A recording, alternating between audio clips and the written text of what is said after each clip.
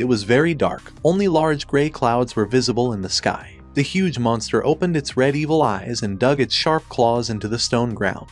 Then he took off and with a loud shout rushed at Zhang Yi and the people with him. The monster's eyes glowed with a bright red light and looked like lasers. The monster was hundreds of times bigger than Zhang Yi and the people standing nearby. People stared sternly at the monster. There were 3 of them, Zhang Yi, Mu Chen, and another girl named Jojo. The monster asked how they, mere mortals, dare to challenge someone like him. Then Zhang Yi and his team decided to attack the monster and grab their weapons. Zhang Yi grabbed his huge sword and jumped straight at the monster, so he was able to defeat this huge monster, who screamed in unbearable pain and then fell down. Zhang Yi walked up to the cliff and was rewarded with a fragment of the dragon's blood scroll. Then Zhang Yi offered to connect the 9 fragments of the scroll, which they did, and as a result received the legendary 5-star dragon blood scroll. Zhang Yi was very happy about this, but his happiness was not destined to last long. Suddenly someone stabbed Zhang Yi from behind with a knife, and he dropped the scroll from his hands. It turned out to be one of Zhang Yi's teammates, Mu Chen. Mu Chen apologized and said he would take care of the scroll and Ruo instead of Zhang Yi. There was information about the game that the player Zhang Yi was attacked by the critical strike skill. The player Mu Chen he lost 32 whole and 78 hundredths of a million HP. The system showed that Zhang Yi no longer has the possibility of resurrection, so now he has died. Zhang Yi couldn't believe it. Apocalypse is a virtual reality game, which was created by thousands of the best designers from all over the world, and its cost was 3 million yuan and it took 5 years to create. This is a modern action game that tells about the period of the middle of the 21st century, when alien monsters invaded the Earth through wormholes and attacked people. The battle between the 2 sides caused serious damage to the ecological environment of the Earth, and all non-human beings living on it were infected with something and began to mutate. And no one can avoid disaster if they don't get into the game. All players who do not enter the game will be forcibly killed by the apocalypse system and become NPS in the game world. However, after the launch of the open beta version of the game, all the players who entered the game faced one problem. They could not leave the game and had to stay in it forever. This caused a strong panic and fear among these people. But Zhang Yi had been in the game for 8 whole years, and just like that, his best friend Mu Chen and his beloved Jojo betrayed him. Zhang Yi just couldn't accept that. Zhang Yi woke up from a nightmare in his bed and screamed in fear why Mu Chen and Ruo had betrayed him. He looked at the calendar. It said that the gates to the world of the apocalypse would open in exactly 2 hours and 12 minutes. Then Zhang Yi looked at the date and thought that it was simply impossible, because it was written that today was the 28th of August, 2025th year, and then the apocalypse had not even been presented yet. Zhang Yi got out of bed, went to the window and opened the curtains. The bright morning sun shone into his eyes. Zhang Yi realized that now he had somehow returned to the time when the game Apocalypse had not yet been created. Then Zhang Yi decided that he would make Mu Chen pay for his betrayal with his life. Now, the most important thing Zhang Yi had to do was to find the divine talent cards scattered around before the game even started. In the Apocalypse, the system will randomly endow all players with talent when they enter the game, and rare divine talents can only be activated by finding a talent card in the real world. Sky Fortune, the company that developed the Apocalypse, released 10 divine talent cards that were randomly scattered around the world. Zhang Yi thought that if the location of these cards remained the same, then the closest divine talent card to him would be on the roof of the Jinmao building, the tallest commercial building in Linhai City. Zhang Yi rushed to run to the building, and then climbed the wall for a long time to climb to the very top of the building. And Zhang Yi was absolutely right, the map was in the same place. But suddenly someone called out to Zhang Yi and said that the entire Jinmao building, including this map, belongs only to him. It was Lu Chengji, but Zhang Yi turned around and said that the card would belong to whoever took it first. Lu Chengji, as Zhang Yi remembered from his past life, was the owner of the last divine talent card, as well as the heir to the largest real estate company in Linhai City. A crowd of people appeared in front of Zhang Yi, threatening him with weapons, and Lu Chengji said that he would now show Zhang Yi what happens when someone takes what rightfully belongs to him. The sky was still clear and the sun was shining brightly. Zhang Yi rushed to the divine talent card, and a lot of bullets were flying at him. But Zhang Yi managed to run up to the divine talent card. Then Lu Chengji shouted at him not to even think about touching his divine talent card and pointed a weapon at him. But Zhang Yi managed to grab the divine talent card, and the bullet flew right into his forehead. It was exactly 12 o'clock on the clock. Suddenly the game started. The question appeared whether Zhang Yi wanted to enter the apocalypse. The player's data has been downloaded. Other people had the same data loading. There was an inscription that you can go on a journey around the world intended for you. Zhang Yi finally returned to the world of the apocalypse. Zhang Yi stood and looked at some kind of pyramid, in the center of which there was something like a big eye. Zhang Yi immediately thought about the divine talent card and saw it in front of him. He slowly approached the divine talent card. Zhang Yi examined her, and then extended his hand forward. At that moment, Zhang Yi thought that he was finally able to do it, get a divine talent card. Suddenly, the card turned into a young girl with wings on her back. The girl welcomed Zhang Yi to the world of the apocalypse. There is information about the player Zhang Yi. It said his name, that he was now 22 years old, and that he was unemployed, and there was also a photo of the player. The girl greeted player number 8857 and said that she was his unique gaming spirit. The girl congratulated Zhang Yi on receiving the divine talent card with the skill for my own use. Zhang Yi stood and held a divine talent card with the skill for my own use. This skill allows you to copy the talents of other players. The cooldown time is 1 hour. There are 3 camps to choose from in the game. The first camp of elves, the second camp of beasts, and the friction camp of humans. Zhang Yi could choose which of these 3 camps he would like to join. Zhang Yi thought for a while and remembered that in his previous life he had chosen a human camp. Human camp players can increase their prestige rating by 20%. And in the apocalypse, the most important thing is just the same prestige. Suddenly, the game spirit told Zhang Yi to wait a bit, because she had something else for him. The girl handed him a scroll of dragon's blood. Zhang Yi couldn't figure out how the dragon's blood scroll ended up here. Zhang Yi thought that it was very funny that the item that Mu Chen wanted so much, in the end, now belongs to Zhang Yi again.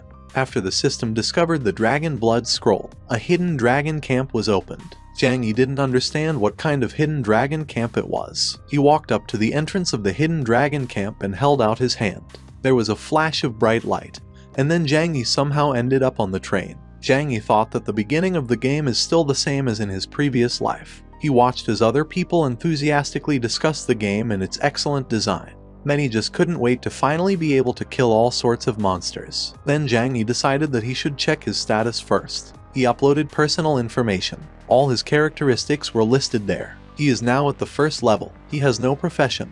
His race is a dragon. There is no chance of resurrection. Talent for my own use. Strength 3 and height 15 stars. Intelligence also 3 and height 15 stars. Endurance 2 and height 15 stars. Agility 3 and height 15 stars. Physique 5 and the height of 15 stars. Zhang Yi looked at the unique skill of the dragon race. The flame of the infernal dragon.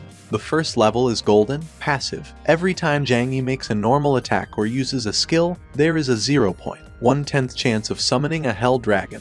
And then all enemies in range will receive 150% of his attack power as a level. Zhang Yi thought that this was all pretty good, even though the chance of the skill triggering is somewhat low. Its effect is almost as good as that of the divine talent card. Now Zhang Yi decided that he should already familiarize himself with his divine talent card.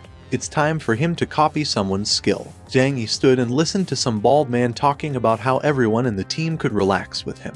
It was at this moment that Chan decided that this man would be his first target. He decided to borrow his talent from him. Zhang Yi walked up to the man from behind and put his hand on his shoulder. Suddenly, the man abruptly turned around and asked if Zhang Yi wanted to run into a fight with such behavior. Then Zhang Yi quickly apologized to the man and said that he had simply confused him with one of his acquaintances. At this moment, Zhang Yi had already successfully copied the treasure hunter talent. This ability allows you to find the nearest treasure chests within a radius of 500 meters. Zhang Yi thought that this was a pretty good talent and it could well be useful to him. The host welcomed all the players to the apocalypse and wished them to enjoy the game to the fullest. Meanwhile, the bald guy was about to get off the train, but Zhang Yi stopped him, blocking his way. Zhang Yi said that it was impossible to act rashly in any case, because it could be very dangerous outside. But the bald man said it was just a game and there was nothing to be afraid of, and then called Zhang Yi a coward. Before leaving, the man told the other guys that they could just hide here and watch him. When the man jumped out, he found himself right in the mouth of a giant spider with glowing purple eyes. It was reported that player 13,580 was killed by a giant spider. It was discovered that player 13,580 does not have the possibility of resurrection. The people who were standing next to Zhang Yi and saw everything that was happening were completely terrified of all this and clutched their heads. Then Zhang Yi turned around and told the other people that this was no longer just a game. If they died here, then they would die in the real world. He said it was now a battle for his life. On the street, meanwhile, there were huge piles of giant spiders. The first survival task appeared: to find a safe zone. It was unexpected to follow the map to find the 886th security zone in the 8th district. In the City of Hope, the safety of the players will be guaranteed. The remaining time is 3 hours and 58 minutes. The reward for passing is the possibility of rebirth. In case of failure of the test, the death of the player occurs. People didn't know what to do now, because they are now surrounded by giant spiders everywhere. Someone said that now all they have to do is gather their strength and attack the giant spiders head on. Zhang Yi suddenly remembered that in his previous life, someone from the 7th carriage had used a safety hammer as a weapon. In the end, it turned out that it was a disguised weapon of blue quality, so all the other players were very jealous. Then player Zhang Yi found a blue quality ice blade in the train carriage. It was a weapon made of cold and meteoric iron.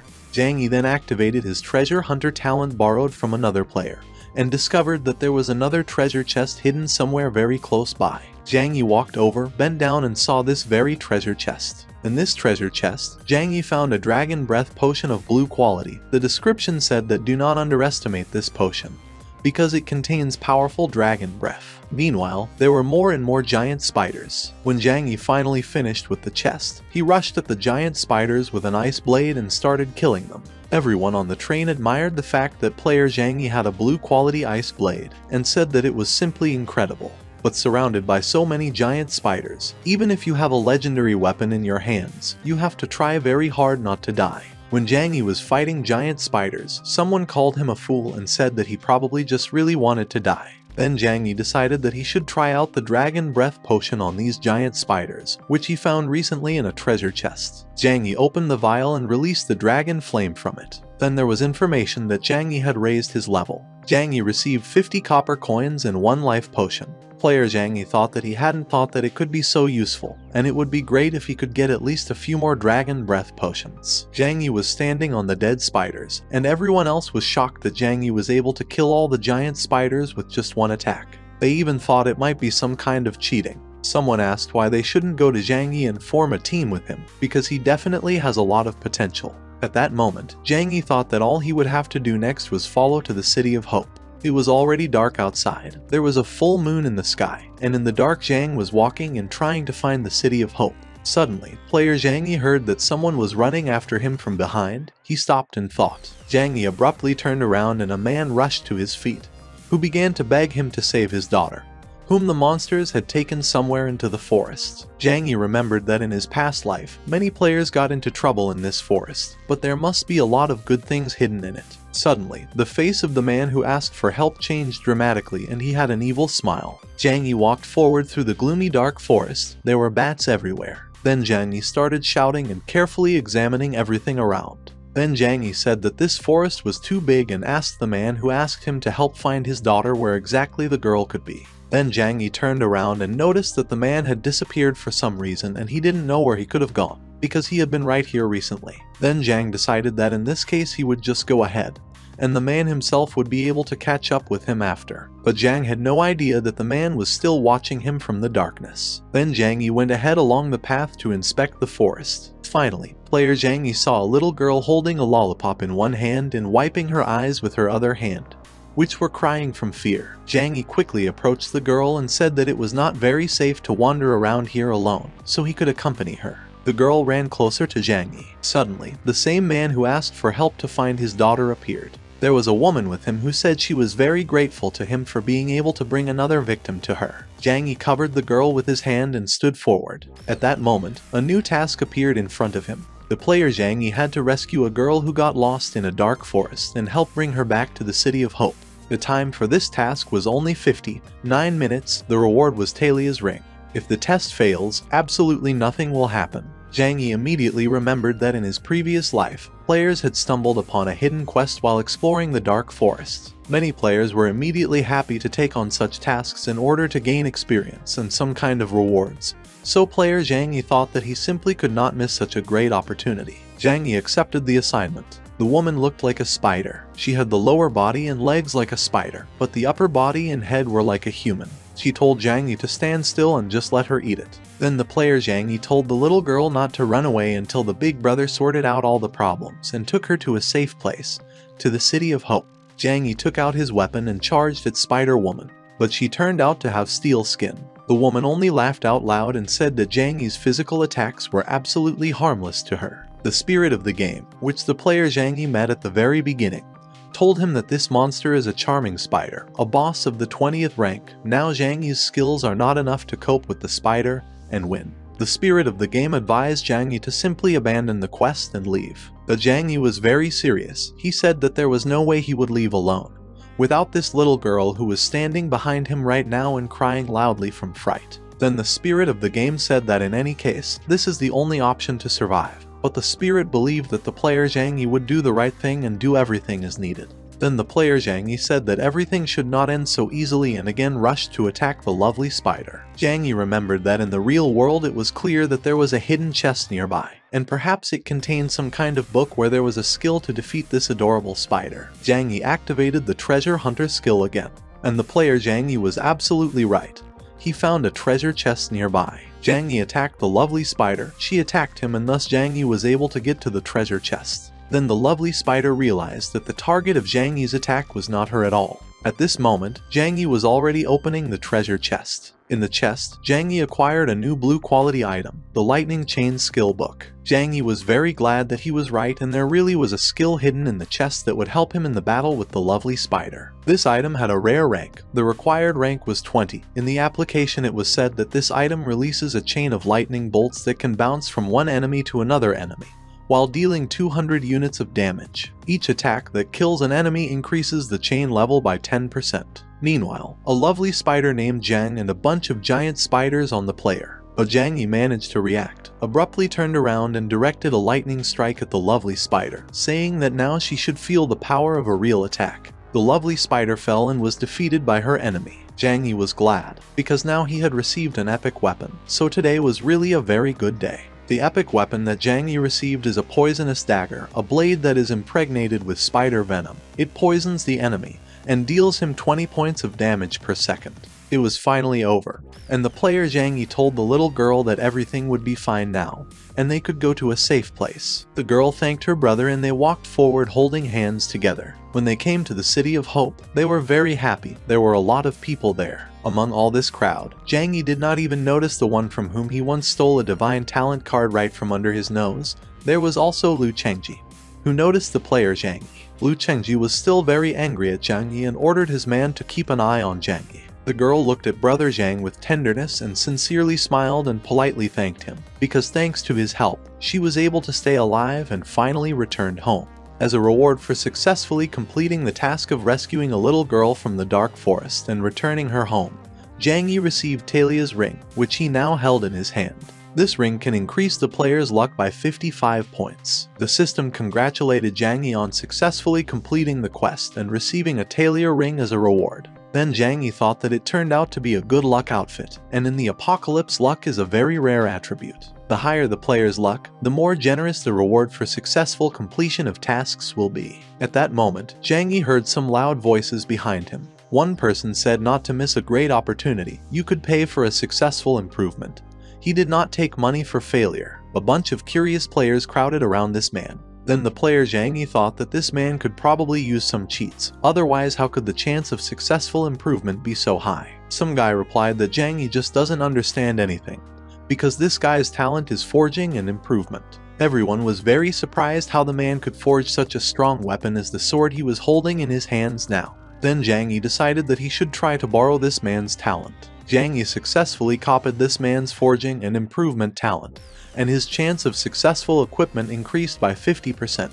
Then Zhang Yi took his poison dagger and decided to test his new talent on it. It turned out that this really works great. The player Zhang Yi was able to successfully improve his weapon. Zhang Yi immediately thought that with such a talent, he shouldn't even worry about improving equipment in the future.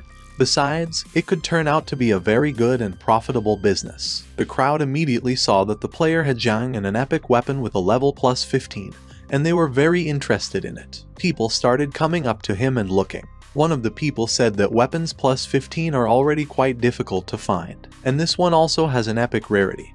He asked where this guy came from in the first place. Suddenly, Zhang Yi's stamina scale dropped sharply. Then the spirit of the game told him that since his stamina had dropped so much, it wouldn't hurt for him to go to the nearest tavern and get some rest. The player Zhang Yi agreed that he really should have a little rest first, and only then he will go to improve the level. The tavern is such a special place where players can relax after the battle. When Zhang Yi came to the tavern, he paid for one room with a gold coin. When Zhang Yi finally got the key to his room, he headed down the corridor to his resting place. When suddenly I heard a conversation behind two men who were sitting at a round table. They were discussing that they had recently been talking on the World Channel about how someone was able to complete a secret mission in a dark forest. One of the men said that the man who was able to complete this secret mission in the dark forest was very lucky, because he was even able to get an epic weapon. Then player Zhang Yi thought that the luck he got was also part of his strength, which is why he should do everything necessary to create a balance between these two characteristics. When Zhang Yi finally came to his room, he almost immediately went to bed.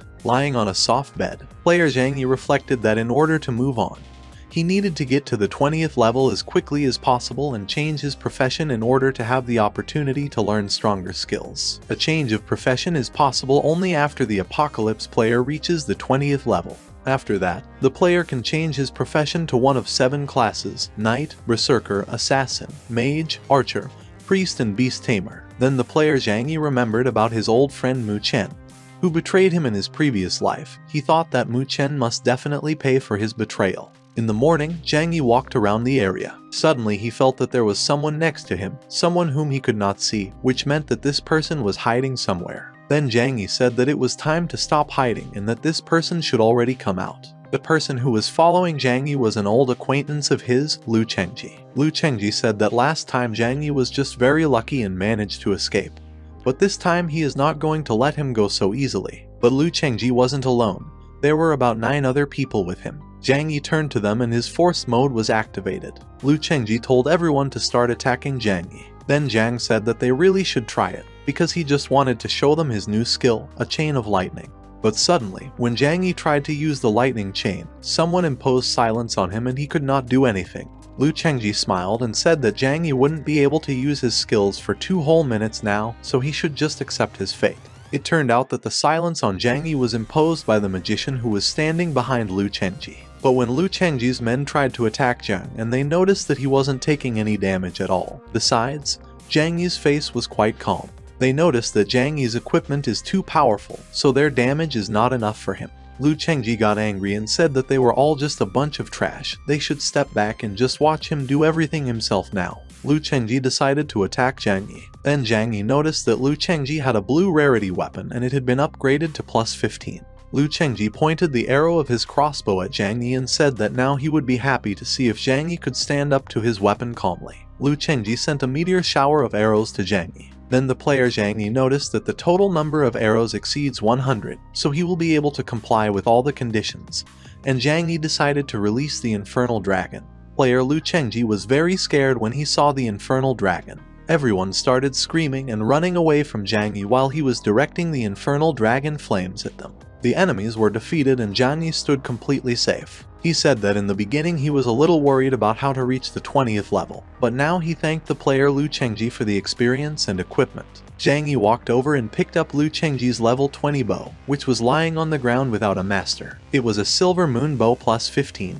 It had a blue rarity. The skill that this silver moon bow possessed was a meteor shower of arrows. The arrow splits into 100 pieces and falls from the sky like meteorites. The system congratulated Zhang Yi on reaching the 20th level. It was said that now he needed to go to the main city and find a career change officer in order to begin the profession change test. After a player who has a chance of rebirth dies in the game, he returns to the Fountain of Rebirth in the City of Hope.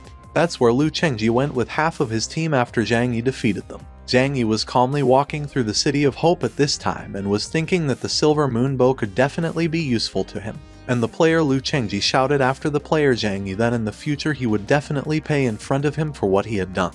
But Zhang Yi only replied that, of course, everything would be like that and wished Lu Cheng's good luck in this difficult matter. Finally, Zhang Yi found a career change officer and approached him. Zhang Yi told the officer that he would like to change his profession. Then the profession change officer extended his hand to Zhang Yi and said that the profession change dungeon was open. Zhang Yi passed through the portal. There he saw the 7 great professions of the apocalypse: knight, berserker, assassin, mage, archer, priest, and beast tamer. The most unpopular profession of these 7 is the profession of animal tamer. Although animal tamers can make their animals do all the dirty work, their cultivation is quite difficult. That is why Zhang did not want to choose a beast tamer, because besides all this, when raising animals, all the resources obtained are divided between the tamer and the beasts. The resources of the apocalypse are very rare, so in the future, due to lack of resources, tamers simply will not be able to develop, which makes this profession the weakest of all 7.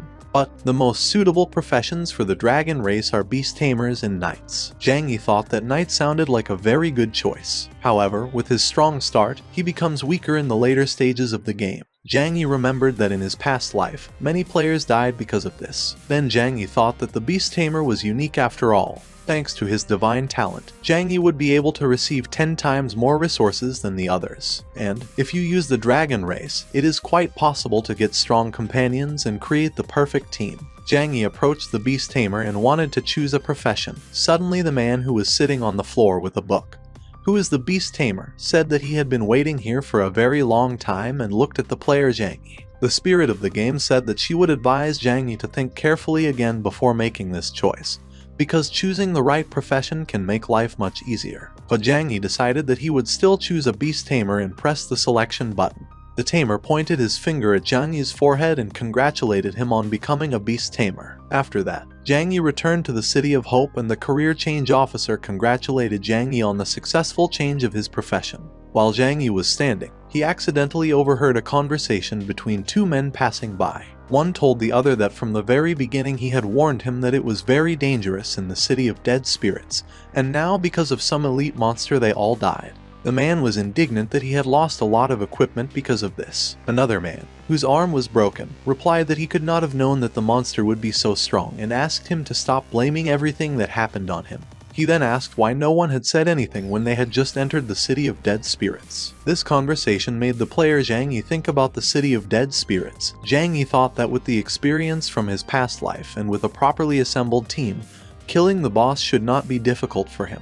Then Zhang Yi accidentally heard how 3 guys were looking for players in the City of Dead Spirits who had already reached the 20th level and changed their profession. They still had the last 2 places left. At that moment, a man in a raincoat approached them and asked them to take him into their team. It was a young mage girl. The guys cheerfully welcomed her to their team. Then Zhang Yi shouted that he also wanted to go to the City of Dead Spirits with them and ran up to the guys. The main player from the team was thinking, because Zhang is a beast tamer who has just changed his profession, and this meant that he has no skills at all and is just a simple magician. But there was still one person missing from the team, so Zhang was brought along. It was dark enough in the City of Dead Spirits and there were graves everywhere. The team was walking forward, and the head asked Zhang Yi if he had seen that the beast tamer has the lowest damage of all other professions. Then Zhang Yi replied that he chose the profession of animal tamer because he really likes raising animals. The mage girl laughed softly at Zhang Yi. Suddenly, medium-sized stones flew at them. The mage girl immediately began to beat them off with her spear. The chief told everyone to be careful, as the enemies are already on the way. The team stood next to each other and were surrounded by many skeletons. These skeletons were armed, and they started attacking Zhang Yi's team. The head started fighting monsters and shouted that the ranged monsters would leave on the other team members. The mage girl was also fighting with her stick with skeletons with the help of a fireball. Suddenly one of the monsters crept up from behind and put a sword right to her throat.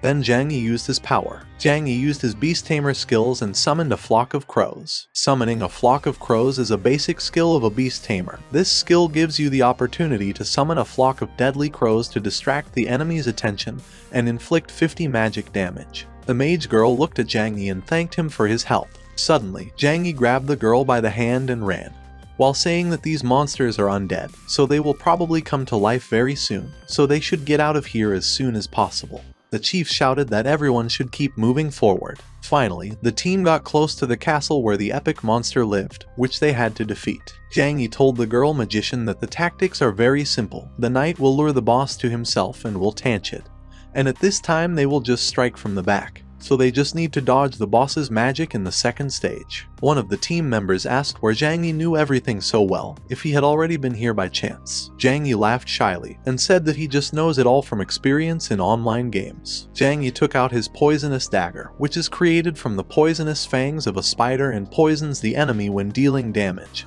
while dealing him 20 damage per second. Then one of the team members began to doubt the player Zhang Yi. He thought that he had a poison dagger plus 15, and this is an epic weapon, so it was very strange that a beginner had it. So Zhang also knows so much about dungeons. The guy thought that Zhang Yi was clearly deceiving them and that he probably had a bunch of other cool things, so they could definitely make a big profit this time. The team entered the building. It was very dark and Zhang Yi told everyone to hurry up, because if the team split up, it would be very dangerous to wander alone. But suddenly the head, along with the rest of the team, closed the door and said that the player Zhang Yi could stay there with the girl magician, and they would return very soon. The girl asked what they were doing at all. They were all on the same team. But Zhang Yi said that they probably got into a bad team, since they clearly want the boss to get rid of the two of them, and the team will then take the experience and rewards for themselves. It was already too late to run somewhere. The boss was right in front of them. He hit them, but Zhang Yi managed to grab the girl and dodge the boss's blow together with her. The girl said that Zhang Yi had saved her life again and thanked him. The boss was an archmage, an undead with the 30th level. He was chained up. Player Zhang Yi looked at the boss and said that it would be very difficult for them to withstand the attacks of this boss. Then the girl magician decided to summon the undead warriors with the talent of the soul, who will be able to help them. But she said that these warriors won't last long, so they urgently need to come up with some way to get out of this place. The warriors began to resist the boss. Soul summoning is a talent that allows you to summon dead creatures that will fight on your side, but it only works for 5 minutes, and its recharge time is 24 hours. Zhang Yi said he only needed a little time and used a lightning chain. He said he was well aware of the weakness of this boss, so the girl could just leave it all to him. But the girl said that in this case she would cover him and used a multiple fireball. Zhang Yi realized that the source of this archmage boss energy was the jewel on the back of his neck. Also, this point is his most important weakness. Zhang Yi Snavpar called a flock of crows and directed them to distract the boss. Meanwhile, Zhang Yi stuck his poison dagger into a weak spot on the back of the archmage's neck. There was information about the victory over the boss, and the system congratulated Zhang Yi. Zhang Yi's level has increased to the 25th. The reward for the victory was the Staff of the Current Light. The skill that is attached to this staff, the Cry of the Icy Wind, is that a blizzard is released, which freezes all opponents within a radius of 100 meters for 5 seconds and deals 500 magic damage. The cooldown time of the skill is 1 hour. The girl magician and Zhang Yi were very happy with such a reward, because the drop rate of this staff is 2%. Then player Zhang Yi handed the staff to the girl magician. She asked in surprise why he was giving it to her. To this, Zhang Yi replied that the staff is a magician's weapon, and a beast tamer absolutely does not need it. And then Zhang Yi added that if the girl had not used her talent, they would have died long ago. The team of traders, who had been standing outside the door all this time, noticed that the movement and noise inside had already stopped. They thought the boss should have dealt with them by now. Then the commander said it was time for them to come in and take all the trophies for themselves. But Zhang Yi and the mage girl came out first before the team entered. The team was very surprised that Zhang Yi and the magician survived. Zhang Yi asked if they were upset that they couldn't see the two corpses. Then one of the team members told the head that it looks like they underestimated Zhang Yi and the magician's girlfriend. The commander said that they should not be afraid of anything, because Zhang Yi and the girl must be on their last legs. The team rushed to the attack. Zhang Yi covered the magician's girlfriend with himself at the moment when the gang leader rushed to attack them. Zhang Yi was very angry. He remembered his old friend, Mu Chen, who had betrayed him in his past life and could not understand why someone would betray his comrades. Zhang Yi took the girl's hand and successfully copied her divine soul summoning talent. Player Zhang Yi called for the soul rebirth of the undead archmage they had just killed. Zhang Yi said that now these guys will be very unlucky. The team was very scared and could not understand why Zhang Yi was able to revive the archmage boss. So the archmage killed this team of players. The system then determined that the players Wang Hao, Du Wei and Su Yu were attacked by the soul of an undead archmage. They had no chance of rebirth, so now they are dead. After that, Zhang Yi just fainted. Player Zhang Yi's stamina had reached a minimum, so he needed to go to the rest area as soon as possible and get some rest. Zhang Yi saw everything vaguely and his eyes closed by themselves. He said something about being very tired and sleepy and did not understand what was happening to him. Zhang Yi became the second player in the ranking. While he was sleeping, he remembered his childhood, his father. Zhang Yi remembered very well the moment when he told his father that he was already tired of all these games and wanted to buy something new as soon as possible. The father replied that if Zhang could win, he would buy him some new game. Then Zhang Yi was very happy and said that he would definitely get the first place. Now Zhang Yi was thinking that he was stuck in this game forever and would never be able to play a new game again. Zhang woke up and was already in his room in the tavern.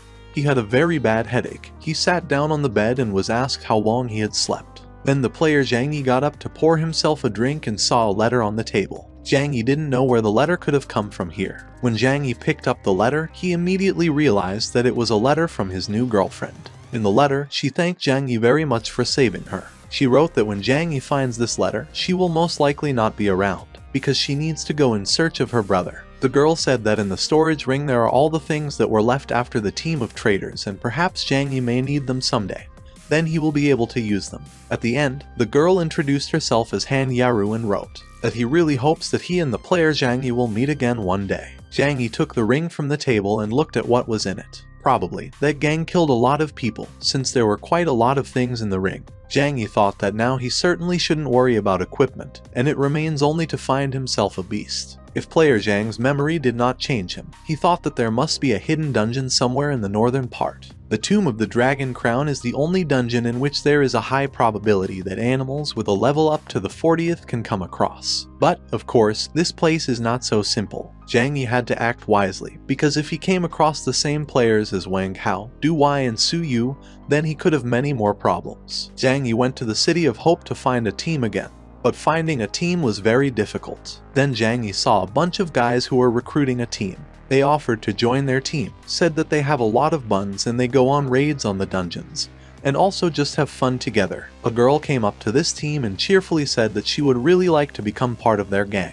Then Zhang Yi was very surprised that he did not immediately think about the guild. After all, in his previous life, he almost immediately teamed up with Mu Chen and forgot that the guild is the best way to recruit players. Zhang Yi came to the guild hall and was approached by a girl manager, who immediately asked if she could help Zhang Yi in some way. Zhang said that he would like to create his own guild. Then the manager replied that to begin with, the player Zhang Yi should choose a name for his guild. Zhang Yi remembered his father again at that moment. His father always said that the creator of the game is a deity, and the players who participate in this game challenge this deity. Then Zhang Yi called his guild Hunting for Gods. The manager congratulated Zhang Yi on the fact that he had created his own guild Hunting for Gods and could now invite other players to join it. Zhang Yi sadly wondered if he would have to hand out leaflets on the street. But then Zhang Yi thought that this was definitely a bad method, because recruiting players through flyers is not accurate. So it's better to find a place where there will be a lot of experts. If you believe the schedule, then after the survival mission, the first competition should begin.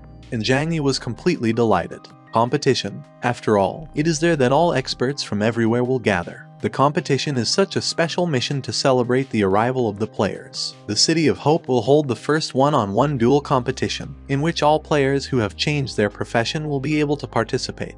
The winner of the test will receive an amazing reward. The reward for the competition is one rare skill. Zhang Yi was asked if he accepts this mission. Player Zhang Yi pressed the confirmation button. Zhang Yi uploaded the test. The presenter greeted everyone present. He said that this competition is a real paradise for fighters. The competition will be held in the heavenly arena. Zhang Yi stood and listened to the players' conversations behind his back. He saw that someone has the 31st level, someone has the 29th, someone has the 30th. Zhang Yi then thought that he had probably been sleeping for too long, since the other players had already managed to reach the 30th level, and he was still at the 25th. Player Zhang Yi decided that this could not continue and he just needed to raise his level as quickly as possible. At this time, there were already battles going on in the heavenly arena. The assassin, whose name was also Ning, was able to get close to the magician, and now the magician had nowhere to go. Everyone just admired this fight, because this magician had just incredible equipment. After all, the magician didn't even move, even though the assassin was right in front of him. The magician, whose name was Wu Kai, used the Prison of Shadows against the assassin.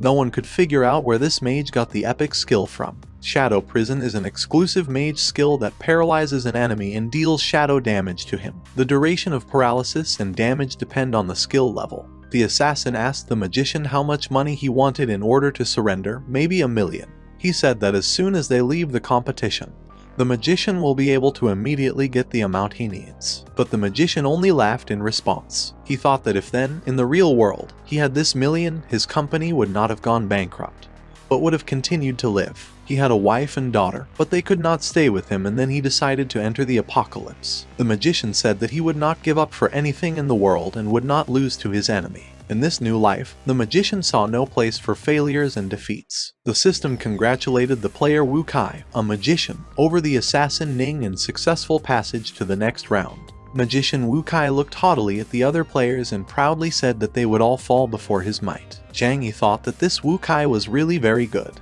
Duan Feng was announced as the next player in the competition. It was announced that the random set for the first round had already been completed, so the players were asked to go to the appropriate site at the appointed time. Zhang Yi remembered that in his past life he had often seen Duan Feng's name on the World Channel. This player could go through many difficult dungeons alone. Zhang Yi thought that he should get him to himself. Before the player Zhang Yi, information appeared that he should go to the number 20 playground and his opponent there would be Duan Feng. When Zhang Yi arrived at court number 20, player Duan Feng had been sitting there waiting for him for a long time. Duan Feng said that he had been waiting here for a very long time, so they should start right now. Duan Feng was a knight and his level was 35. Zhang Yi was very surprised, because he had to fight with a knight of the 35th level. Although the game had only recently started, how did he manage to rise so quickly? Zhang Yi thought that Duan Feng was a fierce grind maniac. Player Duan Feng stood up and told Zhang Yi that his level was quite low, so he would let him attack first. Otherwise it would look like Duan Feng had taken advantage of his opponent. Duan Feng said he wanted to see if Zhang Yi would stand up and said it was time for them to start. Then Zhang Yi said that Duan Feng should not look down on other players, because the winner and loser have not yet been determined. Then Zhang Yi called a flock of crows, and Duan Feng said that he greatly respected that Zhang Yi was so confident in himself, and then added that he would now check how smart Zhang Yi was. Player Duan Feng used the Sword Guardian skill. The Guardian of the Sword is an exclusive knight skill that summons several sword souls, each of which can withstand 500 damage and has the property of reflection. The number of swords increases with increasing level. It was announced that the player Zhang Yi was affected by the reflected damage of the Sword Guardian skill, and lost 200 HP. Then Zhang Yi thought that Duan Feng had said that he would let him strike first, so it turns out that it was just a trap. Duan Feng asked if Zhang Yi was afraid to fight him. Zhang Yi thought that if he wanted to inflict damage on player Duan Feng, then first he needed to break through the 4 sword souls. Each sword can withstand 500 damage, which means that Zhang Yi will have to take 2000 reflected damage, and he has only 2000 health points. At that moment, Duan Feng decided to attack and said that in a duel, any doubts you had could give the enemy a great opportunity to kill you, and then asked if Zhang Yi was really that stupid. Zhang Yi understood that if things continued like this, he would surely lose, so he needed to figure out how to get rid of Duan Feng's swords. Then Zhang Yi suddenly remembered about the things from the ring that he had left from the traders. Among all those things was the undead armor, which makes it possible that if you receive fatal damage, you will not die, but restore 10% of health points. The cooldown of this skill is 24 hours. Zhang Yi decided that all he could do was hope for this undead armor and put it on. Zhang Yi then used a chain of lightning bolts. Duan Feng asked why player Zhang Yi was so eager to die, because with his health, he would die from soul swords before he could hit him. Duan Feng said that this was definitely the end now and raised his sword in his hands. When Zhang Yi was already near Duan Feng and Duan Feng hit him with his sword, information appeared that the player Zhang Yi used the undead armor skill, which consists in the fact that you will not die if you receive fatal damage, but restore 10% of health points. The cooldown of this skill is 24 hours. Duan Feng was very surprised that Zhang Yi did not die from the reflected damage of the sword souls. And then player Duan Feng received a critical hit from player Zhang Yi's poison dagger and lost 2,500 health points. Zhang Yi said that Duan Feng was completely right when he said that this would definitely be the end. So player Duan Feng was defeated by player Zhang Yi. There was a congratulation from player Zhang Yi on his victory over player Duan Feng, and successful passage to the next round of the competition. Zhang Yi approached the player Duan Feng and stretched out his hand to him, saying that Duan Feng was very strong, and if it wasn't for the undead armor, he probably wouldn't have been able to defeat him. He would have lost before he even managed to do anything. Then the player Zhang Yi asked if Duan Feng wanted to join his guild. He said that he had a very difficult hidden dungeon in mind, and if they worked together, they would be able to pass it without any problems. Duan Feng extended his hand to Zhang Yi and said that he had underestimated him from the very beginning, so he probably wasn't that simple. As for the guild, Du and Feng asked for some time to think about this proposal. The presenter congratulated everyone who was able to successfully pass the first round of the competition and said that it was time to look at the next selection through the World Channel. Next up were Wu Kai and the Mage Girl. It was an old acquaintance of Zhang Yi, Han Yeru. The girl entered the arena, and the host announced the start of the second round. Someone from the audience said that this magician girl should not be underestimated, because in the last round she easily defeated her opponent. Another person said that probably now there will be a legendary battle of the strongest magicians. Wu Kai looked at the player Han Yeru and told her not to even think that he would spare her, because there is no such thing as sympathy in this arena. Player Han Yeru looked at her opponent, player Wu Kai, with a menacing expression on her face and said that he should stop talking already and just show what he is capable of. Near the Heavenly Arena, someone from the crowd shouted that everyone should hurry to the Heavenly Arena as soon as possible, because right now the legendary battle of the two strongest magicians will begin here, and this simply cannot be missed. Zhang Yi, as soon as he heard this, rather headed for the Heavenly Arena, as he really wanted to get this strongest magician to himself. Du and Feng told the player Zhang Yi that he would go for a while to swing a little, so if Zhang Yi suddenly wants to ask him something, he can just write to him in the guild chat. To this, Zhang Yi said that Du and Feng could do as he wanted and called him an insensitive grinding machine. Player Du and Feng joined the Zhang Yi guild hunting for gods. Finally, Du and Feng wrote in the chat that he hopes very much that he will be able to see the notification that Zhang Yi became the champion of these competitions, otherwise he simply lost for nothing. Zhang Yi thought to himself that although player Du and Feng had just joined his god hunting guild, he was already feeling a huge pressure from him. That's why player Zhang thought that Du and Feng would definitely become a very good teammate. But first, Zhang Yi decided that he should go and see the strongest magician at the Heavenly Arena. Zhang Yi was very surprised when he saw Han Yeru fighting Wu Kai in the arena. The rivals were facing each other. Han Yeru was very determined, but her opponent was not going to be defeated either. Han Yeru immediately used the Ice Wind Staff skill, which she got from the boss she defeated together with Zhang Yi. Then Wu Kai, who was frozen and could not move, laughed and said that Han Yeru had a pretty good staff, but very soon it would belong to him.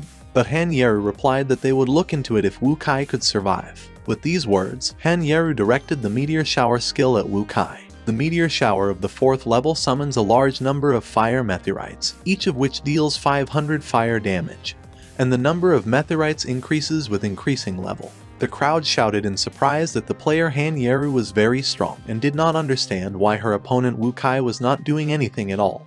Was he really just going to lose this fight like that? Someone even said that he expected to see the legendary beautiful battle of the strongest magicians, but in the end it turned out that it was just a waste of time.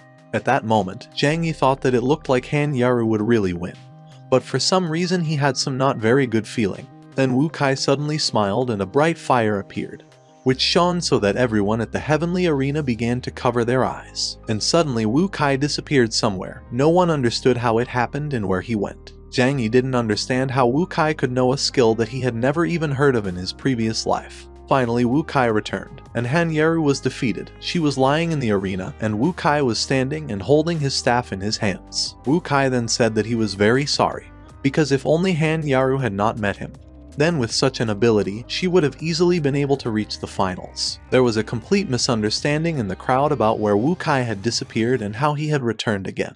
Wu Kai not only beat the girl, but also took her weapon. At that moment, Zhang Yi thought that he even felt sorry for Han Yeru. Zhang Yi ascended to the Heavenly Arena and approached Han Yeru. He helped her up and asked if she was okay. Han Yeru was very apologetic because Zhang Yi gave her this staff and she couldn't even protect it.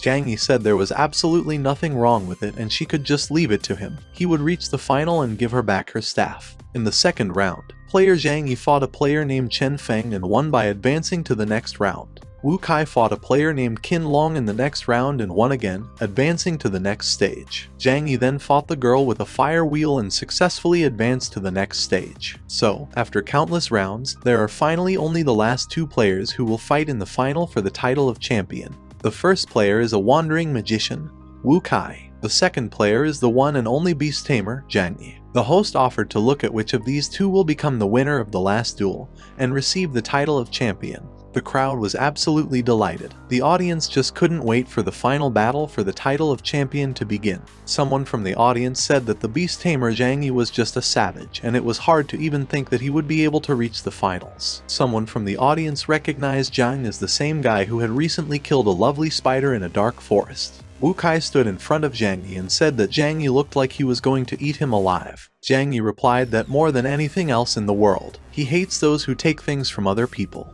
Wu Kai then said that if Zhang Yi wanted to take back Han Yaru's staff, then he should come over and just take it. Wu Kai used the disappearing skill again, and he and Zhang Yi disappeared. The audience was very unhappy, because they would like to see how the battle is going. Zhang Yi and Wu Kai found themselves in the space of nothingness. Then the player Zhang Yi realized that this is why Han Yaru disappeared. Wu Kai just created a separate space. The space of nothingness is a legendary talent that allows the player to create a virtual space in which the creator increases his crown by 30%, and the enemy's damage is reduced by 30%.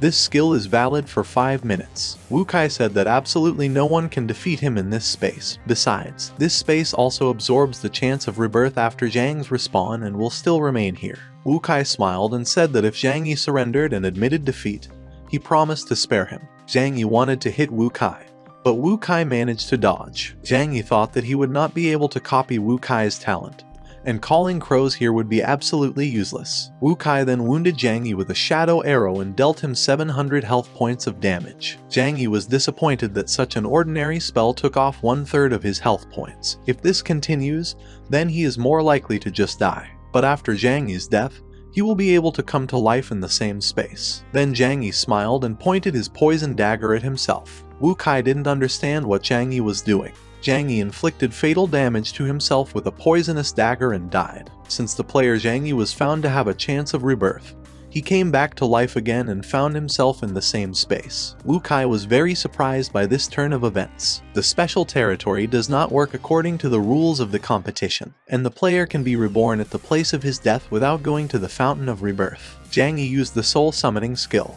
Wu Kai asked how dare Zhang Yi play such games with him. Zhang Yi said that even if he lost one chance of rebirth, Wu Kai would not be able to get away with it. And Zhang Yi used his beast tamer skill to summon a flock of crows again. Wu Kai was very unhappy. He tried to wave away the annoying birds and shouted that he hated crows more than anything in the world. Then Zhang Yi asked if Wu Kai was ready, and then said he was starting and smiled solemnly. Zhang Yi said he really wanted to see if Wu Kai would feel the difference this time and attacked him with attacks. Wu Kai thought that Zhang Yi was too fast and it was very different from what it was before. He practically couldn't keep up with him. Zhang Yi said that Wu Kai should try out the power of a double lightning strike and hit the Wu Kai player with a double lightning chain. Wu Kai screamed in pain. Then he stood up and said that he would never lose again. Wu Kai's damage from the double chain lightning strike was minus 800 health points. Wu Kai repeated over and over again that he would never lose again.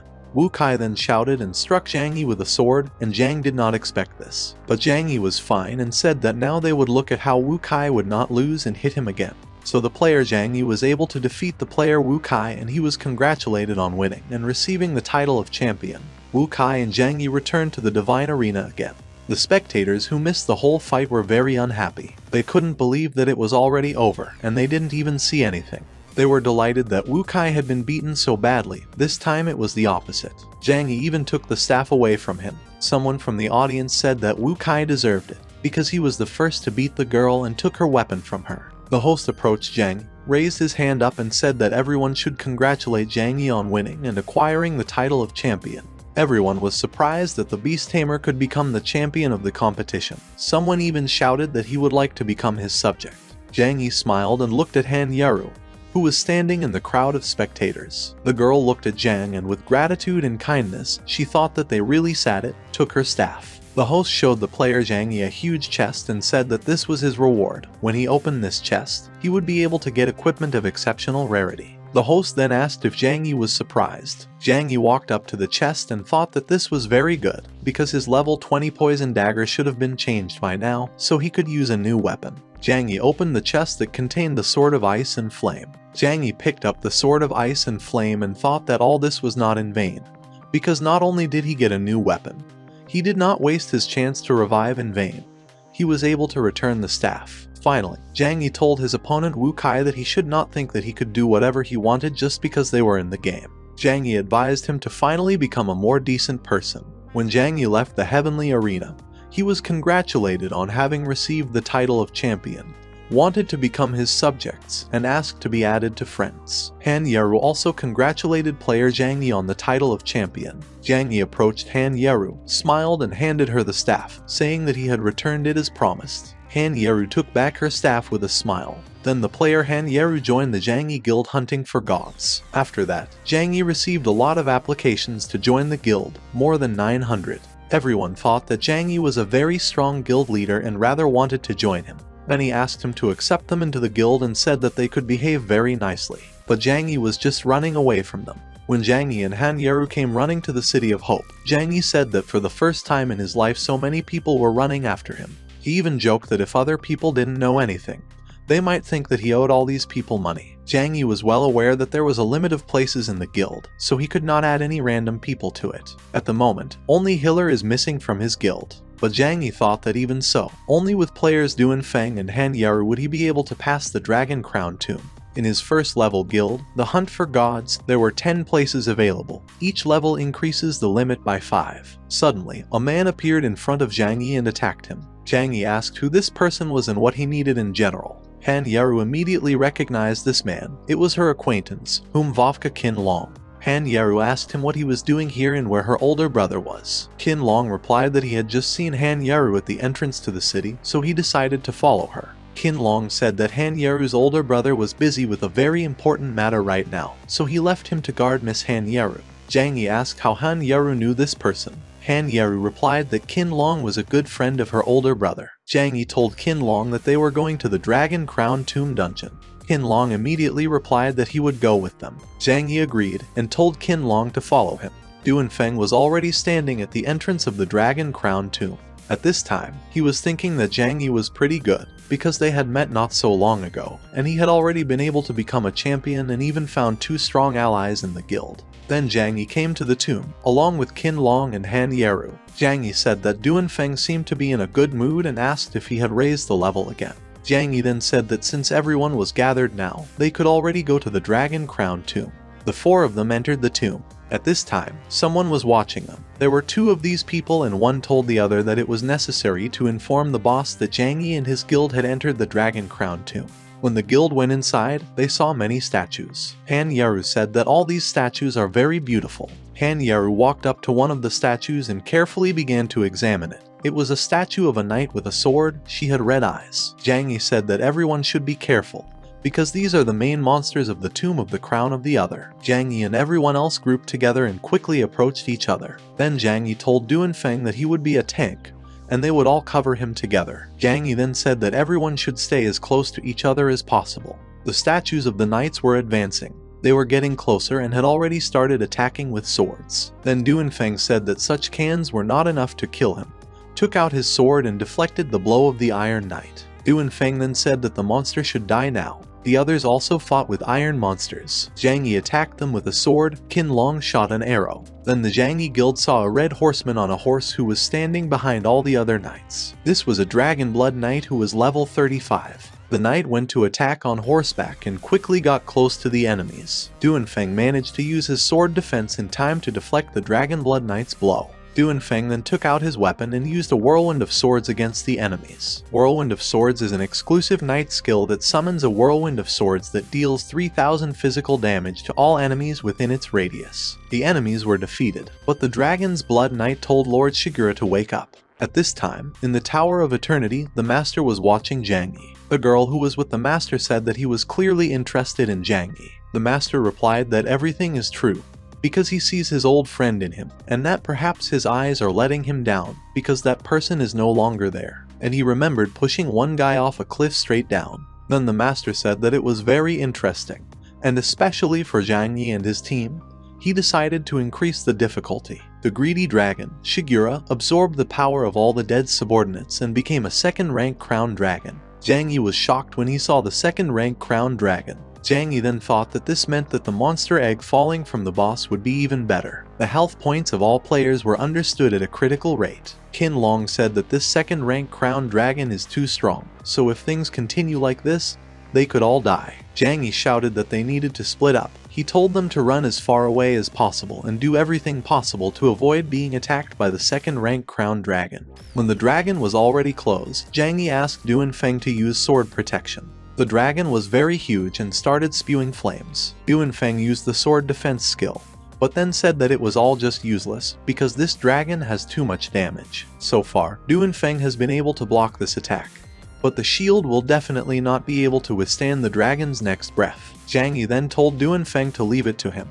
Finally, the dragon's breath ended. Zhang Yi and Qin Long rushed to attack the second-rank crown dragon. Zhang Yi told Qin Long to punch the dragon in the eyes, as this is his only weakness. Qin Long replied that he understood everything. Back then, Qin Long used a 4th-level soporific arrow. The soporific arrow is an exclusive archer's skill. It allows you to release an arrow with a sleeping pill from the bow, which stuns the target for 4 seconds. Qin Long hit the dragon, and the dragon fell. Zhang Yi shouted that if he hit the weak point of the dragon, it would weaken for a while, so they should all attack him together now. Now the dragon is in a weakened state. A weakened state is a state in which the target receives 100% more damage. Duanfeng and Qin Long went to attack the enemy. Han Yeru used the cry of the icy wind and froze the dragon for a while. Zhang Yi changed his weapon and hit the dragon with a new sword. The system congratulated the players on killing the greedy dragon of the crown of the second rank, Shigura. Items appeared: the breastplate of greed, the sword of greed, and greed greaves. Zhang Yi thought that, as he expected, a boss with a higher rank drops more loot. Qin Long said they should look at the reward now. Everyone came up to Zhang Yi and Zhang said that they could take all the equipment for themselves, and he only needed an egg. Just at this time, a gang entered the Dragon Crown tomb and they wanted to kill Zhang Yi, who already wanted to take the dragon egg in his hands. Qin Long protected Zhang Yi from the enemy's attack, and arrows flew at him. Zhang Yi asked Qin Long why he sacrificed himself for him.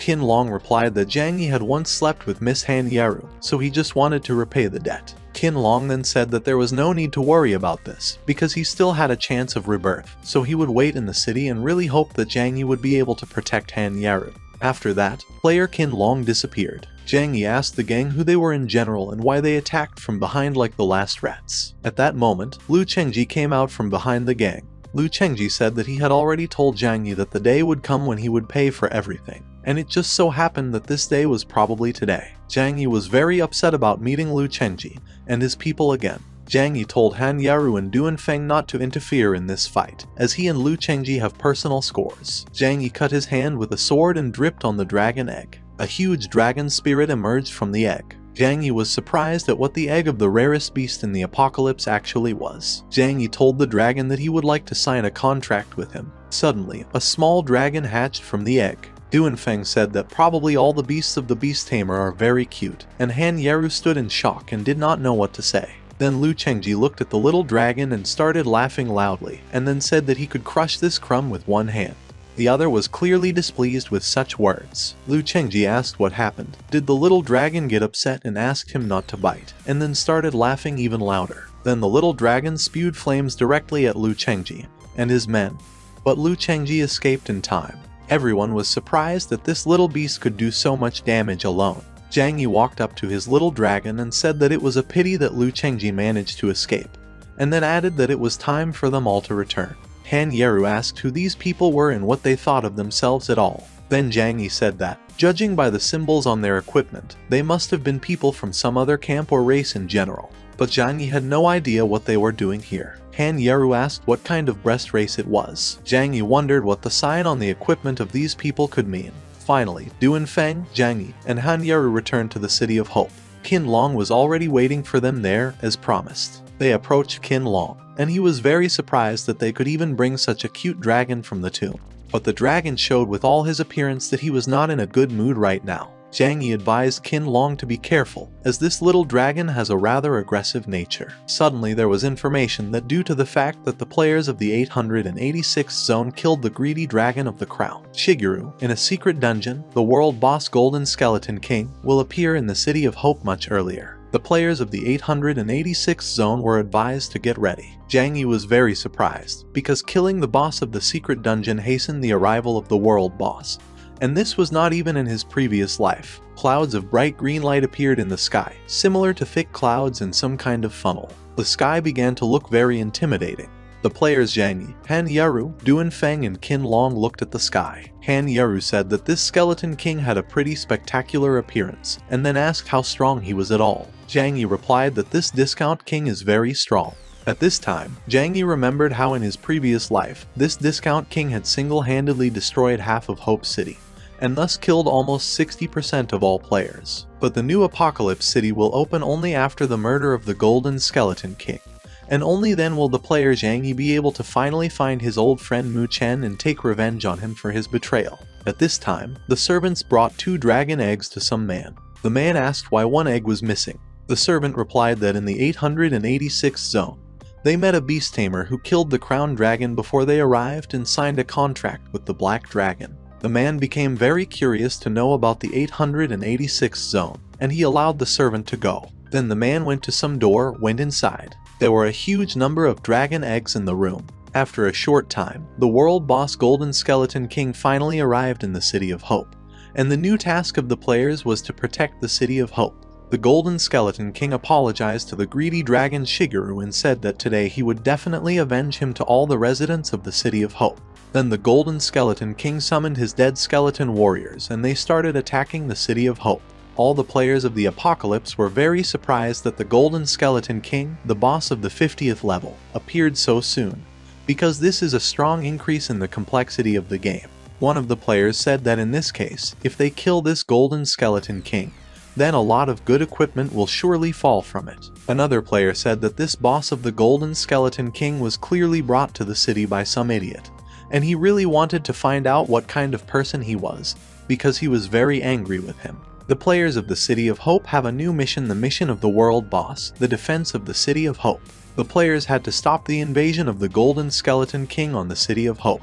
The 3 players who do the most damage to the Golden Skeleton King will receive excellent rewards for this. The reward will be a very large amount of gold and experience, legendary equipment. In case of failure of this test, all the players of the 886th zone will die. Then the player Zhang Yi thought that everything is exactly the same as in his previous life. In addition to killing the Golden Skeleton King, it is necessary to inflict as much damage as possible in order to get a good loot. This time, Zhang Yi's player will need to act much faster. Player Zhang Yi turned to his fellow player Duan Feng and player Qin Long and said that they needed to stop panicking, because the Golden Skeleton boss moves very slowly, so all they need to do is keep a distance with him, about 100 meters, and they will just use ranged attacks. He then added that if they all listened to his instructions, they would definitely be able to kill the Golden Skeleton King. Then Zhang Yi said that player Duan Feng should attract mobs, and the others, player Qin Long and player Han Yaru, would go with him to attack the boss. Everyone agreed with the commander's proposal and decided to act according to his plan. At that moment, the Golden Skeleton King told all his skeleton soldiers to destroy all players who would attack them. Player Zhang Yi's team rushed to attack the enemies, and the skeleton monsters rushed at them in response. Player Duan Feng said that all the attacks of these skeleton monsters are too powerful, and it will be quite difficult to repel them. At that moment, a girl unknown to them earlier, whose name was Xiao Yao, was treating one of the players who was seriously injured. She asked him to be patient a little longer and said that she would finish soon. Then one of the skeleton warriors wanted to attack the girl, but Zhang managed to repel him. Player Zhang Yi shouted that it was too dangerous outside the city and they should all return to the city. Zhang Yi then said that everyone should be careful with these groups of skeleton warriors and asked player Duan Feng to destroy their formation. Player Duan Feng took out his weapon and rushed to destroy the formation. To attack, player Duan Feng used his special sword vortex skill and bravely fought the skeletal monsters. At this time, another team was standing nearby and watching Zhang Yi and his team of god hunters fight with skeletal monsters. One of the team members told their commander that if things continued like this, the team of god hunters would take all the reward from killing the Golden Skeleton King. The head of the guild replied that it was necessary to contact other guild leaders and it was impossible to allow the team of god hunters to take all the rewards from killing the Golden Skeleton King for themselves. Player Zhang Yi wanted to attack his enemy, but the head of another guild decided that he thought too much of himself and decided to attack player Zhang Yi with a fireball. Zhang Yi did not immediately understand what had happened at all, and when he turned around, he saw another guild in front of him and asked what the hell they were doing and why they were attacking him. The head of the other guild said that they were here to collect the reward from killing the Golden Skeleton King and simply could not allow the team of god hunters to take all the laurels for themselves. Zhang Yi thought that it was just another bunch of greedy idiots who wanted to take the reward for themselves, mistakenly believing that they could handle the Golden Skeleton King alone. Zhang Yi said that he didn't have time to mess with them and added that the Golden Skeleton King was right in front of them right now and they could just kill him and take the reward for themselves. At that moment, the Golden Skeleton King was thinking about how stupid all these people were and that he should send them all to hell. He walked up to the crowd of people and raised his giant sword, intending to strike at the players. The Golden Skeleton King used the Golden Shield skill for his attack. Zhang Yi did not understand what had happened, and at that moment a girl who had recently treated some guy came to his aid. Player Zhang Yi asked the girl why she didn't leave. Then the girl replied that she noticed that there was not enough healer in the team of god hunters and decided to join their team and help. Zhang Yi looked at the girl in surprise and sincerely thanked her. At that moment, player Qin Long saw that Han Yeru was in danger and shouted to warn her. Then Han Yeru said that her leg was stuck. The Golden Skeleton King was already approaching her. Player Zhang Yi shouted that she needed to be careful. The Golden Skeleton King said that there was no point in resisting anymore, because death would be the only way out for them. The Golden Skeleton King was about to attack the player Han Yeru with his sword. But at that moment Han Yeru's brother came running and told Han Yeru to leave here and leave the Golden Skeleton King to him. Then the Golden Skeleton King said that brother Han Yeru was another player who was looking for his death, and asked if he really thought he could defeat him, because he was the King of Death. Then the Skeleton King added that he hadn't even started using his powers yet. Then brother Han Yeru said that he would like the boss to show him how strong the so-called King of Death can be. With these words, brother Han Yeru rushed to attack his opponent and hit him several times. As a result of this battle, brother Han Yeru received quite a lot of damage, but he expected this. The Golden Skeleton King asked if this was all that brother Han Yeru was capable of, and added that he was even tickled. The Golden Skeleton King stood in front of the player and laughed loudly. Then brother Han Yeru said that the King of Death should not be so self-confident, because it was just a warm-up so far and everything is still ahead. At that moment, brother Han Yeru activated the Berserk state. The Berserker state is the exclusive combat form of the Berserker. Every second, it lowers the player's health points by 1%, but for each percentage of health points lost, the damage level increases by 10%. Then brother Han Yeru told the Golden Skeleton King to observe and use the Berserker dissection skill. The player attacked the Golden Skeleton King and he lost first 1,000 health points, then 2,000. Then 3,500, and brother Han Yeru continued to attack. The Death King definitely felt this attack, and the player asked if he was tickled now. The Golden Skeleton King said that a mere mortal does not dare to behave like this with him, so he must pay for his actions. The King of Death hit the player with a sword, but brother Han Yeru managed to put up a defense from his own weapon and did not let himself be hit. At that moment, Zhang Yi, who was standing on the sidelines and watching everything that was happening with the team of god hunters, noticed that brother Han Yeru relies on spending health points to become stronger, but his health is almost at zero, so any slightest mistake means death for him. At the moment when brother Han Yeru was thinking, the Golden Skeleton King hit him with his sword and the player lost almost all of his health points. And when brother Han Yeru had 1 health point left, he used the divine talent of the immortal body and thus stayed alive. The immortal body is a divine talent card that, after activation, makes the user invulnerable for 1 minute. The recharge time of the divine talent card is 24 hours. The Golden Skeleton King couldn't understand why the player survived his attack. Then brother Han Yeru told the Death King to keep attacking, because his fire only tickles, and laughed out loud. The Death King began to get very angry at the player. Zhang Yi, who was still standing and watching the battle, said that this player is quite strong, as he can resist the Golden Skeleton King even alone.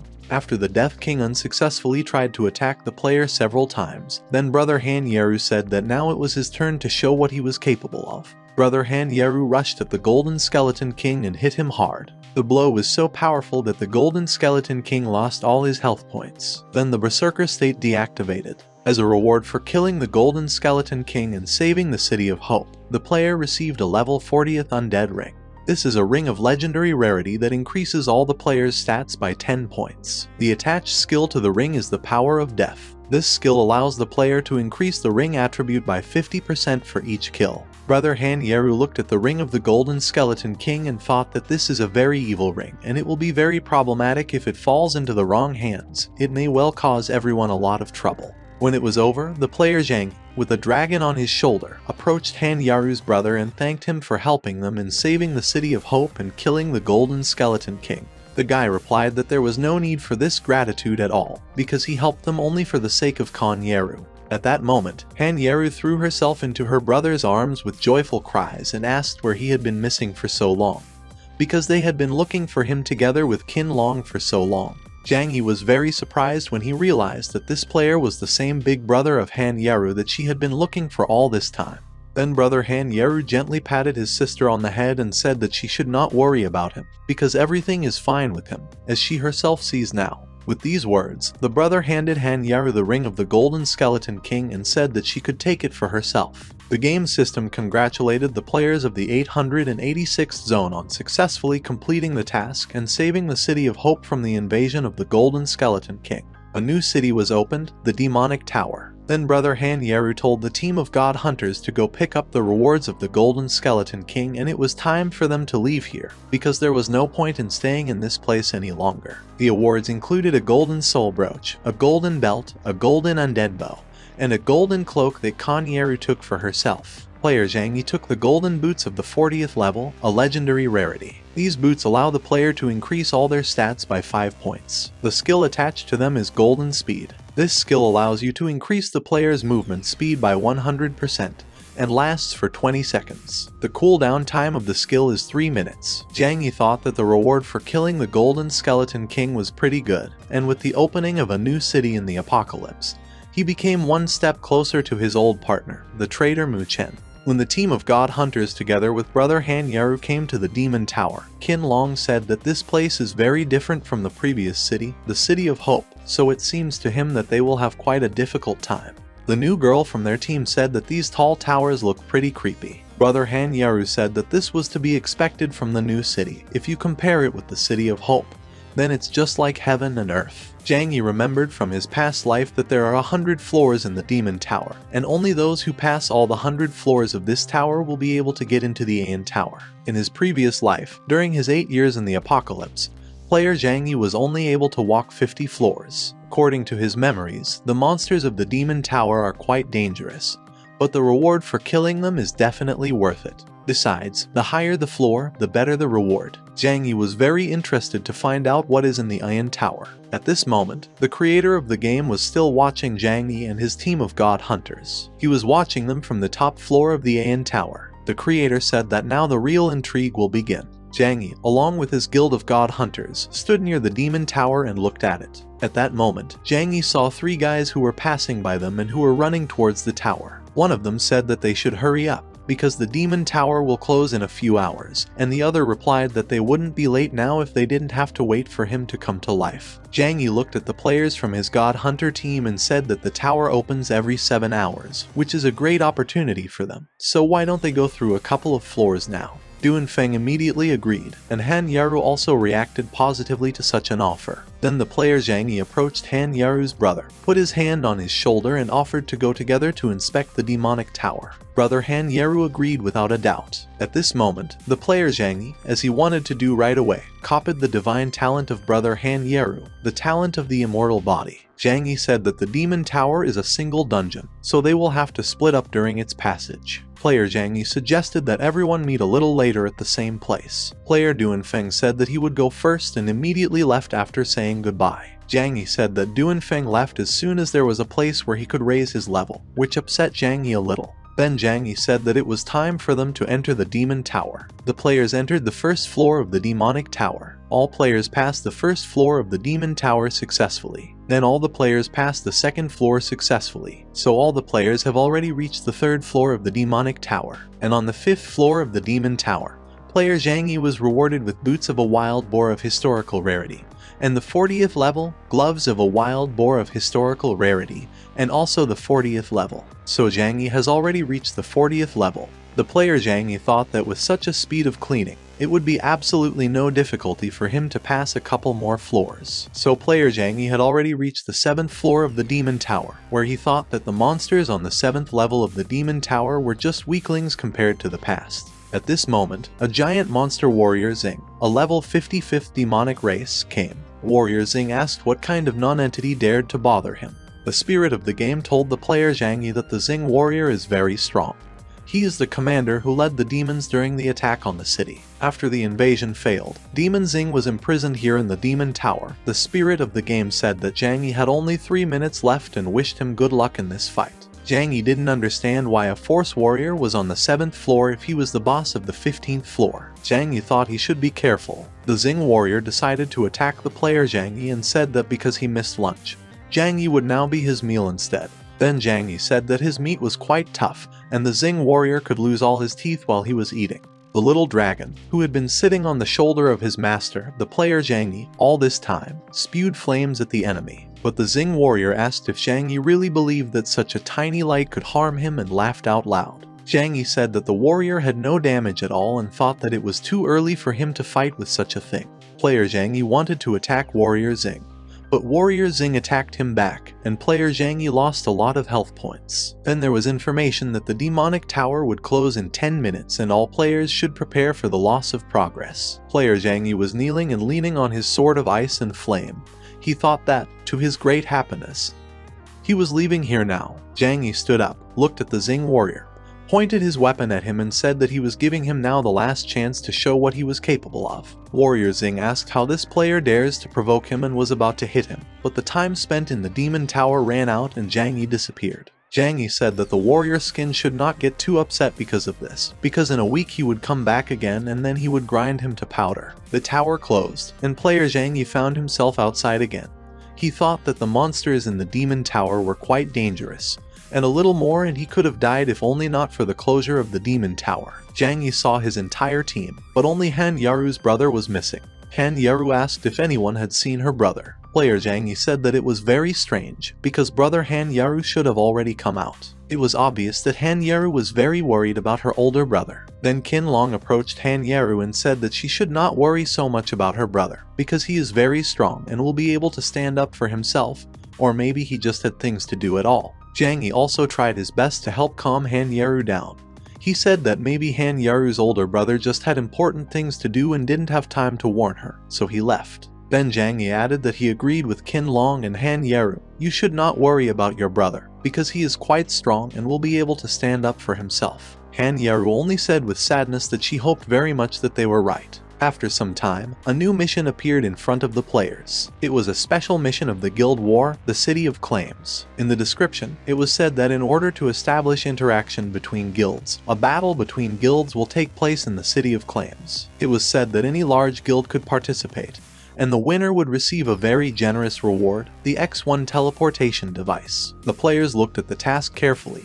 Han Yaru said that this was the first time she had heard about a teleportation device. Teleport is one of the best items of the apocalypse, although it can't help in battle, but if you put it in a good place, you can do nothing and collect taxes for using it, and become rich. Zhang Yi already imagined himself lying down resting and getting a bunch of gold. In addition to all this, Zhang Yi was well aware that the teleportation device should help him with the search for his old partner Mu Cheng. Zhang Yi turned to the god hunters and said that they should all rest for now, and in 4 hours, they will all have to go to the Guild War in the City of Claims together. Zhang Yi then approached the new girl, whose names were Xiao Yao and Qin Longgu. He asked if they had any plans and told them that after the battle, they got to know each other better, and then offered to join his guild of god hunters. Xiao Yao immediately agreed and smiled sweetly at the player Zhang Yi. Qin Long also did not hesitate for a long time and immediately agreed, because he still has to protect Miss Han Yaru. Zhang Yi said that in that case, they would meet again later. So the players Qin Long and Xiao Yao joined the Guild of God Hunters. Then Zhang Yi smiled, and thought that now all the positions in his Guild of God Hunters are occupied, so now they will definitely be able to win this guild war. At this time, brother Han Yaru was still on the 8th floor of the Demon Tower. He was thinking that the countdown had ended a long time ago, and he was still here, so something clearly went wrong.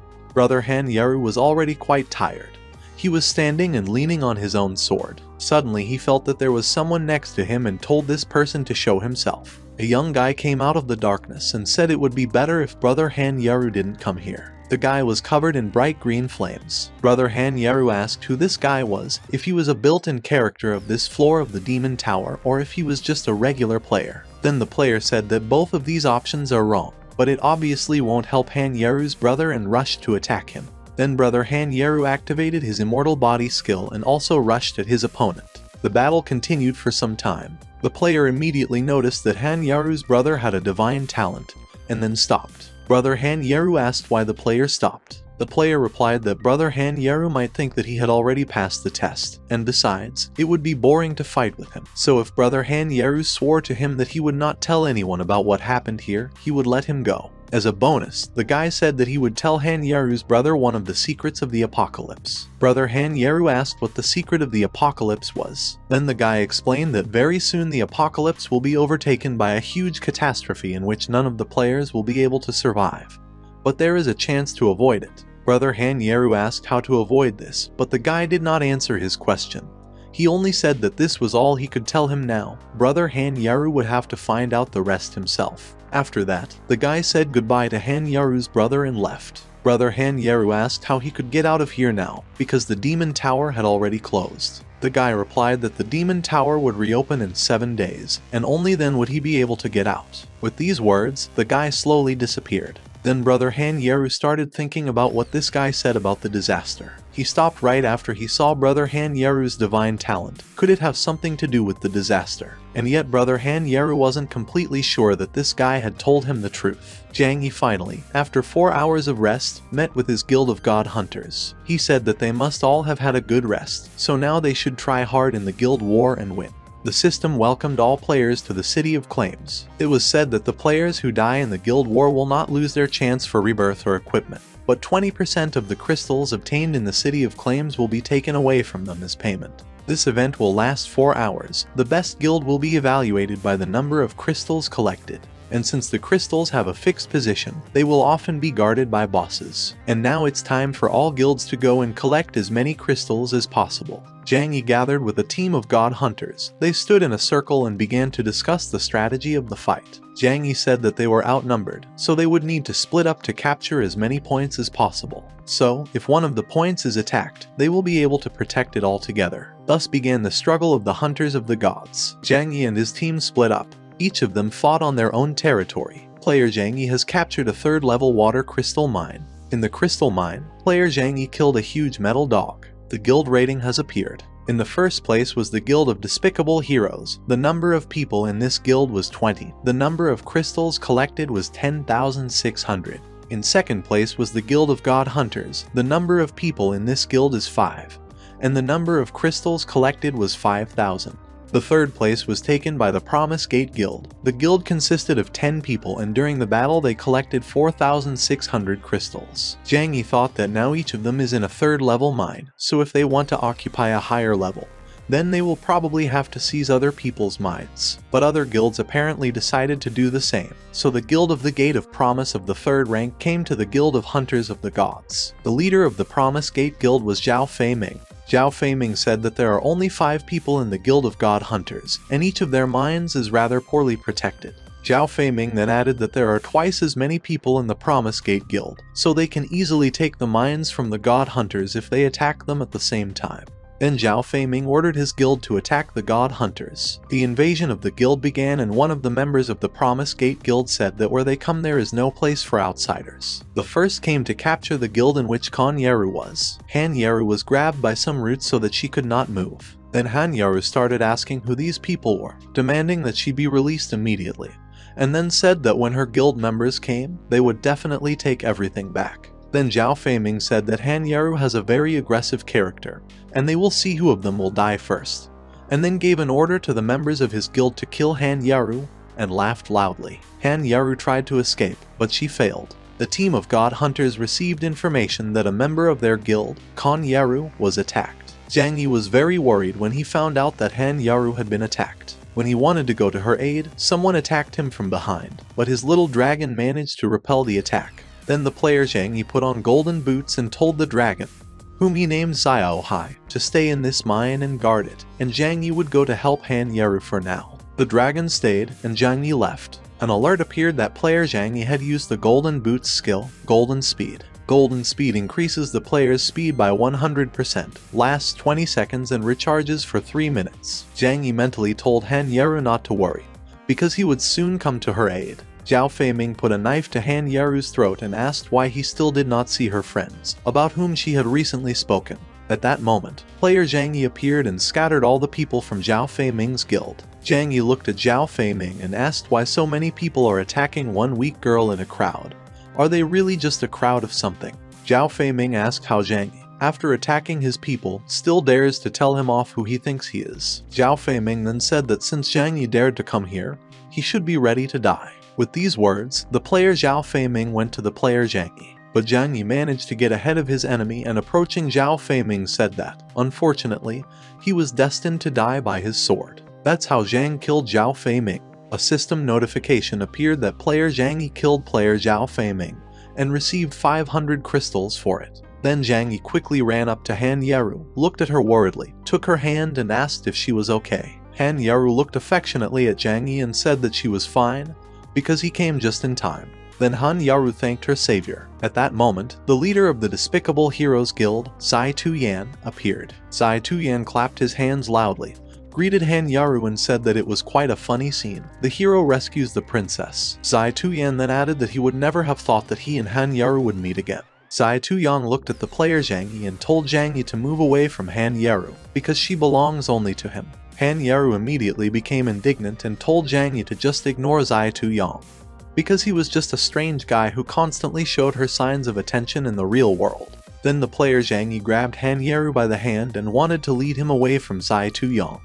But Zai Tuyang suddenly blocked their path with his sword. Zai Tuyang stopped Zhang Yi and asked if they should have a duel. Zai Tuyan said that if he lost, he would give the Guild of God Hunters 10 mines of the 3rd level. But in case the player Zhang Yi loses, he will have to give Han Yaru to Zai Tuyan. But Zhang Yi said that Zai Tuyan should just get out, because he would not be interested in fighting with such a narcissist. Then Zai Tuyan got very angry. Zai Tuyan decided to use the tenfold speed skill and attack Zhang Yi. The tenfold speed skill is a legendary talent that allows you to increase the attack speed by 1000%. And the cooldown time of this skill is 2 hours. Zai Tuyang called Zhang Yi a pathetic brat and said he gave him a chance, but Zhang Yi refused it. Zai Tuyang wanted to hit Zhang Yi with the sword, but Zhang Yi managed to dodge and push Han Yaru aside. Then the player Zhang Yi got very angry at Zai Tuyan and used the 7-star cut skill, and then said that after he dealt with Zai Tuyan, he would come for his guild. Zai Tuyang shouted that Zhang Yi would definitely not leave here alive. Zhang Yi was well aware that he did not have time to dodge all the swords that Zai Tuyang was aiming at him. Then Zai Tuyang plunged his sword into the chest of the player Zhang Yi and said that Zhang Yi would never be compared to him.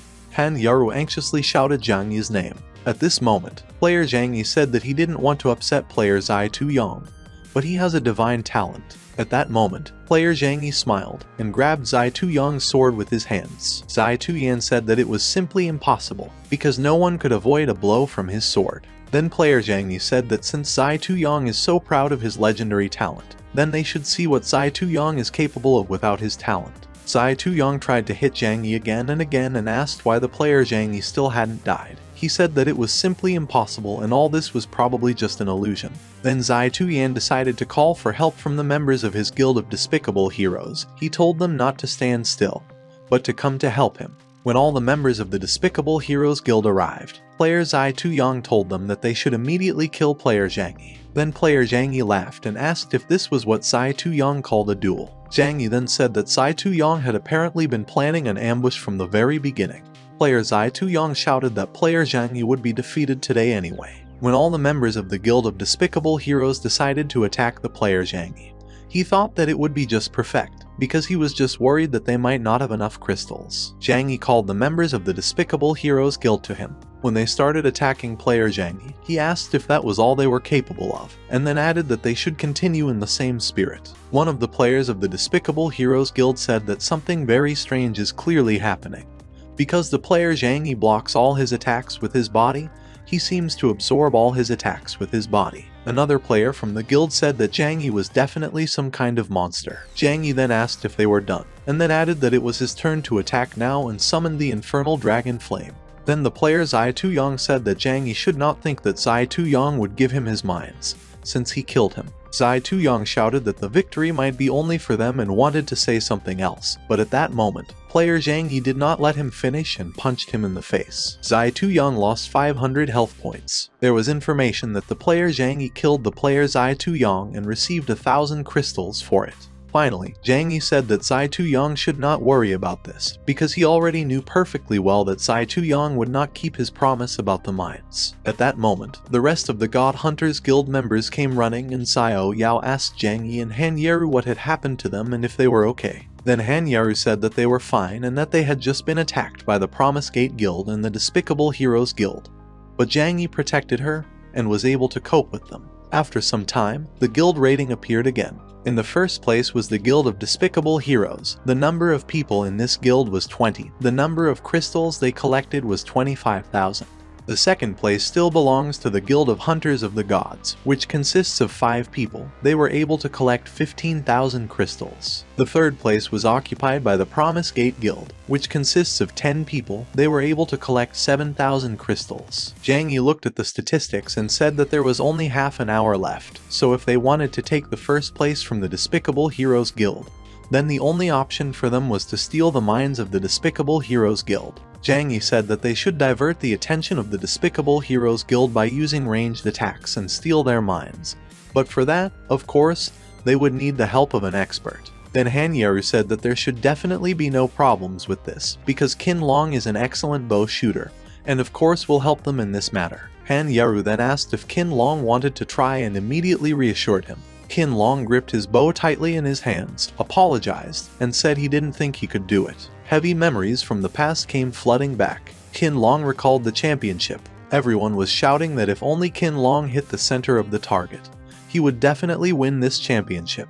Although Qin Long had the advantage at the very beginning, the other participants caught up with him, so everything hung on the very last arrow. Then Qin Long tried to calm himself down.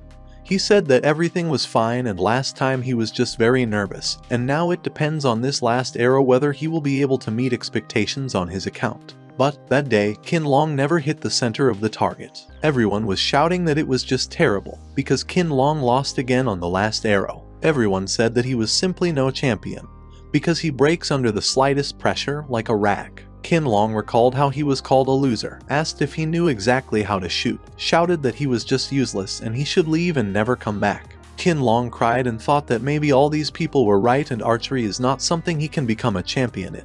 Returning back to the real world, Qin Long heard the player Zhang Yi say that he was the best of all the shooters that Zhang Yi had ever met. Zhang Yi recalled that it was Qin Long who was able to hit the dragon's eye, although he was under heavy pressure. Zhang Yi then said that it should be a piece of cake for Qin Long to deal with the Despicable Heroes Guild. Then Qin Long's eyes sparkled with a spark of hope, and he said that in that case he would try very hard. Xiao Yao happily shouted that the whole team was now assembled. Qin Long aimed the arrow of his bow at the target they needed, pulled the string and let go. The arrow flew to the target. Zai Tuyan said that he had never thought before that some brat would be able to take Han Yeru from him. One of the members of the Guild of Despicable Heroes said that as soon as they take the first place, Han Yeru will definitely understand how cool Si Tuyan is. Another person from their guild said that everything would be like that, because it would be over very soon and the team of God Hunters would definitely not be able to catch up with the Guild of Despicable Heroes. At that moment, an arrow shot by Qin Long flew straight into Zai Tuyang's chest. Zai Tuyan was furious that he was attacked again.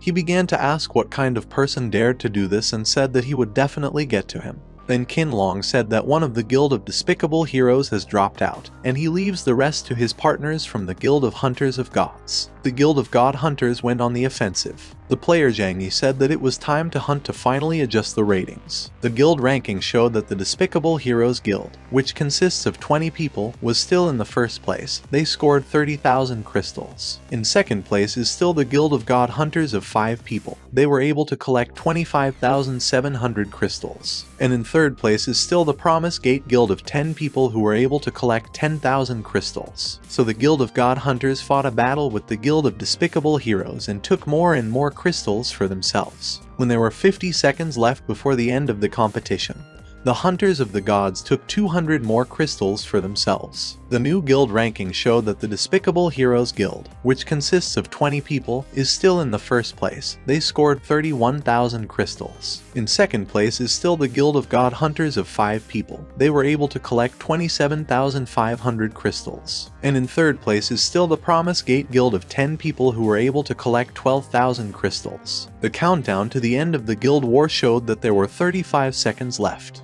Then there were 20 seconds left and the new guild ranking showed that the Despicable Heroes Guild, which consists of 20 people, was still in first place. They scored 31,500 crystals. In second place is still the Guild of God Hunters of 5 people. They were able to collect 13,000 crystals. And in third place is still the Promise Gate Guild of 10 people who were able to collect 12,000 crystals. Then the timer showed that there were only 12 seconds left. And finally, at the very last, decisive moment, the guild ranking showed that the new God Hunters Guild, which consists of 5 people, was in the first place now. They scored 32,000 crystals. In second place is now the Guild of Despicable Heroes of 20 people. They were able to collect 32,200 crystals. And in third place is still the Promise Gate Guild of 10 people who were able to collect 12,000 crystals. The system congratulated the Guild of God Hunters on winning the guild war and becoming the champions of the City of Claims. After everything finally ended, player Zhang Yi, along with his guild, talked. Zhang Yi praised Qinlong and said that he knew right away that he could handle everything.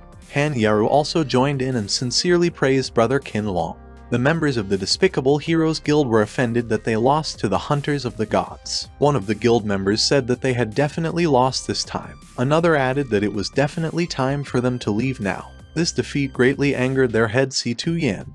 He told the guys to shut up, because it was because of them that he fell so much in the eyes of Han Yaru. Meanwhile, the Guild of God Hunters was waiting to receive its well-deserved reward. The player Zhang Yi took out a teleporter from the chest and said that with this device it would be much easier for them to get to many other places. At the moment when the Guild of Despicable Heroes was passing by the Hunters of the Gods, Si-Tu Yan briefly stopped by Zhang Yi and told him that he should only wait a little, because the race of others from the tribe of gods has been watching him for a long time. Si-Tu Yan then advised Zhang Yi to forget about a quiet life forever and told his friends that they were leaving. So the Guild of Despicable Heroes passed by. Han Yaru asked what Si-Tu Yan meant when he spoke about the race of others in the Guild of Gods. Zhang Yi replied that he did not know himself, but he could assume that it might have something to do with those guys who had recently attacked them in the border of the Dragon Crown. When the Guild of God Hunters was also leaving, a young girl in a cloak crashed into Kan Yaru. She was walking very fast, apologized and asked to let her pass. In fact, at this moment, the girl used one of her skills, the skill of Cunning Theft. Cunning Theft is a special assassin skill that gives a high chance to steal an item from the inventory of any of the players. The girl stole the ring that her older brother gave to Han Yaru, smiled and walked quickly on as if nothing had happened.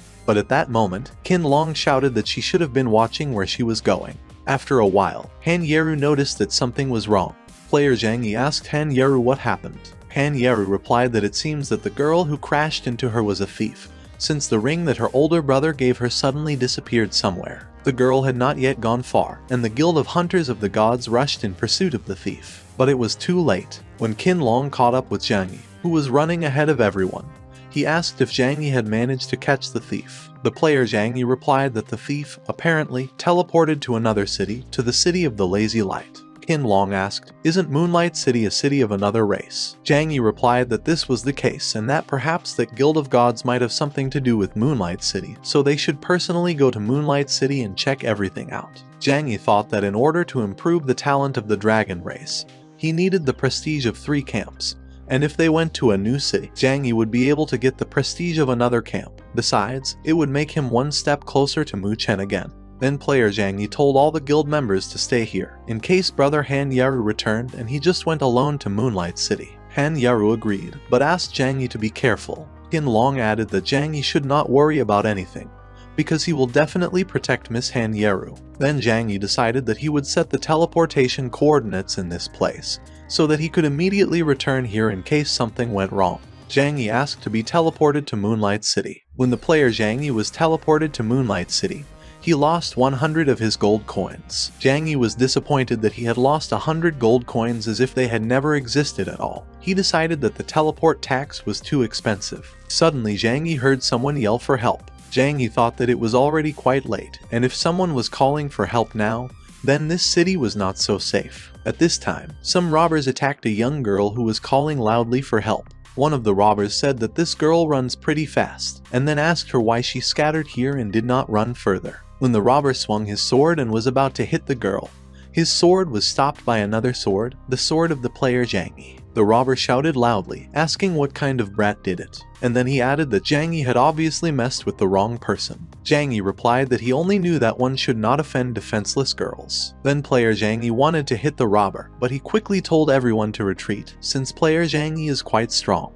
After that, all the robbers ran away. Zhang Yi approached the girl and noticed that it was the same girl who stole the ring from Han Yeru, and then asked her to honestly tell him why these guys were bothering her. Then the girl said that she stole the boss's items from them, so they have been chasing her for several cities and still won't leave her alone.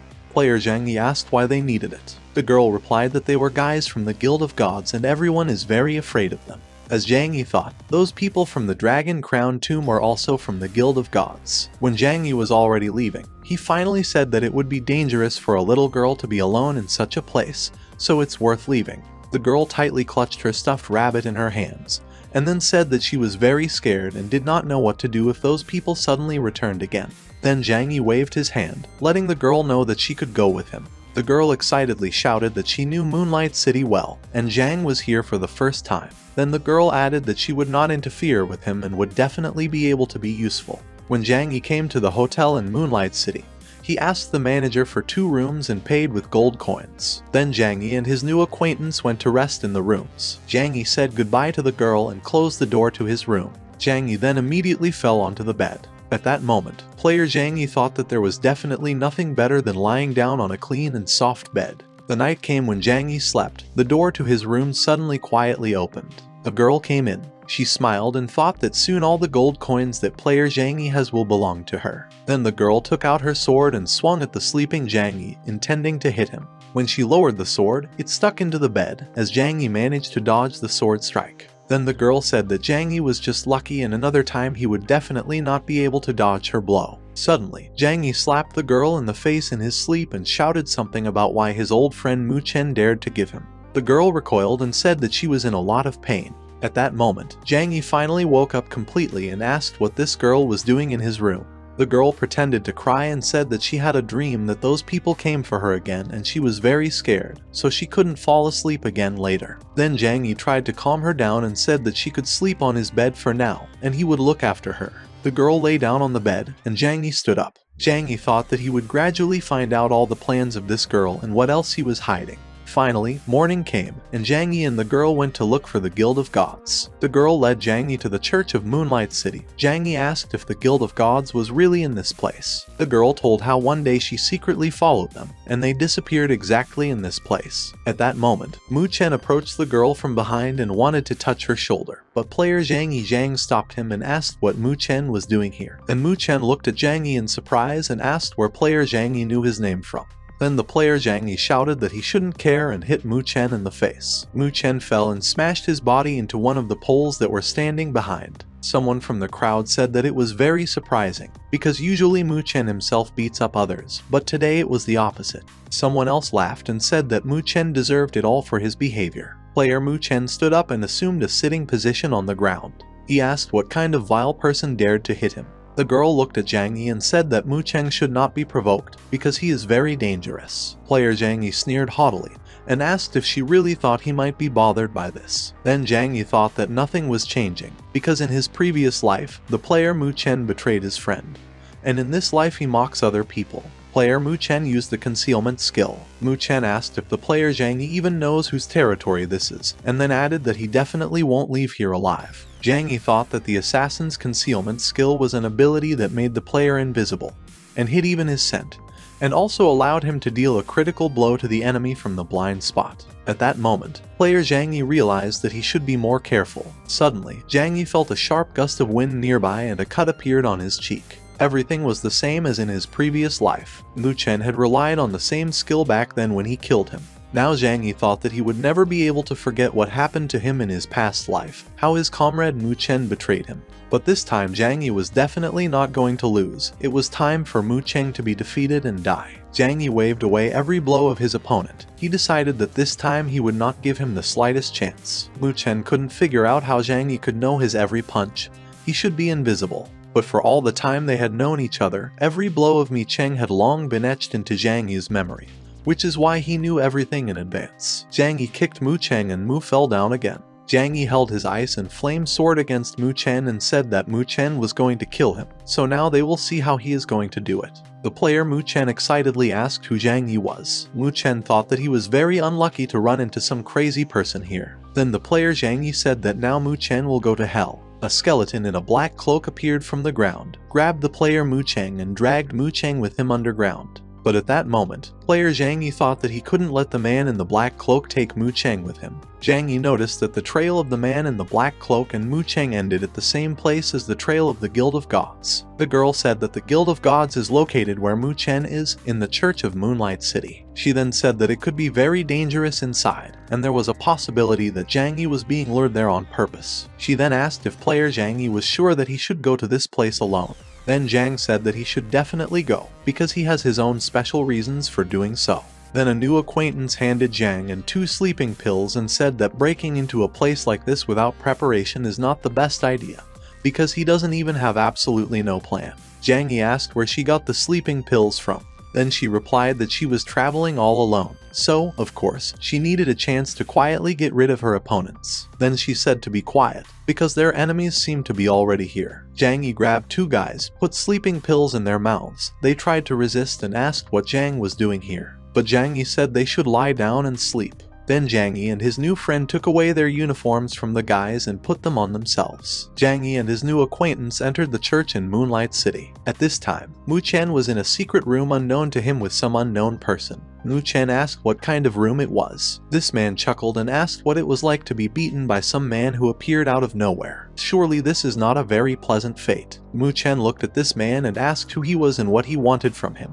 This guy replied that he had not brought Mu Chen here to listen to his stupid questions and answer them. He then added that from now on, Mu Chen should just keep quiet and do whatever he is told, otherwise he may regret it very much. Zhang Yi and his companion approached the guards and said that they could already be free, but they would relieve them in the meantime.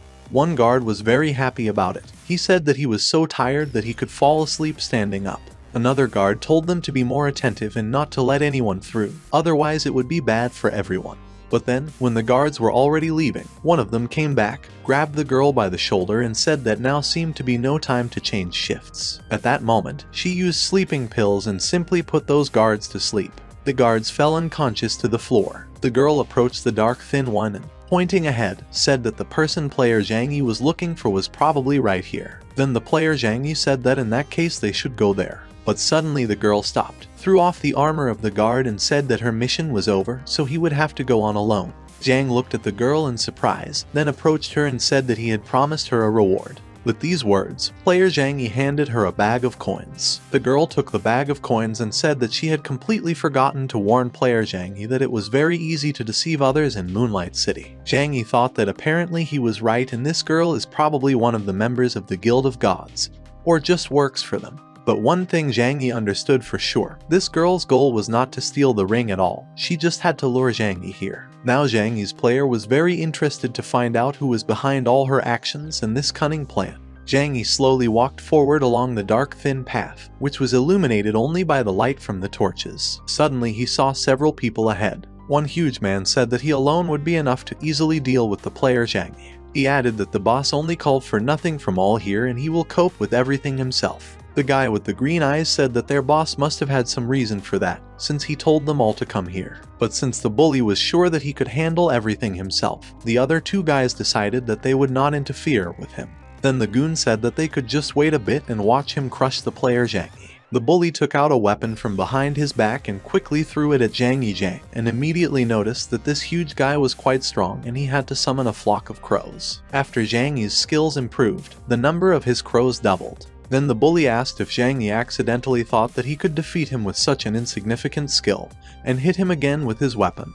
But the blow fell on Zhang Yi. Then the bully ran away, used the attribute transformation skill and jumped towards Zhang Yi. But Zhang Yi used the smooth ice skill and the bully slipped and fell. Zhang Yi asked why this bully didn't attack him. The bully replied that he would never buy into such stupid tricks. At that moment, the guy with green eyes said that he now understands why the boss told them all to come and offered to help the bully. Another guy with a mask on his face said that he could not understand why the bully was behaving so arrogantly if he was so weak. The guys rushed to save the bully. One of the guys shackled the player Zhang Yi with bandages and Zhang Yi couldn't move. The other guy, with green eyes, used the bone wall skill. Zhang Yi understood that he couldn't move right now and there was a possibility that he would hit directly against the spikes of the bone wall. Suddenly, Zhang Yi's little dragon player, Xiao Hai, appeared. Zhang Yi enthusiastically greeted his friend.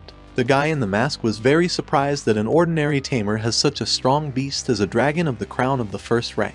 Xiao Hai broke the shackles and saved the player Zhang Yi. The masked guy realized that he had completely underestimated Zhang Yi. Then Zhang Yi hit the masked guy and said that it wasn't that he underestimated him at all, it was that he was too strong for him. Zhang Yi then walked up to Xiao Hai, patted him and said that he was very glad to meet him again and that he did not even expect that when she met Xiao Hai again, she would have already reached the first rank. By this time, the bully had already regained consciousness. The masked guy asked him what they should do now, because when they were told about Zhang Yi, no one told them about the black dragon of the first rank. The bully replied that in any case, they simply have no choice but to try and put all their strength. All three guys rushed to attack Zhang Yi and his black dragon of the first rank. Then Zhang Yi used the immortal body skill and attacked his enemies. When all three guys were already lying on the floor, the boss finally came. He said that it was all over and they could be free. The bully asked the boss to give them another chance and then they would definitely be able to defeat the player Zhang Yi. Then the boss glared at the bully and said that he told them to leave, otherwise they would definitely die. Before leaving, the bully said that he and the player Zhang Yi would definitely meet again and determine the winner next time. Zhang Yi replied that he would look forward to their next meeting. The boss of these guys said that he had finally met Zhang Yi again, and then said that it wasn't Zhang Yi's first time in the apocalypse. Zhang Yi was very surprised that the boss knew about this, but he tried his best not to show it, so he said that he did not understand what this guy was talking about at all. The boss said that Zhang Yi should stop playing this show already, because everything became clear even at the time when the player Zhang Yi entered the secret dungeon almost at the start of the game and took out the dragon egg. Zhang Yi said that he doesn't have time for such conversations, so he just wants to know where Mu Chen is to pick him up. Then the boss asked why Zhang Yi was so impatient. He then added that he would like to make a business offer to the player Zhang Yi and asked if Zhang Yi would like to work for him.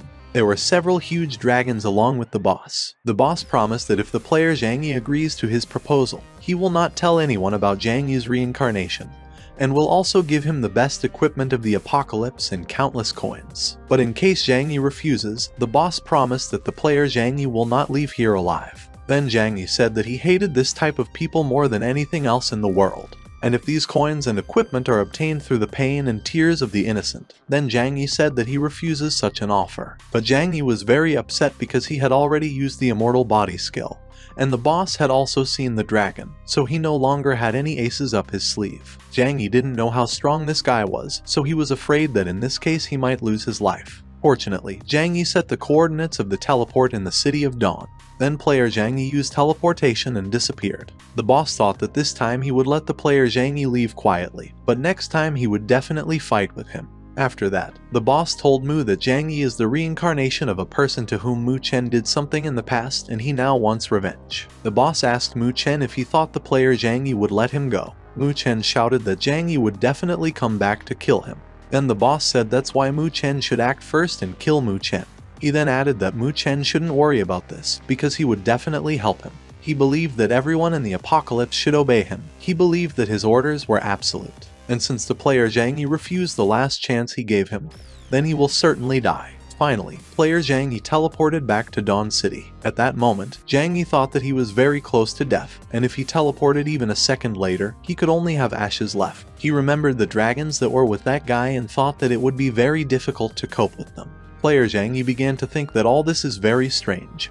And why did this guy think at all that this is not Zhang Yi's first time in the apocalypse? Could it be that that guy is the same as Zhang Yi himself? These thoughts haunted Zhang Yi. The spirit of the game then informed player Zhang Yi that his stamina was at a low level and he should go to the nearest resting place as soon as possible to recover his strength. Zhang Yi agreed that he had indeed spent quite a lot of his energy on this trip to Moonlight City, so it wouldn't hurt for him to find the nearest tavern and rest there. In addition, Zhang Yi was well aware that if he did not return soon, Then Han Yaru and the rest of the members of the Guild of God Hunters would begin to worry about him. Then Zhang Yi decided that he could just pay for the restoration of his energy. The player Zhang Yi came to the merchant and asked him to buy energy recovery. It was worth 20 gold coins. The merchant said that it was the first time he saw a person who spends so many coins just to restore his stamina. Besides, it would be easier for ordinary people to wait and not spend so much money on restoring energy. But Zhang Yi thought that 20 gold was too much for restoring energy, because with this money he could buy himself a whole set of equipment.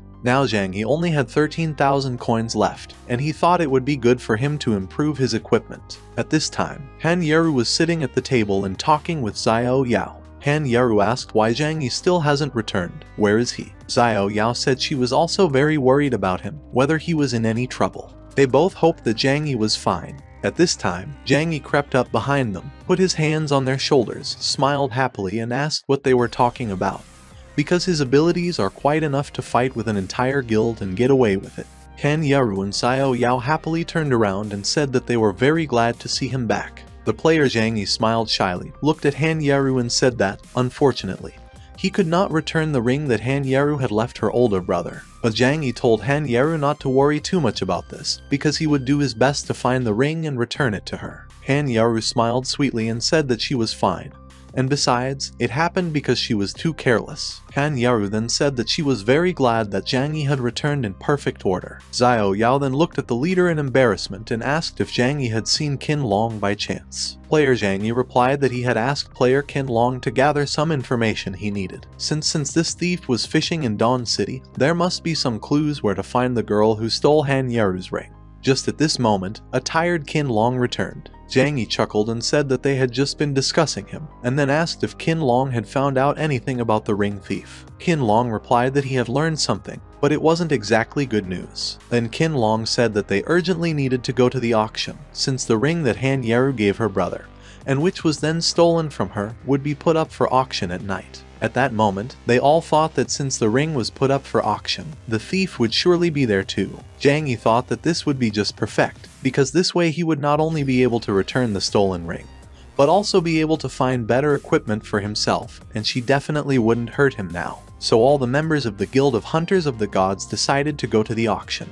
The girl who runs the auction informed the players that the monthly auction will start soon, where players will be able to find various animals, all kinds of the rarest equipment, and many other rare items. Han Yaru asked if Zhang Yi was going to go with them all. Then Zhang Yi replied that he would not go with them, as he still had to look at one important place, and then he promised to return as soon as he could sort out his affairs. So Zhang left, and Han Yaru went to the auction. Player Zhang Yi thought that if his memory does not change, then there must surely be some hidden place with a bunch of good things. Even in his past life, only a few people knew about this place. And Zhang Yi was not mistaken. He was able to find a store of everything possible. In the player's store, Zhang Yi was met by a young girl who asked what exactly he was interested in. Then Zhang Yi thought that it was possible to deal with the thief and there would be absolutely no difficulty. But there would be enough people at the auction to make a fuss. Therefore, player Zhang Yi decided that he should stock up on some items in advance. Zhang Yi asked the girl to give him 800 knights without a discount, as well as a set of pancakes with fruit. Zhang Yi thought to himself that this was very humiliating. The girl said that she had already opened a hidden menu for Zhang Yi and asked what he needed. The system congratulated Zhang Yi for opening the hidden menu of this store and losing 1,000 gold coins. Zhang Yi remembered that in his previous life, only 5% of all the players of the apocalypse opened the hidden menu. Although it is expensive, but the effect of the local potions exceeds the usual several times. Then Zhang Yi said that he would take all the potions that were offered to him.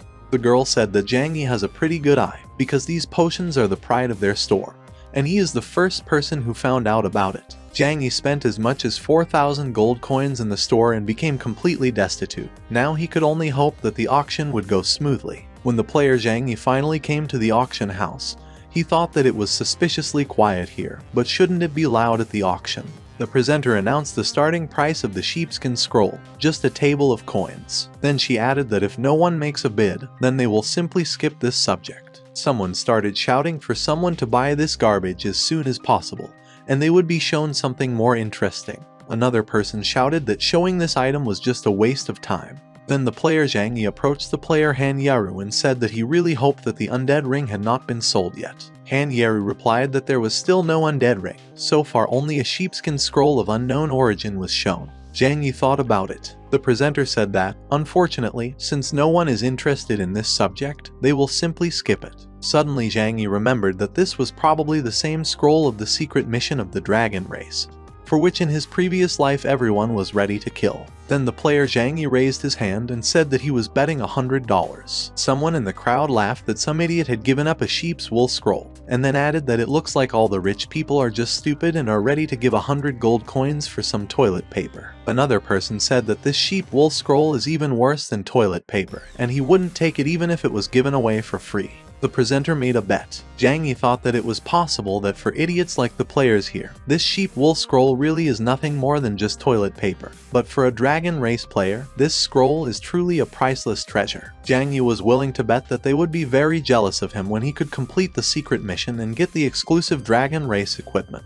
The next lot was announced to be an undead ring of the 40th level, a legendary rarity, whose attribute is an increase in all characteristics by 10 points, and the skill attached to it is the power of death, which allows you to increase the attribute of the ring by 50% for each kill. The host read out the information about the undead ring and announced the starting price of 10,000 gold coins. In the crowd, someone began to be indignant, because 10,000 gold coins is a very big price and surely no one will have the money to buy such an expensive ring. Suddenly, some bald guy raised his hand and decided to place a bet. Han Yaru told Zhang Yi to look at him and that this guy looks quite strange. Player Zhang Yi replied that this guy is dressed like a human, but he is actually from the main city of the beast race, from the city of extreme ice. The bald guy said that this legendary undead ring is quite rare, and since it's so expensive, he asked why someone would sell it. At that moment, Zhang Yi saw the player Zai Tuyong and some guy with fangs was sitting next to him. Zhang Yi didn't understand why the beast race would come to a human city, and then wondered what kind of person was sitting next to Zai Tuyan.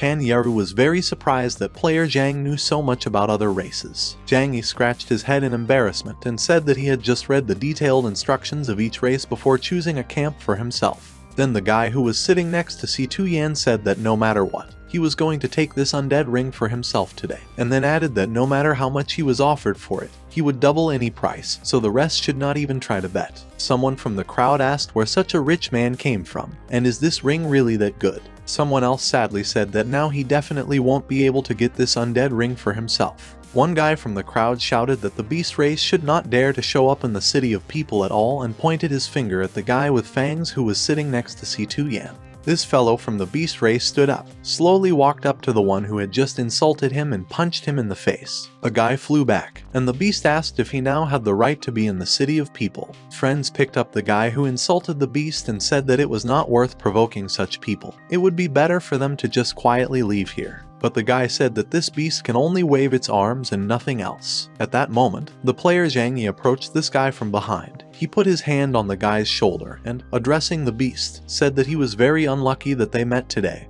because he seriously intends to take the undead ring for himself. After entering the stage, Zhang Yi's Zai Tuyong, standing behind the beast, young Master Zhu, became alert and whispered to his master and pointed at the guy. The man stated that this is the same Zhang Yi that Zai Tuyong told about in the past, and this is exactly the person who has one of the 10 divine talents. Zai Tuyong said that Zhang Yi thought too much of himself because of this gift, and the guy needed to be put in his place. From anger and resentment at Zhang Yi, Zai Tuyong's eyebrows sank low enough, which caused wrinkles to appear on his forehead, and he himself seemed to sulk with resentment. Young Master Zhu, sitting on the golden throne, clenched his hand into a fist and said that even with divine talent, Zhang Yi still went against their guild and himself, so only death awaits him. Sitting behind him, Zai Tuyong grinned, waiting for his personal justice, and the return of his beloved Han Yaru to him.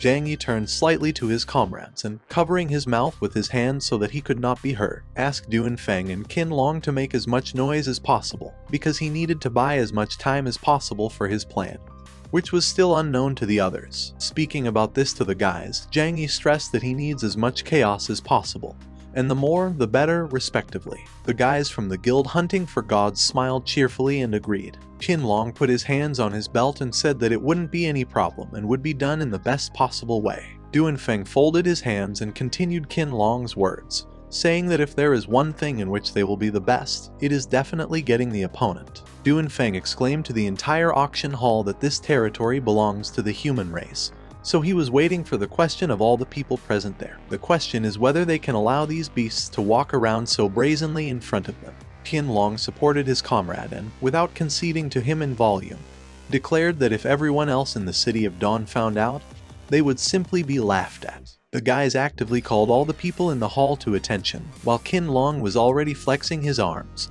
preparing for more. People quickly joined the discontent over the encroachment of the beast race on their territory. Like one single voice, they united and were dissatisfied, because the animals behaved as if they themselves were looking for a fight, so they wanted to teach these creatures, different from themselves, a lesson. People shouted furiously that these animals had finished playing themselves, so they should be ready to experience a sea of pain. The whole hall gathered at one point when representatives of the beast and human races spoke. Qianlong raised his hand and said that he did not like the animals from the very beginning, because even being in the space of the game, these creatures are still trying to appear in a better light and quality than the rest, putting on beautiful costumes, attending auctions. Du and Feng told his comrade to stop wasting time on empty words and chatter, because they should already start the battle. Defending the next person, the animals said that for the first time they saw such people who would be looking for their own death themselves. Swinging, he declared that they are not capable of anything, so he is not afraid of anyone who would be of the human race. Amid the uproar that rose in just an instant, Zhang Yi took out a high-rank invisibility potion that he had recently acquired. With an ambiguous expression on his face, he brought a liquid to his face with which he could become invisible, and he would not be detected by any skill for the next 3 minutes and began to drink. The first potion is a high-rank smoke screen potion, after using which a smoke screen appears in the specified location for the next 3 minutes. A big plus is also that this field cannot be dispersed. The second potion is a high-rank fire potion, which, according to the name, creates a fire in the specified place for the next 3 minutes. With quick and deft movements of his hands, Zhang Yi threw both high-rank potions into the crowd of people, which further dispersed the panic and discord. There were bursts of discontent from the crowd of fighting representatives of different species about the fact that someone used bombs, so they began to attack even more intensively. Using the panic around, Zhang Yi, with the help of his short-lived invisibility, got close to the girls who were holding Han Yaru's rare ring. The guy was proud of his dexterity and intelligence, because now no one but him can take this ring. With quick movements, he took the much-desired artifact and put it on his hand. Keeping his advantage in the form of invisibility, Zhang Yi approached the zoo beast and swung, simultaneously thinking that this bully looked down on everyone, and now he will be crushed by someone he is not even able to see. After a deft and extremely heavy blow to the head, young Master Zhu fell to the ground. Zai Tuyan excitedly approached the beast and, stretching his hand to its head, asked if his master was okay, also trying to help him. The beast was very angry and wondered what kind of person dared to hit him. Zhang Yi, thinking that in turn he does not want to see the beast's not the most beautiful face at all, kicked Zai Tuyang with quick and skillful movements, after which the latter fell on his master with a loud blow. Zai Tuyan, in complete incomprehension of what was happening, wondered who had hit him after all, and what was going on here was lying hunched over in pain. It was not clear to any of them who dared to attack them. Zai Tuyang, full of anger and pain, declared that as soon as he found the offender, he would kill him at the same moment. A system window appeared in front of Zhang Yi's eyes, in which it became known that the effect of the high-rank invisibility potion was about to end, and he had only 10 seconds left. The guy closed a small window with quick movements of his hands. Zhang Yi's face hardened a little due to the realization that the potion would soon dissipate, and for this reason he needed to leave as soon as possible before he was noticed. Sighing heavily, he thought that this time he would have to let these creatures go, using his golden speed skill, which is able to increase the movement speed by 100%. But only lasts 20 seconds, Zhang Yi quickly left the scene of his crime and disappeared into the shadows while Qianlong and Du Feng attacked young Master Zhu lying on the ground. The embittered and beaten Beast Zhu stated that the other representatives of the beast race are also there and see what is happening, but do nothing about it. Zai Tuyan, beaten no less than young Master Zhu, declared that he was also part of the human race, and these guys attacked the wrong one. The effect of a high-rank invisibility potion slept with Zhang Yi, after which he, very tired from running for a long time, wrote in the chat of their guild hunting for gods that the mission was over, so they had better leave the auction hall as soon as possible. Zhang Yi quickly said that they could meet in an alley right next to the auction. The rest of the guild members accepted the information and unsubscribed about it in their chat. Han Yaru came closer to the guy and said worriedly that the guy had disappeared very abruptly and unexpectedly, which was why she was worried that something had happened to him.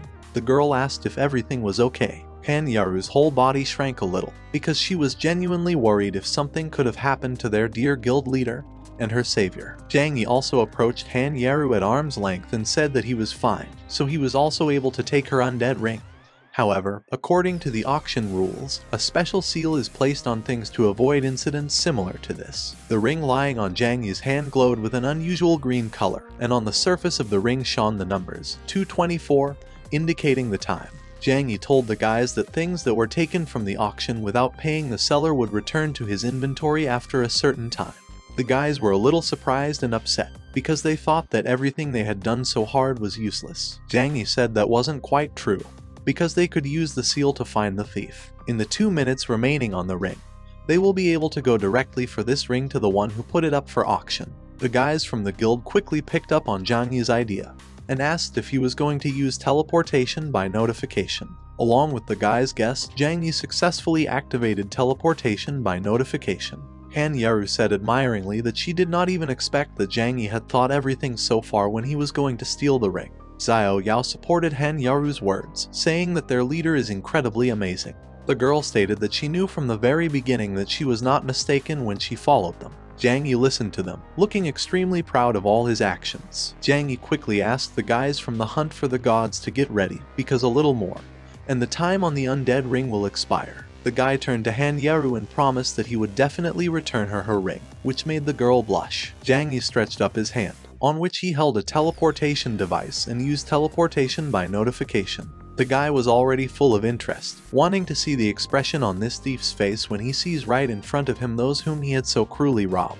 At the same time, a girl with beautiful pink tails received her ring back along with a notification that an unknown incident occurred during the auction, as a result of which the undead ring returned to the seller. In one hand of the nameless girl was a ring that had just returned to her from the auction hall, and in the other was a small toy matching the color of her hair, a beautiful and deep pink color. The girl looked at the ring lying on her hand in surprise, and wondered if those strangers decided to return it to themselves, because all this is extremely strange. Suddenly, the undead ring glowed with a deep blue hue, after which Zhang Yi materialized out of thin air. The guy landed neatly and regained balance with one of his hands. The guy said that from the very beginning he suspected this particular girl that it was her. He was a little angry, because she not only stole the ring from Han Yaru, but also led him straight into the trap of the Guild of Gods. Zhang Yi was extremely angry, which is why he asked the unknown virgin if she was really tired of living. Without answering Zhang Yi's question, the girl said that he was very capable, and she did not even expect that he would be able to escape from the Guild of Gods. The girl brazenly pulled the skin off her eye and showed him her tongue in protest, after which she fled. Zhang Yi rushed after her, wanting to stop the girl and return the undead ring to Han Yaru. The guy threw a few menacing threats, but the girl was clearly not going to stop so easily, because first he needs to catch up with her, and then everything else. Zhang Yi was able to approach her, and with deft movements of his hands, he grabbed the corner of her cape, after which the latter fell, leaving the girl without her small shelter. Under the light of the full moon, the girl turned around, her deep purple eyes shining, reflecting the moonlight, while her hair fluttered in the light night wind. Zhang Yi has already woken up to her, saying that this time she definitely won't be able to get away from him so easily. During their brief eye contact, a huge weapon, similar to an axe but with a longer handle and an elegant blade, jumped out of the wall not far from them.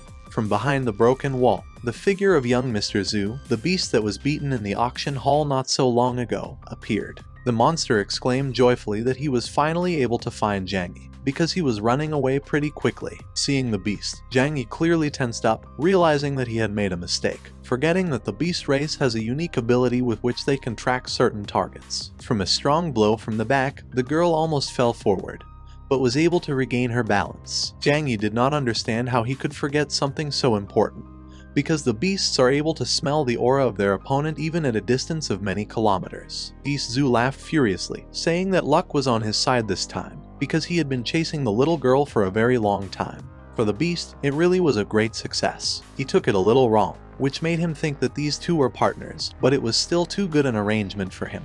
The beast laughed and said that it was perfect, because now he can easily deal with two of his problems at once. As soon as the girl landed on the ground, Zhang Yi asked her how many people she had managed to disturb in order to be on the account of at least an entire guild and a race of beasts. The girl chuckled a little awkwardly and said that it was just a slight misunderstanding. As soon as her feet touched the ground, she clung to Zhang Yi's hand, after which she asked if this brother would leave her. Her eyes were glowing, and calling Zhang Yi to pity and compassion. Hearing the girl's words, Zhang Yi seemed to feel some trembling, after which he tried to pull away and pull out his hand, asking her about who she called brother. In the head of the offended Zhang Yi, the thought of who could treat his older brothers like that slipped through, because this girl had deceived him and attacked him in a dream. Using a beastly jerk, young Master Zhu rushed with his weapon at the couple. He said that was enough, and since they were so attached to each other, then he should arrange their funeral together. Young Master Zhu fiercely swung at Zhang Yi and attacked him. The guy covered himself with his hands to avoid the attack and thought that the girl who was standing behind him first calls him a good brother, and a second later runs ahead of everyone from danger. During the attack on Zhang Yi, she was no longer with him. The Zhu beast attacked the player Zhang Yi again with the beast dash skill, from which he lost 800 health points. Young Mr. Zhu loudly shouted to the guy a question about where Zhang Yi got so much courage to provoke the beast at the auction. The guy was very hurt by the attacks of the Zhu beast. Besides, he does quite a lot of damage and takes down health points. Zhang Yi was sitting on the floor with his hand pressed to his stomach and breathing heavily. The initial strength of the beast tamer profession is too low, so Zhang Yi lost a lot of health points from just one attack. The guy tried to get up, while young Master Zhu raised his weapon and spoke again. He confidently turned to the guy with advice that Zhang Yi should immediately give him this girl. He also told him to kneel down and beg for mercy, then he, young Master Zhu, would then think about letting him go. Beast Zhu swung again and shouted at Zhang Yi not to shirk, because he saw them standing here and hugging. Young Mr. Zhu, with red hair and large fangs on his lower jaw, was wearing a fur jacket, and a wide gold chain hung around his neck. In his hands was a long weapon handle, at the end of which was a wide blade. A strong energy enveloped the body of the Zhu beast, and he took a big step forward and made a cutting blow. However, Zhang Yi managed to deftly dodge the blade by taking a step back. Zhang Yi asked young Master Zhu which of his eyes he saw it. Young Mr. Zhu can talk about anything, but he should know the measure, because otherwise Zhang Yi can sue him for libel. The guy carefully watched the movements of the beast, so as not to miss the next attack. Zhang Yi's words did not reach young Master Zhu's ears, as he was completely engrossed in annoyance and anger. Beast Zhu shouted that he clearly saw what the two were doing just now. A little earlier, when young Mr. Zhu was running past, he smelled a familiar smell on Zhang. He identified it as the smell of that runaway girl. He stopped to look at them and thought that they should hug more so that he could catch both Zhang Yi and that girl. In his eyes, the scene he saw had a deeper meaning, since the girl in his memory looked clearly flushed and confused, and there was a certain admiration in her eyes. Young Master Zhu, clenching his fist tightly and gritting his teeth, said that if he hadn't arrived now, who knows how far the young people might have gone. He furrowed his brows and closed his eyes. Zhang Yi had been looking at him attentively and intently all this time.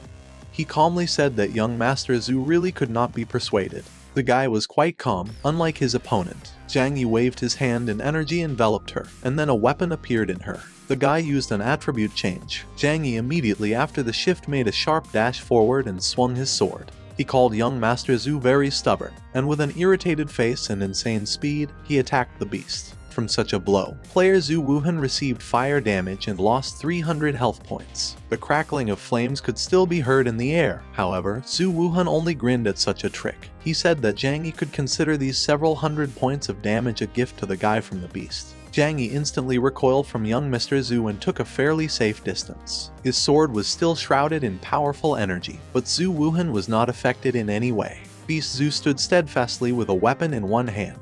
Zhu Wuhan confidently headed towards the guy, while he threw off his fur jacket on the move, and fiery energy began to accumulate around him. The beast turned to the guy with the words that he would now show him the difference between them. Zhu Wuhan's eyes were covered with white light, and the flames blazed behind him with frenzied tongues. His strength was coming out with such power that the veins on his chest began to swell, and everything was cracking behind the beast's back. Zhang Yi, who was no longer so far away from the beast, was immobilized by a ring of flame that dealt him periodic damage. The guy was at a loss from the fact that Zhu Wuhan uses the same skill, so why is his damage constantly increasing? The guy crossed his arms in front of his face to at least cover himself a little from the attack of the flame. but even this did not help him much. His jaw is tightly clenched, and his eyes are squeezed shut. At that moment, Zhu Wuhan told the guy with a loud laugh that he had completely forgotten to mention that the lower his health points, the higher the damage of the Zhu beast. The moment the guy heard these words, he used an advanced health potion, which restored him several hundred health points at once. While Zhang Yi was drinking the potion, he covered his face with his hand. However, young Master Zhu Wuhan did not give the guy time to calmly heal. With a grin on his face, he swung and tried to strike at the guy, but he managed to react and jumped back. With burning eyes, Beast Zhu glanced at the guy who was already standing quite far away with his arms crossed over his chest. A cloud of dust dispersed around him, and a green stripe shone above his head, which meant the full number of health points. Zhang Yi turned to Zhu Wuhan and asked him if his stamina was running out. He immediately asked if the beast could continue to fight. The guy himself answered his question with the words that he would be treated now, and they could continue. Zhang Yi then added the words that he is more generous, so let these thousands of damage be his gift to young Master Zhu Wuhan. The beast stood completely discouraged by such an outburst. Zhu Wuhan didn't understand how such a thing was possible. He didn't almost empty Zhang Yi's health strip. The girl who used her invisibility ability and watched the duel from around the corner. She drew attention to the fact that it was useless for the guy to rely on potions, because if Zhu Wuchen uses that trick, then everything will be over. The veins on young Master Zhu Wuhan's forehead began to swell even more, and his eyes turned bright red because of the rage that consumed him. He shouted to the guy with a grin that advanced potions would not help him, and their battle was just beginning. The beast's eyes were flooded with power again, and its energy turned red.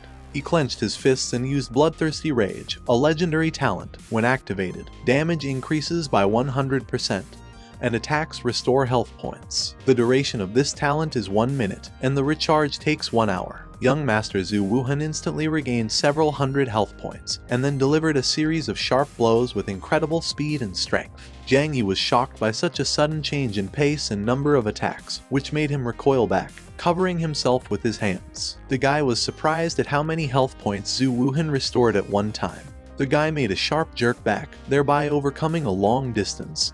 He left the line of attack. Zhang Yi braked heavily with his feet from the high speed. At the moment of an unexpected series of blows from Zhu Wuhan, the guy missed several blows, which caused him to lose a large number of health points. Zhang Yi took out the potion with a frowning and concentrated face, as he did not expect that this attack would be Bloodthirsty Rage. This legendary talent turns a strong player who deals the main damage into a killing machine. Young Master Zhu Wuhan, with a relaxed gait, still surrounded by sinister power and aura, headed towards the guy with the words that today he would show him what happens to those who get in the way of the blood gate. He held his long weapon with a wide blade with one hand, and the other was calmly in his pocket. The red energy screamed about the danger coming from the guy. Zhang Yi slowly retreated back until he was at the cliff of the building.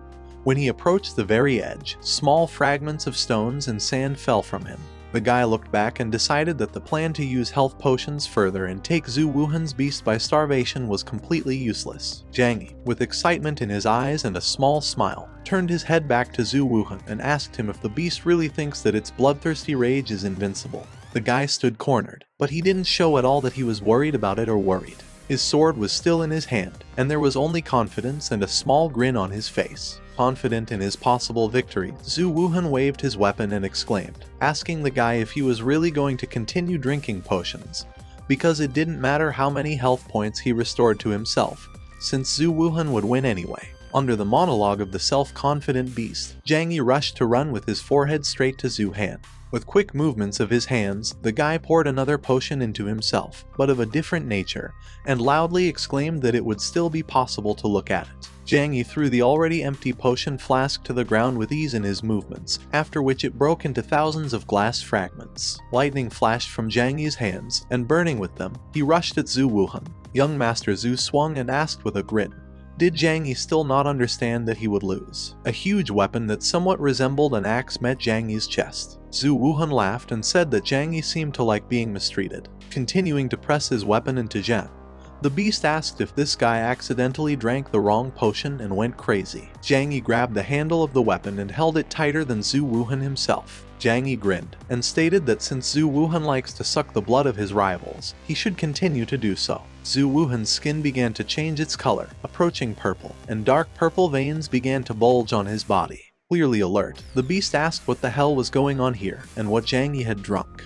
In general, Zhu Wuhan's hand went numb, after which Zhang Yi, without much effort, threw the beast's weapon to the ground with a crash. The guy said that it was an improved poisonous potion that puts a weakening effect on the target, and also removes 100 health points per second.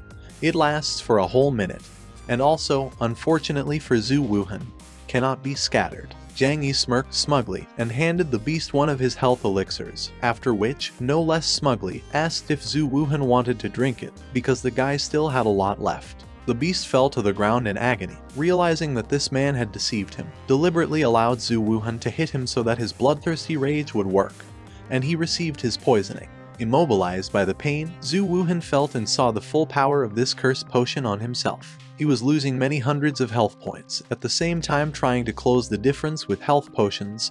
However, it turned out badly. He laughed nervously and asked if Zhang Yi was happy now, because the guy's health points are still lower than young Master Zhu Wuhan's, and therefore Zhang Yi will die first. The guy's confident voice remained unwavering, and he asked if the beast was sure of this, because such an outcome is not necessary at all. Zhang Yi quickly moved his hand, after which he activated the ability stolen from Han Yaru's brother, Immortal Body. Zhang Yi understood that the duration of the weakening that is imposed by a high-level poisonous potion lasts for 1 minute, and as long as he uses the immunity to damage from the Immortal Body, he may not pay attention to the power of the potion that affects him. Zhang Yi approached young Master Zhu Wuhan's face and showed him his healing potion. He chuckled and said that it seemed that the beast had potions of too low quality, and he just had a high-class potion lying around.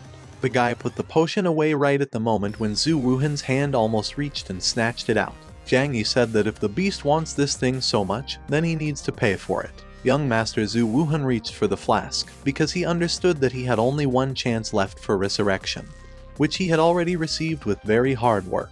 Even if he has money, he still won't be able to buy a chance for resurrection, since they only fall from survival missions, and no one knows exactly when the next such mission will begin. The beast stretched out his hand and said he would buy this potion. He reached out to him like the last straw in the ocean. Zhu Wuhan asked how much this potion cost. Zhang Yi approached Zhu Wuhan's ear and, smiling, said that initially such a potion costs only 150 gold coins. However, due to the fact that he and the beast are not friends, he will raise the price quite a bit to 5,000 gold coins. Hearing this incredible price, the beast said that 50,000 gold was a real rip-off, and this money could be enough to feed an entire guild of 500 people. Crawling closer to Zhang, the beast asked the guy if 48,000 was enough, because he didn't have more with him. Zhang Yi, without much initiative, quickly agreed to trade for 48,000, transferring these gold coins to the guy.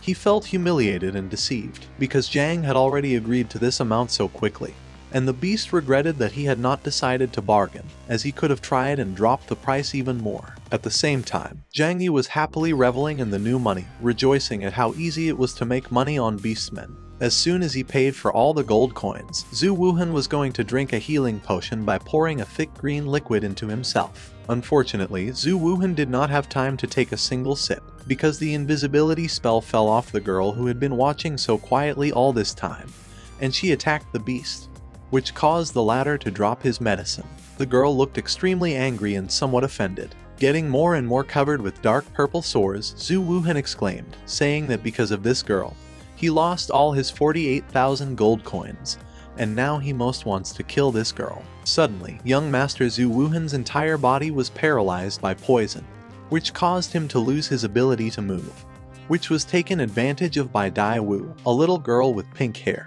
Quickly jumping into the air, Dai Wu used her clinics and, standing in a certain pose for her technique, struck many quick and dexterous blows at Zhu Wuhan while he unsuccessfully tried to hide from damage by crossing his arms in front of his chest. Thrusting one of her swords forward, the girl exclaimed, saying that she had waited too long for such a moment and opportunity. Stabbing the blade directly into Zhu Wuhan, Dai Wu finished her technique. The beast screamed in pain, then looked at his abusers and ordered them to start praying, because when he was reborn, it would not seem enough to them.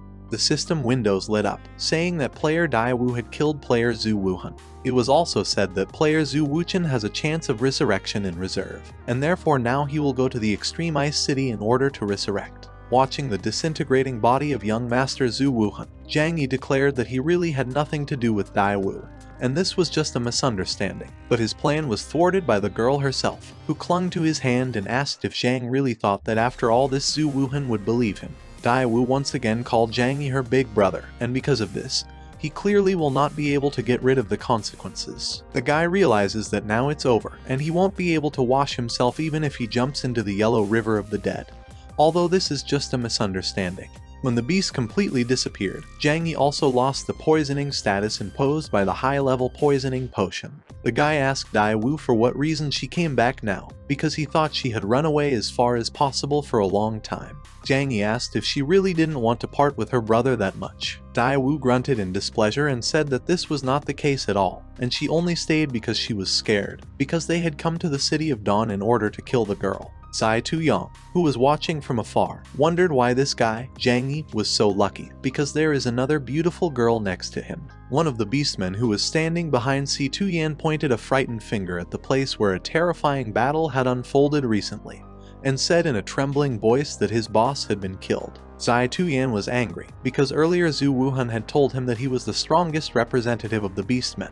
However, he could not cope with something so simple that made Zai Tu-yan feel the uselessness of this beast. Zai Tu-yang was clearly upset and angry because he had previously thought that he had found a strong patron. But now this is not the case, because Zhang Yi was able to kill his last hope. The guy was already about to leave, because he needs to slip away first before everyone notices it. Suddenly, a lot of blades flew into Zai Tu-yan, who was moving as far away from the battlefield as possible. Zai Tu-yan turned around in confusion, trying to figure out what had happened, and along with that, he apparently took damage from it. An unknown voice spread through the air when an unknown person asked if someone really let Si Tu-yan go, because he still owes this unknown person. Using the golden speed skill, Zhang Yi reached Zai Tu-yang extremely quickly and, stepping on him with one foot so that the latter would not escape, asked for what reason the beastmen came to the city of Dawn, the city of the human race. Without trying to hide anything, Zai Tu-yan replied that he only knew about the search for the girl Daewoo and the return of the mysterious card, but he did not have more information. Zhang Yi quickly caught the thought and wondered what kind of card could make the beastmen attack the main human city, and whether it could be what he thought. Daewoo quickly raised her hand, which contained a neat gold-colored card. The girl asked if Zai Tu-yan was referring to this card that Daewoo received after winning in the extremely icy city. The girl said that this card is useless except for its beautiful gold cover. Holding it straight in front of her, Daewoo said that because of the golden color, the card looks like those 10 divine talent cards that everyone is chasing so much. Amazed, Zhang Yi thought that it was not just similar, because this is one of the 10 rarest cards of divine talent that everyone needs. Zhang Yi quickly realized that whether it was ordinary or divine, each player could only have one talent, and probably for this reason she was not able to activate this divine level talent card. Suddenly, another realization came to Zhang Yi. Daewoo had just recently said that she had killed someone, and so some threads in his mind connected, and he recalled the rumors about the divine card from his past life. Many players in Zhang Yi's past life took away divine cards from others, wanting to take the talent for themselves. Then the guy realized that the rumors were true, and divine talent cards could be passed between players, and the way to get them was to kill the previous owner. Zai Tu-yang, still under Zhang Yi's foot, asked if they could let him go now, because he had already told everything he knew. Contrary to Zai Tu-yan's expectations, Zhang Yi raised his sword, intending to stick it into the guy. He thought that if Zai Tu-yan hadn't seen this map now, he might have left there alive, but now everything is different, and Zai Tu-yan will have to take this secret with him to the grave. A system window lit up in front of them, which said that the player Zai Tu-yang was killed by another player Zhang Yi, and it was discovered that Zai Tu-yang did not have a single chance of resurrection, so this is his last death. Zhang Yi's sword dissipated, after which Daewoo, holding a small map in her hands, asked if Zhang Wu was afraid that she might do something to him, because right now she is very close to him. In response to the provocation of the girl, Zhang Yi only replied that he was not afraid of it at all, because he already knew that Daewoo was an intelligent person.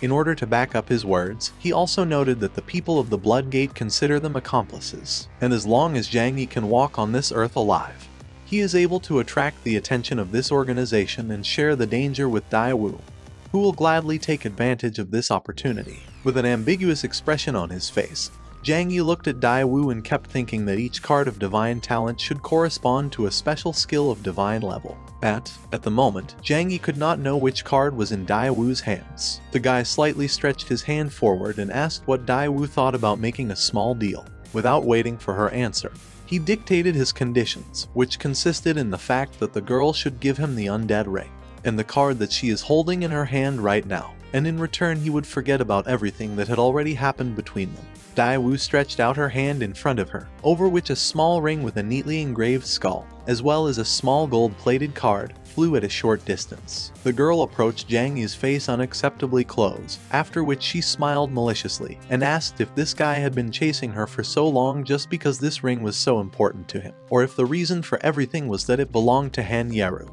Zhang Yi's face hardened a little, after which he said that he was doing this because he had previously promised the girl to return her undead ring, which was stolen by Daiwu. Hearing this answer, the girl sighed and held out her hand to him, over which the ring and the card were still hovering.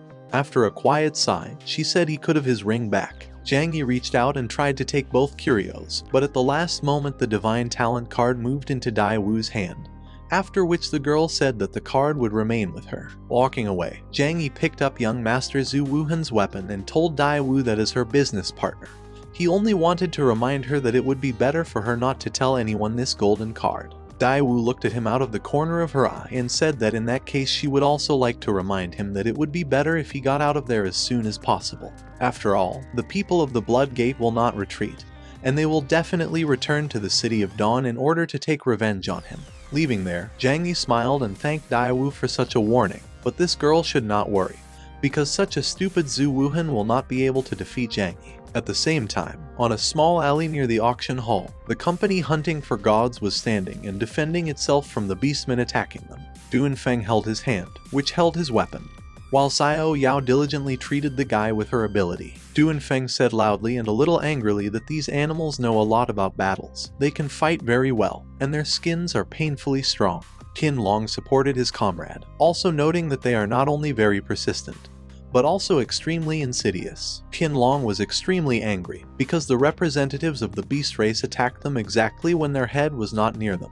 Han Yeru looked stiff and tense as she talked about not knowing the details of whether their leader Zhang Yi was okay at all. Suddenly, one of the recently fallen beastmen stood up, swinging his bat at Han Yeru. He called the girl names and said he was going to blow her head off with his bat right now. At the most opportune moment, an axe-like weapon flew into the beast. Zhang Yi exclaimed loudly, warning Han Yeru of the danger. The beast split into two parts, trying to say something, but not having the opportunity to do so. Zhang Yi quickly approached, and informed the beast that he had already sent their boss back to the Extreme Ice City, so this was just the right time to send his minions there as well. The monster fell to the ground with a crash, and Zhu Wuhan's weapon fell with it. Xiao Yao happily ran towards the newly arrived Zhang Yi while Han Yeru asked him if there were any injuries and if the leader was okay. Zhang Yi replied to the girl that everything was fine and he was safe, but these beastmen were really very stubborn.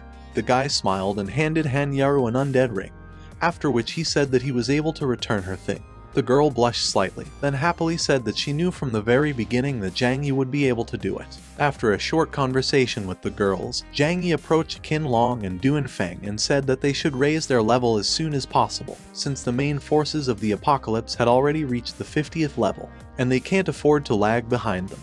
Duanfeng exclaimed joyfully, saying that he could start right now. Qin Long smiled gently and said that it seemed their monster was ready. Duanfeng approached the girls and, showing them his hands, told them to look at his powerful muscles, because tomorrow he would use them and defeat all the monsters. At this time, Zhang Yi was looking at them, but he wasn't listening at all. He was thinking that in most cases, divine luck means a simultaneous encounter with great risk. He understood that as soon as the secret of the divine talent card was revealed, he and Han Yeru could become prey for all the players of the apocalypse, which would put them in the most dangerous situation. For everyone's protection, he decided that before that time came, they would have to increase their strength properly. After some time of hard training, a system window finally appeared in front of Zhang Yi, which said that he had reached the 50th level, and now he could advance the profession to the 2nd rank. Zhang Yi opened his stats window and thought that maybe it really took them a long time to deal with the Blood Gate. They finally reached the necessary level. After a while, the guild hunting for gods gathered on the Dawn Street. While Duanfeng was holding little Xiao Yao in his arms, she asked the leader what they should do next, because they had all already reached the 50th maximum level. Zhang Yi looked at them with a sly look, after which he said that they would naturally break through the maximum level. The guy was thinking that they need to complete the task for the second rank profession as soon as possible, because it is important for them to improve their current skills, since this is not enough at the moment.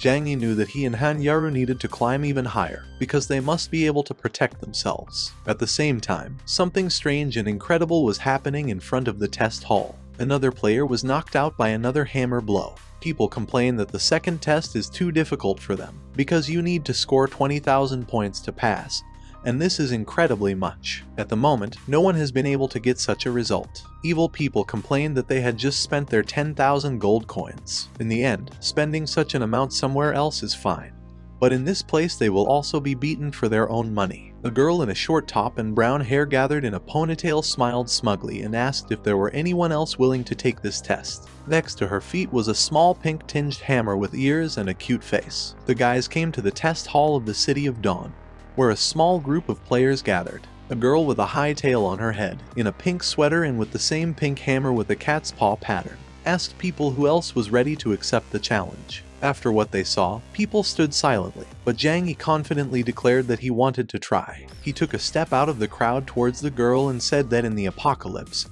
victory depends not only on strength, but also on skills. The girl stepped back with one foot for a more stable position and was surrounded by blue energy. She swung her hammer, thereby delineating her territory. Zhang Yi informed the girl at that moment that he would show her how to play. A small flying mechanism appeared in the air, and the girl pointed at it to the guy with her hand, asking Zhang Yi if he could see this little thing. She loosely put her hammer on the ground and put her foot on his scuffle. A notification window appeared in front of the guy, which talked about the task of the second rank, in which you need to pass a career change test. The requirements for the task stated that this is a single-player game to reach the 50th level. The cost of this test was equal to 100 gold coins, and there was also a description of the mission, which said that it was necessary to fight with an officer of the second rank. Points will be awarded for evading skills and effective strikes. To pass the test, the total score must exceed 20,000 points. In this task there is a time limit, which is equal to 10 minutes. The rewards for completing this mission are unlocking the maximum level, that is, the 70th. In addition to it, new skills and the possibility of improving specialization will also be available. The girl explained to Zhang Yi that it was a test-scoring robot. The guy will pass it only if the points on it exceed 20,000. The mechanism itself with a small propeller was in the air. After Zhang Yi read the instructions for the task and heard the comments from the girl, he immediately suggested starting. He quickly and very quickly began to head towards the officer. The guy used the golden speed skill to instantly approach the girl. However, she turned to the guy, calling him a little handsome, and told him that a frontal attack was not the best choice. She swung the hammer and struck with crushing force in front of her, but got past the guy, hitting the ground. The girl exclaimed that the guy was pretty fast. She immediately turned her gaze to him, and Zhang at that moment, deftly dodging her attack, replied that he was not stupid enough to fight hand-to-hand with a fighter if he was not sure of victory. He spread out his palm, in which an electric current began to gather, which sparked with its energy. Zhang Yi, having gathered enough energy in his palm, turned to the girl with the words that she should taste electricity. Zhang Yi used a chain lightning attack and directed all the electric current at the girl, who instantly screamed. Electricity enveloped her body, causing her to drop her hammer from her hands to the ground. For successfully deflecting from her attack, Zhang Yi received 1,000 points, as well as for effectively hitting the skill with another 1,000. The robot's screen displayed the total score at the moment, which is equal to 2,000 points. Zhang Yi looked at him and thought that it turned out pretty well and he needed to quickly raise the bill to 20,000.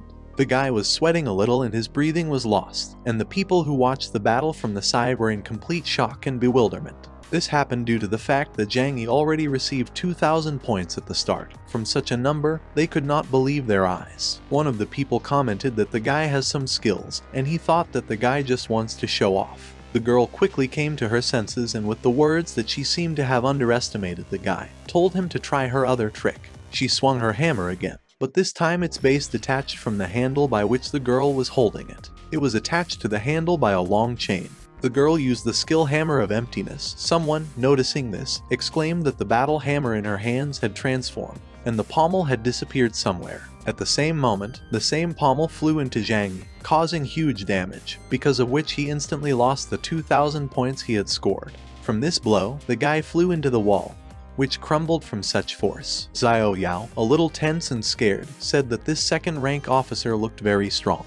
And then she turned to Sister Yeru with a question about what she thought, whether their head would be able to pass the test. To this, Han Yaru confidently and firmly replied that she believed that Zhang Yi could. She, remembering all the past battles, thought that even though every time they found themselves in extremely dangerous situations, Zhang Yi could do what others could not. After the dust cloud dissipated a little, Zhang Yi could be seen breathing heavily, but still standing on his feet. He stood up more confidently and waved his hand, thereby summoning a flock of birds that immediately circled in the air next to him. Zhang Yi's face expressed unshakable confidence. He shouted out to the girl that she seemed very proud of this hit, but this would not happen again. Zhang recalled how he had challenged an officer 200 times in his previous life, but never passed. However, this time, Zhang Yi has accumulated a lot of combat experience. He headed towards the girl, and at that very moment, red energy enveloped his eyes, and his pupil became vertically elongated. Zhang Yi used the general vision skill, in which animal tamers can share vision with summoned beasts. The image of a girl with a hammer in her hands was reflected in the eyes of one of the birds. The guy accelerated towards the officer while they were surrounded by a ring of blue energy.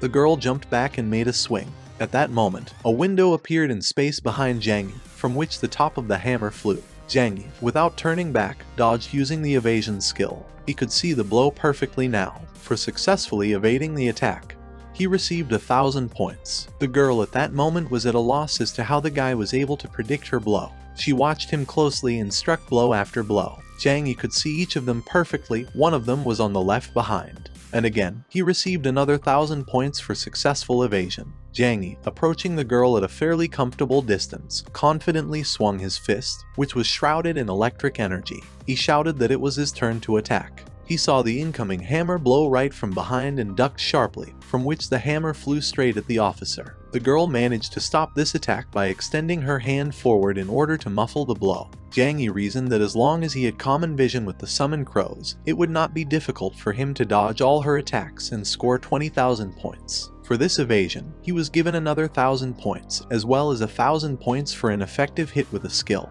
Crows circled above them in the air, which is why the girl quickly realized that they were somehow connected by his skill. She confidently waved her arms to the sides, pointing the hammer in a circle. The storm hammers of the void swiftly began to shoot down the birds one by one, while Zhang Yi dodged her attacks. He abruptly shifted his gaze to the side and slightly panicked, as he saw with the raven's eye that a hammer was flying straight at him.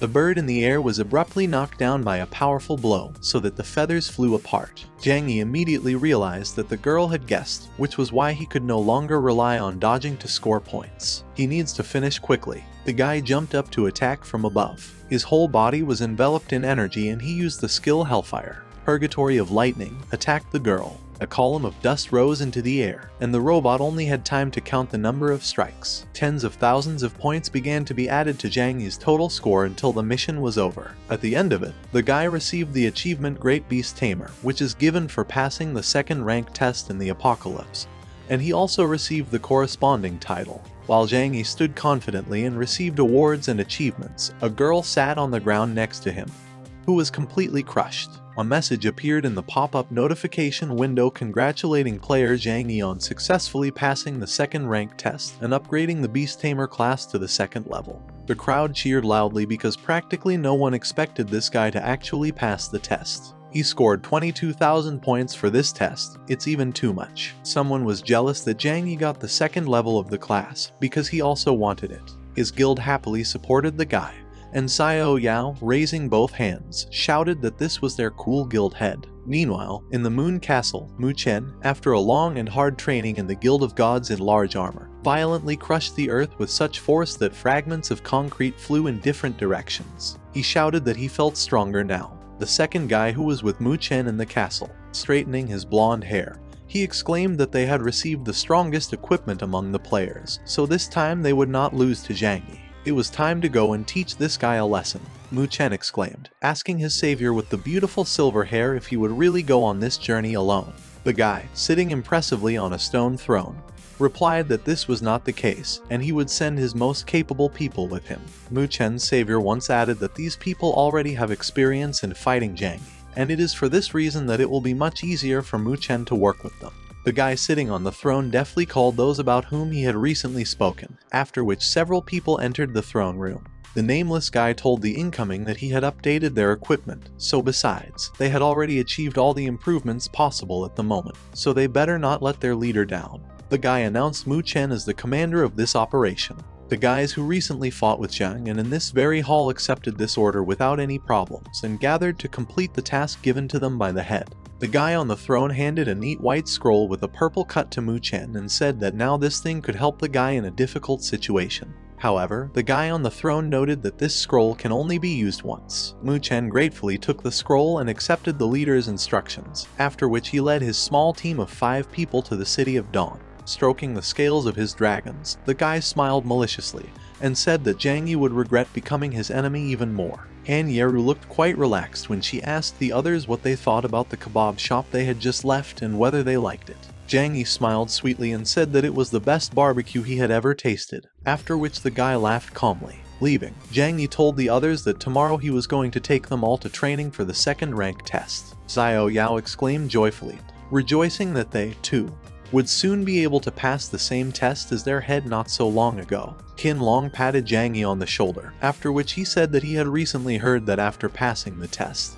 they would be able to use powerful second-level skills according to their specialization. The guy smiled and asked their leader to show them his skills somehow. Zhang Yi agreed without much trouble, saying that he would show them to them the next time he went to the dungeon. Zhang Yi thought that after this elevation, he really got a lot of skills, which he himself had not had time to fully understand yet. Opening a small window of his abilities, Zhang Yi began to read, and the first skill that caught his eye was the demonic substitution of the first level. This is an exclusive skill from the profession of a second-rank beast tamer. This skill is able to remove all the effects of control, and leave the demon doll at the place of application of such an unusual skill. As soon as the doll is attacked, all the surrounding enemies will panic for 3 seconds. This skill takes 30 minutes to recharge. As soon as Zhang Yi read the description of the skill completely, he smiled contentedly, because removing control and general fear is just an amazing skill. While the guys were calmly strolling through the streets of Dawn City, several figures of angry people appeared in front of them in just an instant, who turned out to be Mu Chen and his henchmen. A guy in a neat golden armor and hair, the color of such an unpleasant, reminiscent of swamp ligature, smiled and announced that he had finally been able to find the one he was so ardently looking for, Zhang Yi. The leader of the God Hunt was a little taken aback, thinking that the people next to Mu Chen were part of the Divine Guild, and he did not quite understand why they were next to him. Zhang Yi stretched out his hands and, smiling, asked if his old friend had become too bored to be in the Apocalypse universe, since he himself had come to Zhang and for his own death. Mu Chen grimaced angrily, then exclaimed that last time he had allowed Zhang Yi to leave, but this time it would not be like that. The guy in the golden vestment quickly pointed his finger at the rest of his comrades, saying that their main task was to block the others, and Zhang and he would take over. The guy with long white hair said that he would take on a swordsman, then asked if someone wanted to oppose. However, hearing nothing in response, he went into battle with Du and Feng. The tank of the Hunt for the Gods noted the menacing tone with which this stranger spoke, after which he exclaimed, calling the guy to fight, as well as exposing his katana. After Du and Feng's frontal attack, which the stranger in bandages only managed to dodge, also noting how fast Du and Feng's sword was. Throwing one of his bandages up like a spider web, the guy jumped to the nearest building. Du and Feng exclaimed, asking the scoundrel if he was going to escape. Suddenly, the guy from whom the dark energy emanated came forward, saying that it was finally his turn to act. With quick and dexterous movements, he released a large and deep shadow from his entire body, which headed towards Xiao Yao in a wave. The shadow easily passed through Zhang Yi, who was standing in front of Xiao Yao, and surrounded her with a large dark storm, absorbing her into itself. Han Yeru and Qin Long rushed to her, trying to calm the girl with words that they would save her. Xiao Yao panicked as the shadow began to envelop her like a cloud. Qin Long rushed after Han Yeru, trying to stop the girl, because there might be an ambush. Zhang Yi was about to help his comrades when he suddenly realized that he was unable to move. The guy looked at his feet, shrouded in black shadow. Zhang Yi was a little taken aback, not understanding what was happening to him, because he needed to move more than ever. Mu Chen's spell was enough for Zhang Yi. Holding back on the spot, The guy in the golden robe used his 4th level shadow slavery skill, a skill capable of controlling one target, as well as creating a black shadow under the enemy's feet, depriving the latter of the ability to move for the next 10 seconds. Mu Chen rushed at Zhang Yi from behind, furiously shouting that no one would help him, because now the guy is under the control of the black shadow. Getting very close, Mu Chen exclaimed, mockingly asking Zhang Yi to show him now how he could resist him. With quick movements of his hands, Mu Chen plunged his sword into Zhang Yi, but at the same moment, Zhang Yi turned into a small red doll, which was the effect of the demonic substitution skill. Once inside Mu Chen's bosom, Zhang Yi smiled and asked if this guy really thought he could stab him in the back again. Zhang Yi's hands sparked with small sparks as the guy activated his chain lightning skill. The guy quickly put his hand on which there were sharp lightning bolts to Mu Chen's back, after which he screamed in pain.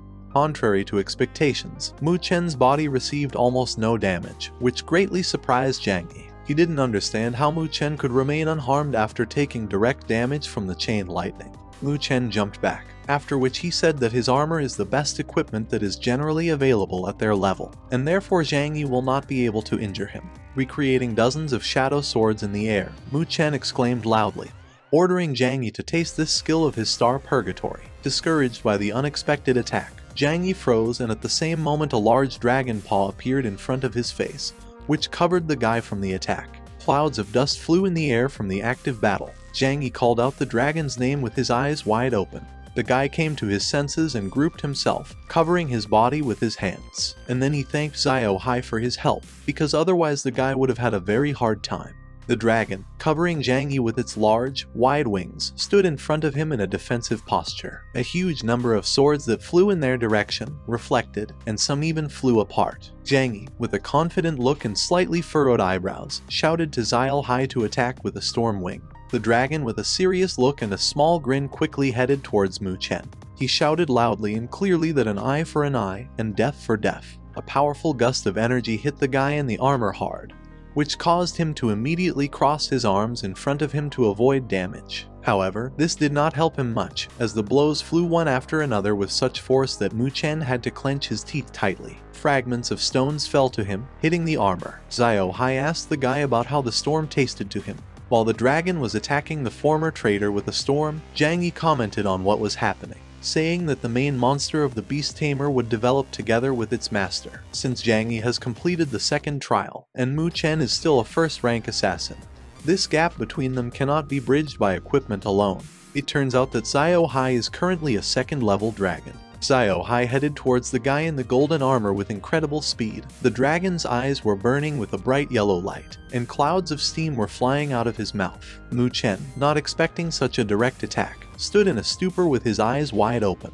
His arms were barely crossed in front of him, covering his chest and neck. However, this did not prevent the dragon from grabbing Mu Chen with its huge paw. The dragon has grown very much and has become incredibly large. Zhao proudly towered over them all, and his gaze was directed downwards at Mu Chen, to whom he informed that he would always surpass the guy. The dragon held the guy with one of his paws, squeezing him tightly. From such a grip, the guy in the golden armor could not move. He looked at Zhao towering over him with indignation, rage and fear in his eyes, and thought about why this guy named Carlo did not inform him that Zhang Yi had completed the second rank test. He clenched his teeth tightly, and the memory of Carlo reminding Mu Chen that he should remember an important detail flashed through his mind. The thing that the blonde gave him can only be used once. This memory, like an epiphany in Mu Chen's head, reminded him of this item, or to be more precise, of the scroll. In his eyes, the fire lit up again. Grabbed by the torso, the guy could not move, but his hands still remained quite mobile.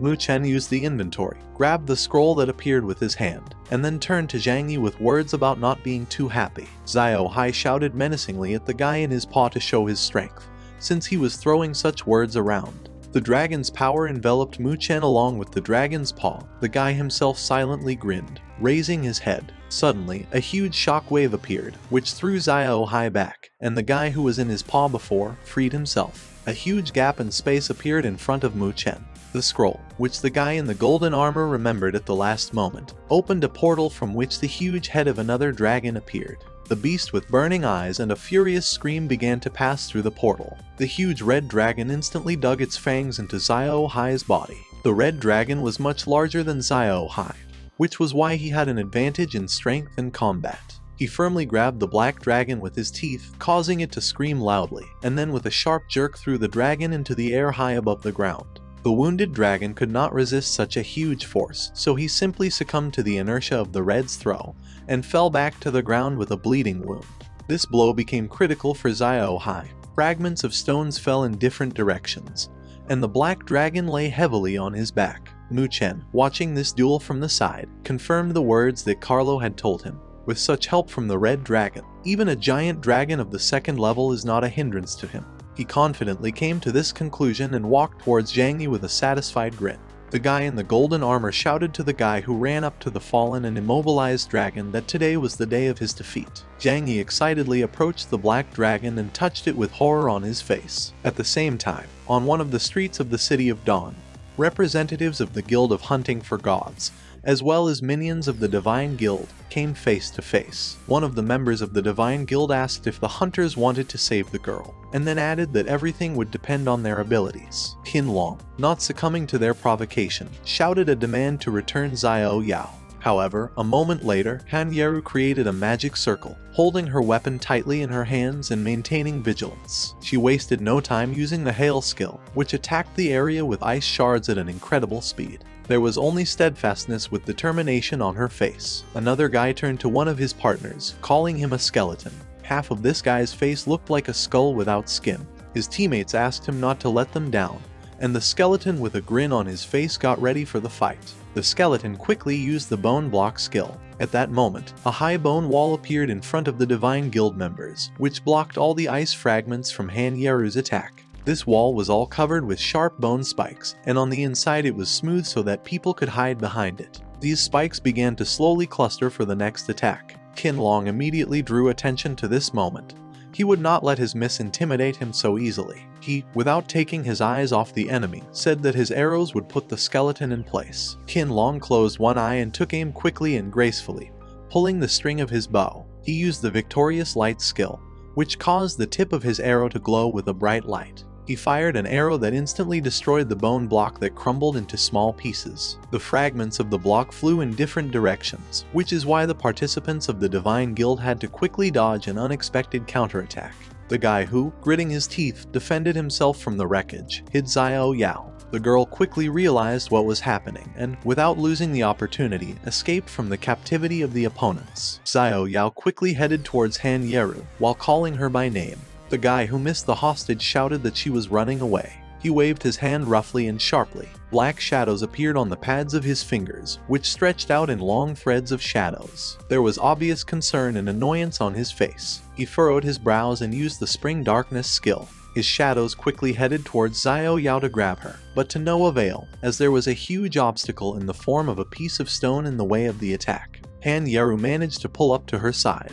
Thus, she saved her from the guy's attack and managed to block the Spring Darkness. She made sure that everything was fine with Zhao Yi, and then turned to her and said that there was no need to be afraid, because everything was fine now. After that, she hugged Zhao Yi and turned to Duanfeng, who was fighting, to find out how his situation was and whether he was coping. The guy, without interrupting the battle, replied to Han Yeru that he would finish the fight quickly and she should not worry. The guy deftly wielded his sword, making quite dexterous and precise movements. From the sword fight, sparks flew in all directions, which looked like stars in the night sky. Duanfeng's opponent shouted loudly to him that he would finish the fight, not the guy, on the contrary. He spread his arms out to the sides and used the full dressing skill. This action surprised Duanfeng a little, which made him hesitate for a moment. However, this did not prevent him from reacting very quickly to what was happening. The guy, who began to be pulled into a cocoon of bandages, quickly and deftly cut all the bandages that tried to bind him. Duanfeng turned to the opponent with the words that he should not get hot, as the guy promised to finish the fight as soon as possible. With a sword in his hand and a confident half-smile on his face, he completely freed himself. Duanfeng immediately attacked the opponent, who crossed his forearms in front of him to soften the blow a little, but this did not help him much. Duanfeng calmly turned around and walked away with a slow step. He put his 3 swords back into their scabbards and, closing his eyes, told the defeated opponent that he had not even managed to fall to the ground yet, so that he would not look at him like that. 3 sword wounds appeared on his body at the same time. Duanfeng calmly commented on what was happening by saying that did the guy really think that the other 2 Duanfeng had on his belt were just for decoration. and then he just continued to walk away calmly. He returned to his comrades with the words that they got rid of one, so there were 3 left. Qinlong and Han Yaru were standing next to him.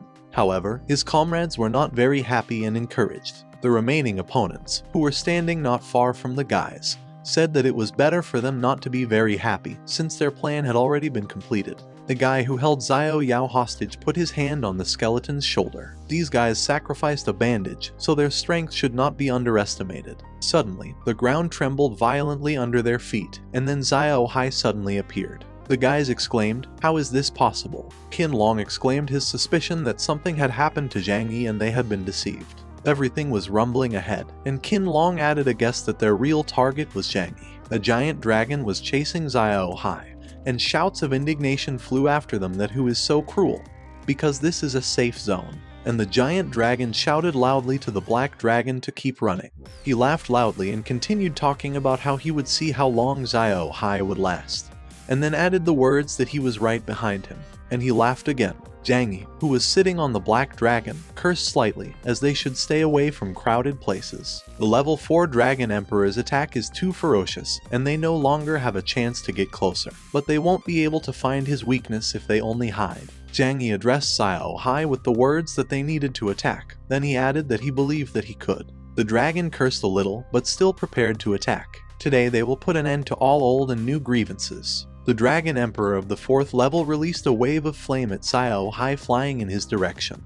While the small figure of the gold-clad Mu Chen asked Zhang Yi if he underestimated Mu Chen, or overestimated his own strength, since he was so confidently flying straight into the jaws of death. Mu Chen smiled smugly, saying that the 4th level Imperial Dragon would turn both Zhang Yi and his adorable dragon Xiao Hai into ashes. In the sky, where the dragon of the 2nd rank was recently located, only a fiery trace remained. Mu Chen's smile began to show madness as he laughed, saying that even if Zhang Yi had an immortal body, there would be no trace of his pet Xiao Hai. Holding onto Xiao Hai's horns, Zhang Yi received a large amount of damage from the 4th level Dragon Emperor's fiery breath. After activating the Soul Connection skill, Zhang Yi also began to lose health points. Soul Connection is an exclusive skill of the Beast Tamer, after activation of which the damage received by the monster is transferred to the Beast Tamer. This skill works for 60 seconds, and it takes 3 hours to recharge. Zhang Yi thought that the Soul Link could help him for a while with its transfer of damage, so that during the activation of the immortal body, Xiao Hai would also be immortal.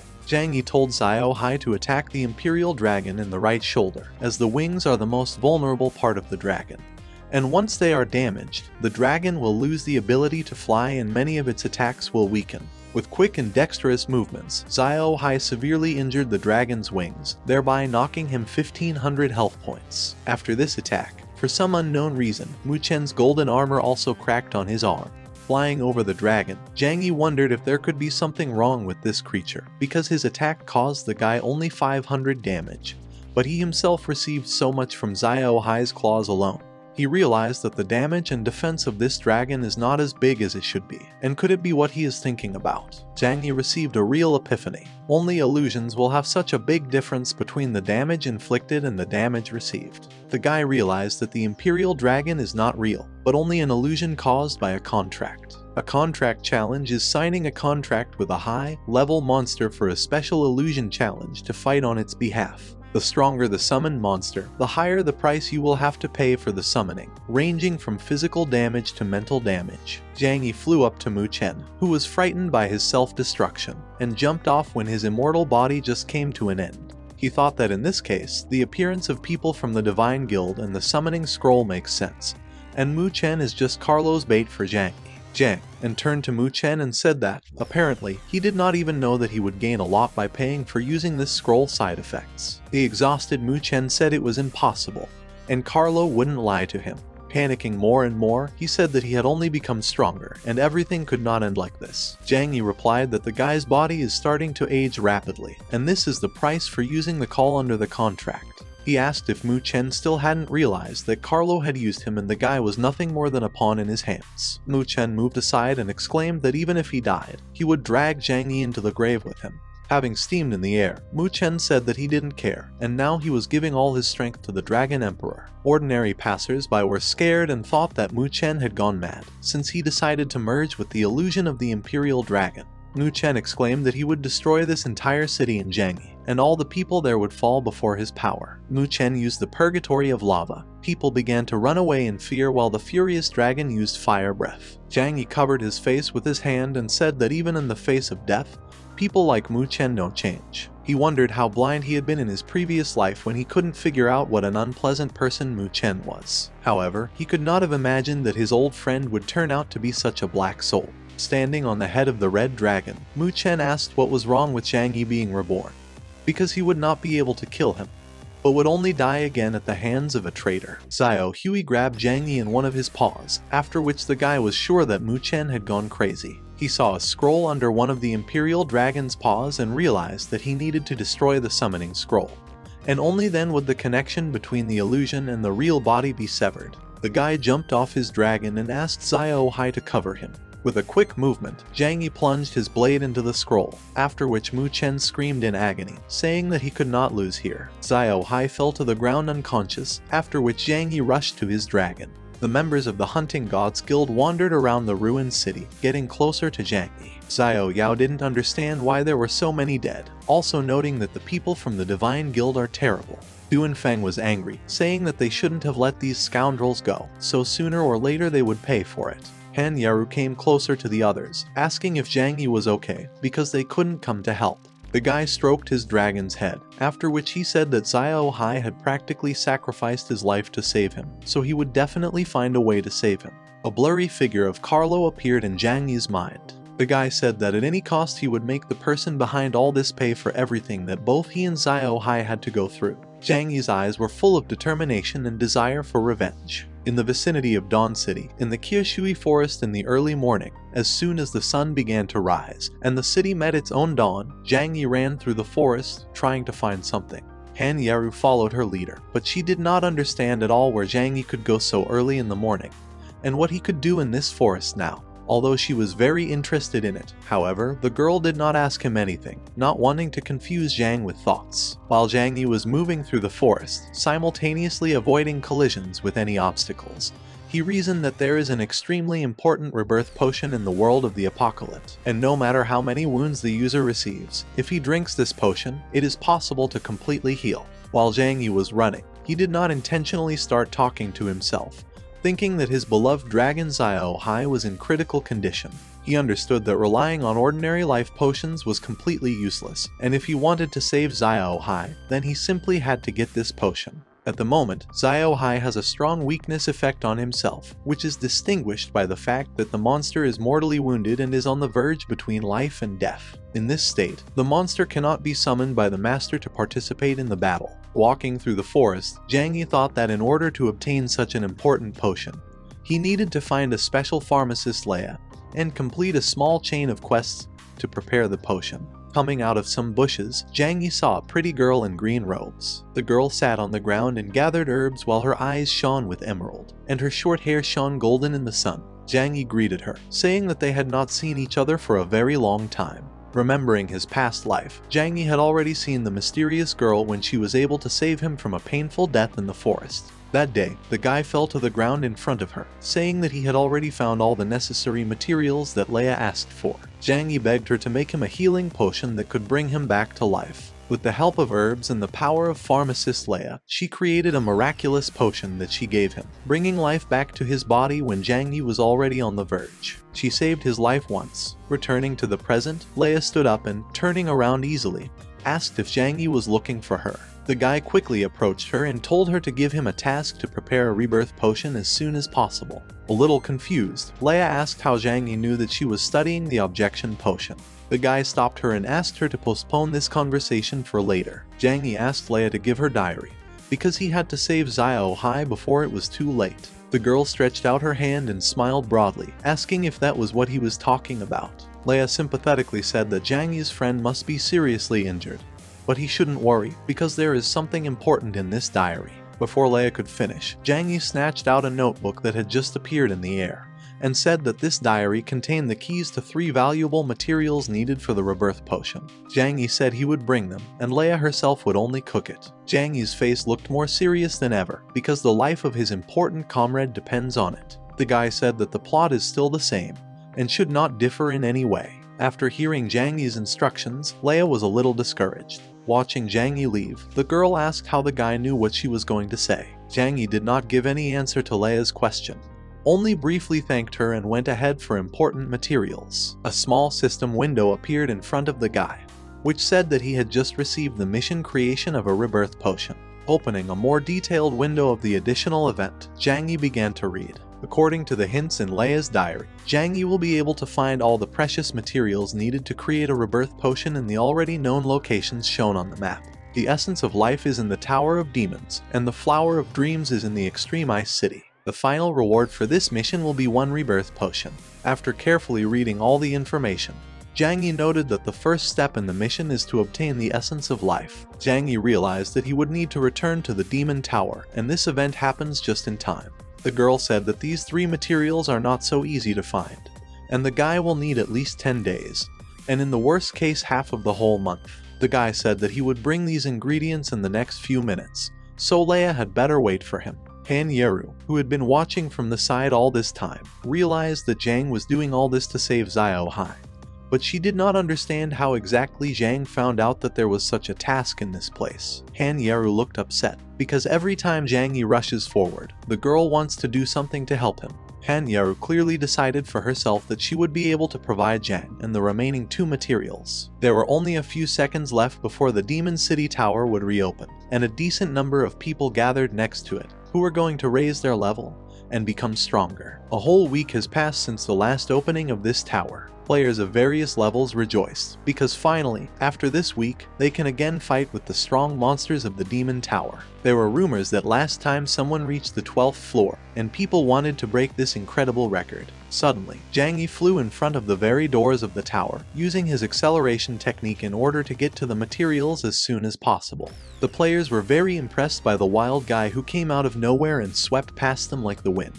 Zhang Yi mentally begged Xiao Hai to wait quite a bit, because the guy intended to make sure to make this potion and bring it as soon as possible. Once at the gate of the first floor, Zhang Yi started knocking, wanting to get the monster out of there as soon as possible. The guy asked the monster to hurry up and let him in, because he is in a terrible hurry. The gate swung open impressively and a monster dressed in silver armor came out, and in the hands of the monster was a heavy weapon, the material resembling a stone.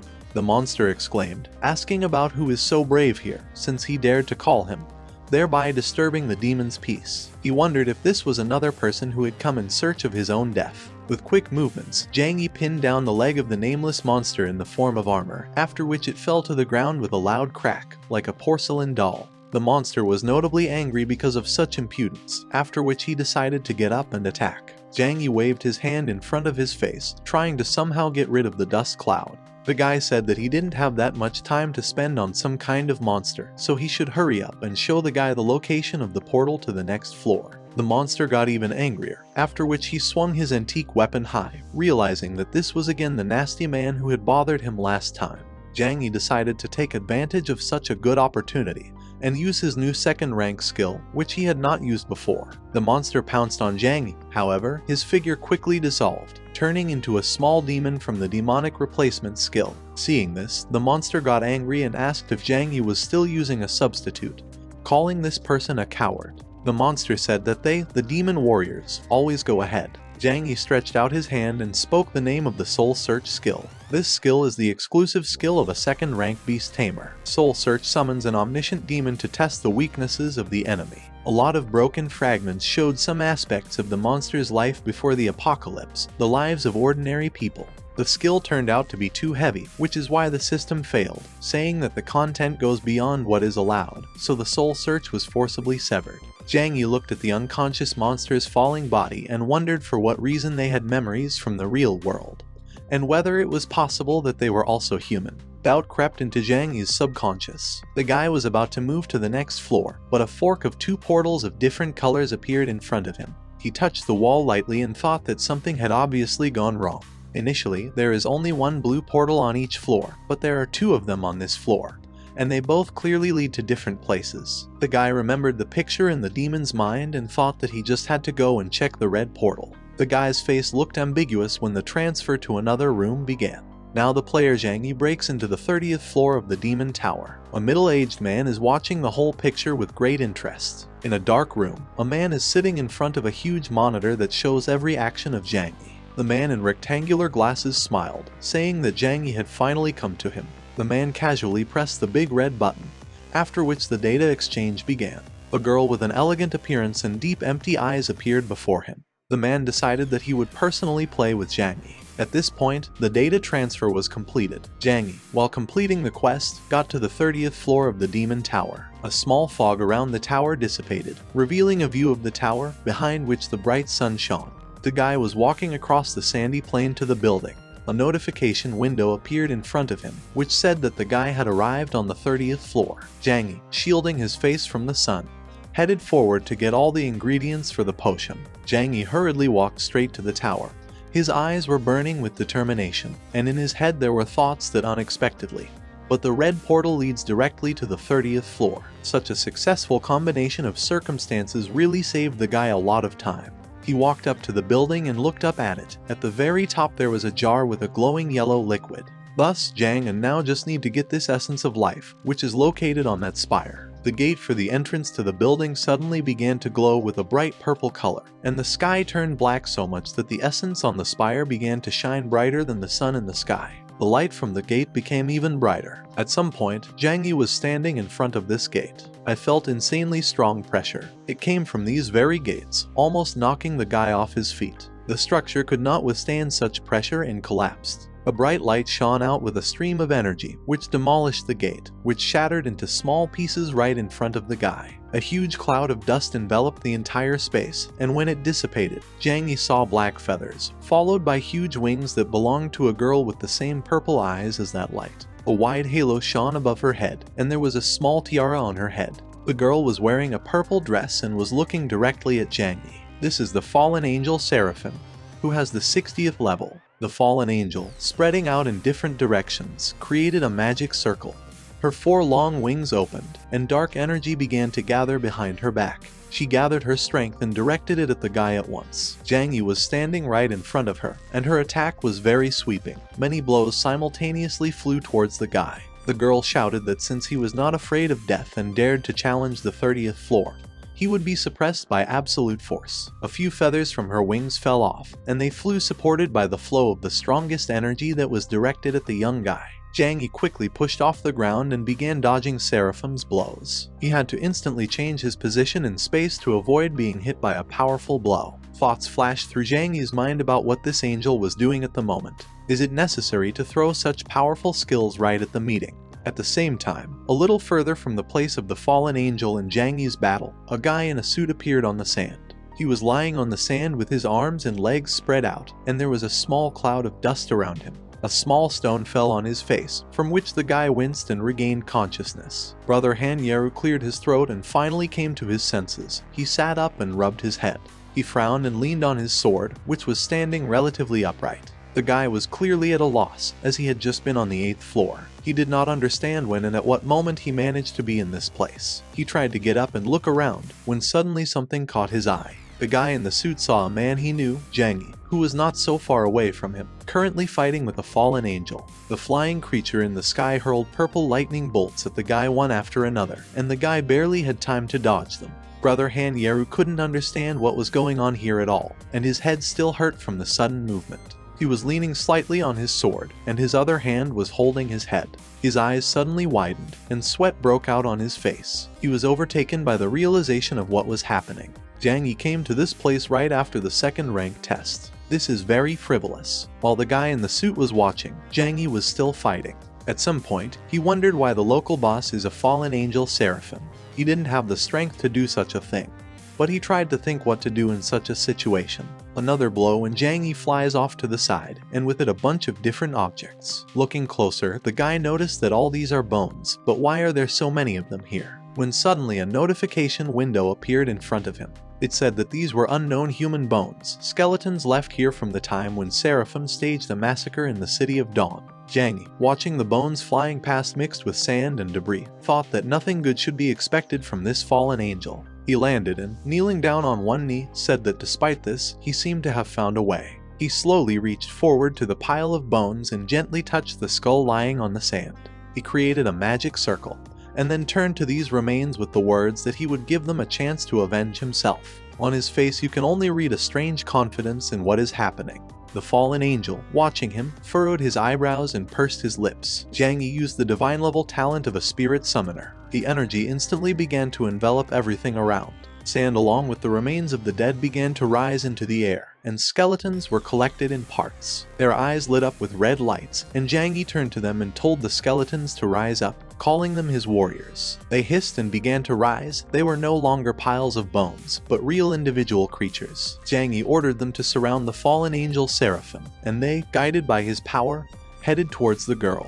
The crowd of the living dead rushed to the feet of Seraphim, who was, to put it mildly, surprised by this. The dead climbed higher and higher on the girl's clothes and legs, because of which she could not move from her place. At the same time, taking advantage of the situation, Zhang Yi hurriedly jerked towards the essence of life, which was located at the very top of the castle. As soon as Seraphim saw Zhang Yi's figure moving so fast, he understood his plan. He asked the guy if Zhang Yi had only used this undead to stop him, when initially his real target was not a fallen angel at all, but the essence of life. He loudly exclaimed to Zhang Yi that he could already give up, because Seraphim would not let him take the essence so easily. With a quick jerk, Seraphim raised his hand to him, after which he called for his lightning to descend from heaven right now. Seraphim summoned his spell, striking the area, the Kingdom of Thunder. This spell is capable of dealing damage over an area, and it lasts for 10 minutes, dealing 500 units of magic damage to all nearby enemies within a designated radius every 3 seconds. Lightning of a deep purple color struck the undead, after which they turned into piles of ashes, thereby freeing the fallen angel. Holding a small human skull in his hand, the enraged Seraphim headed towards Zhang Yi, whose turn had come so quickly. Seraphim gracefully raised his hand, on the tips of which small tongues of lightning had already formed. Zhang Yi was startled, but he didn't have time to do anything to dodge such a fast and strong attack.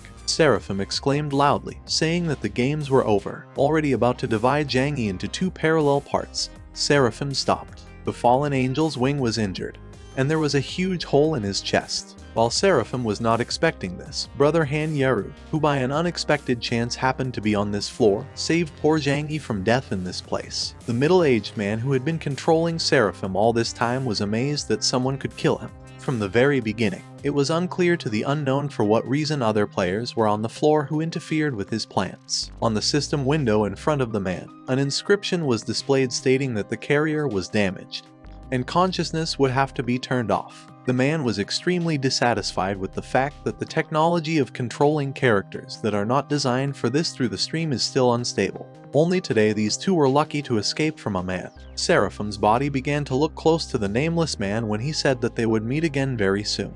After a while, the sky above the heads of the only people present on the 30th floor began to open up to light. Holding the essence of life in his hand, Zhang Yi asked what Ba Huang was doing in such a place, because this dungeon is intended for only one user. Both guys were visibly battered by such an unexpected and difficult battle, which was clearly not in their direction. Contrary to Zhang Yi's question, he said that he was extremely glad that Ba Huang was in this place now alive and well, and all thanks to his sword. Zhang Yi also noted that he had never seen Ba Huang use such a cool punch before. Ba Huang himself, in turn, was even more shocked than Zhang Yi. The guy simply could not believe that he had killed such a strong boss as Seraphim, a fallen angel, on his own. At the same time, in the Tower of Eternity, a middle-aged man was reviewing the scene from the 30th floor. He kept asking the Apocalypse Elf to reproduce all the battle scenes again, while he obediently obeyed his master's orders. Looking at every second of the battle, the man noticed something suspicious in one of the frames. At the same moment, he asked the Apocalypse Elf to enlarge the right corner of the screen in order to get a better look at everything.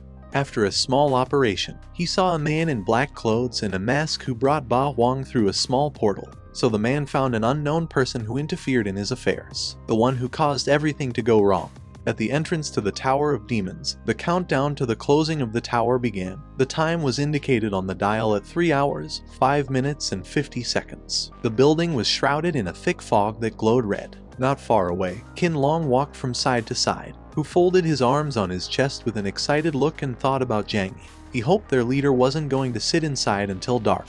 It couldn't be that he missed the demon tower so much from the last time. The timer kept going, when suddenly Qin Long noticed some change in the portal to the demon tower. He saw Zhang Yi and Ba Huang come out of there. Qin Long called out to the guild head while they were talking about something. It turned out that Han Yaru's brother thanked the guy for taking care of his sister these days. While he was saying this, his hand was resting on Zhang Yi's shoulder in a friendly way, and the guy himself politely smiled at the girl's brother and replied that everything was fine, because Han Yaru would also be glad that her brother had returned. Qin Long happily noticed Ba Huang and turned to the young master with a wide smile, as he did not expect to meet him here. They stopped and Qin Long suddenly notified the young people that Miss had been missing since the morning. He put his hand to his chin and continued to talk about what had happened. It turns out that they wrote her messages, but did not receive a response. Ba Huang commented on the incident, saying that his sister was always careful. If she is missing, then there is probably some reason for such an act. Zhang Yi reacted to this statement by agreeing with Han Yaru's brother, and then he turned to Qin Long. The guy asked me to remember carefully if Yaru had behaved strangely before disappearing. Qin Long scratched his head, thinking about it. He said the words about the strange behavior again. He thought for a while, and then replied that he had seen Miss in the square last night. She was standing alone in front of the statue, as if she was praying for something. He also said he saw her close her eyes, so he didn't bother her. Zhang Yi thought deeply about Qin Long's words. He suggested that Han Yaru's unusual actions might be part of a prayer quest. The guy put his hand to his chin, continuing to remember what he had already learned earlier. Zhang Yi said that prayer is a leisure and entertainment task in the apocalypse, and to complete it, you need to spend 3 hours praying in the city square at 9 in the evening. Zhang Yi also said that there is a good enough chance to get the 1 Eros, the Dream Stone, as a reward. Listening to such a detailed story of Zhang Yi, Qin Long could not grasp the key idea of the task, which is why he did not understand much. Zhang Yi also said that this stone itself is useless, and it can only be used as an ornament. However, there is a downside to this useless stone. If you water this stone with a dream source from Manglin Villa, you can get a real dream flower. The guys listened to him and they were quite fascinated by the name Dream Flower. Zhang Yi clenched his hands into a fist, after which he said that he already knows where this Manglin Villa is located, and Han Yaru should be there now. The three of them prepared to go after the girl, after which Ba Huang offered to go right now. After some time, they reached the extreme ice city where Manglin Villa was located, the original purpose of their trip.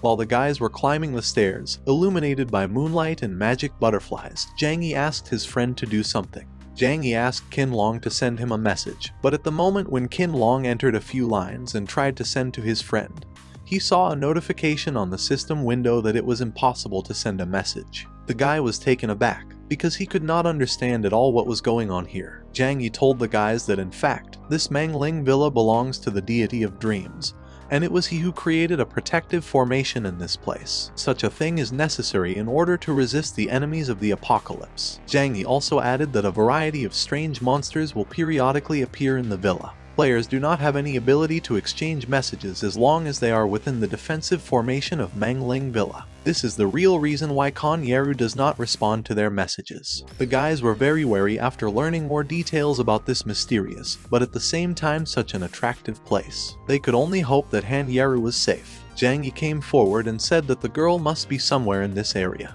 He asked the others not to disperse after they entered Mangling Villa, otherwise it would be very difficult for them to meet again. The actions of the guys were severely hampered by the inability to communicate via messages due to network restrictions. Apart from that, they also couldn't exchange news, so all they can do is stick together. At Manglin's villa in a small forest at the same time, Han Yaru had a collision with the spirits of dreams that circled over the forest. The group of guys immediately became alert and prepared for battle. The spirits began to attack people rapidly and violently, which is why the guy with the shield in his hands immediately used his fierce grip skill to detain these spirits. Red energy enveloped him. Behind the guy, his phantom appeared several times larger than himself, who grabbed these spirits in his hands. They were white in color and in traditional clothes. They had huge claws and long horns on their heads. The spirits themselves looked quite ferocious. Their eyes were flooded with white. Their eyebrows were drawn together and frowned, and their clenched teeth looked more like a grin. They immediately rushed to the attack when they saw the enemy. The guy's phantom was not inferior to them in ferocity. He held them tightly, and flames were blazing around the guy. He had a sword in one hand and a shield in the other, which he held quite high. The guy shouted to his comrades that he had used his skill to restrain the spirits, so it was little sister's turn. So he called Han Yaru, who was already ready for battle. She was holding her staff in her hands, and the bright blue energy was already surrounding her with might and main. The girl waved her staff and ordered the ice and snow to listen to her orders. Not a muscle of her face twitched, expressing complete confidence. Han Yaru used Ice Storm, an exclusive mage skill that unleashes a storm of ice and snow to attack the enemy. This attack deals 500 magic damage per second. The duration of this skill is 10 seconds, and the recharge takes 1 hour. The spirits were enveloped in flames, and then, one by one, ice fragments flew into them, which began to cause a large amount of damage. The girl's teammates admired her. A level 50 mage is so strong. They were very lucky to have such a teammate. The defeated spirits lay on the ground without strength. Suddenly, red spots began to appear on the spirits lying on the ground, which rapidly began to increase and eventually turned into flowers. The spider lily hovered over the spirits' bodies, and red-black energy hovered around them.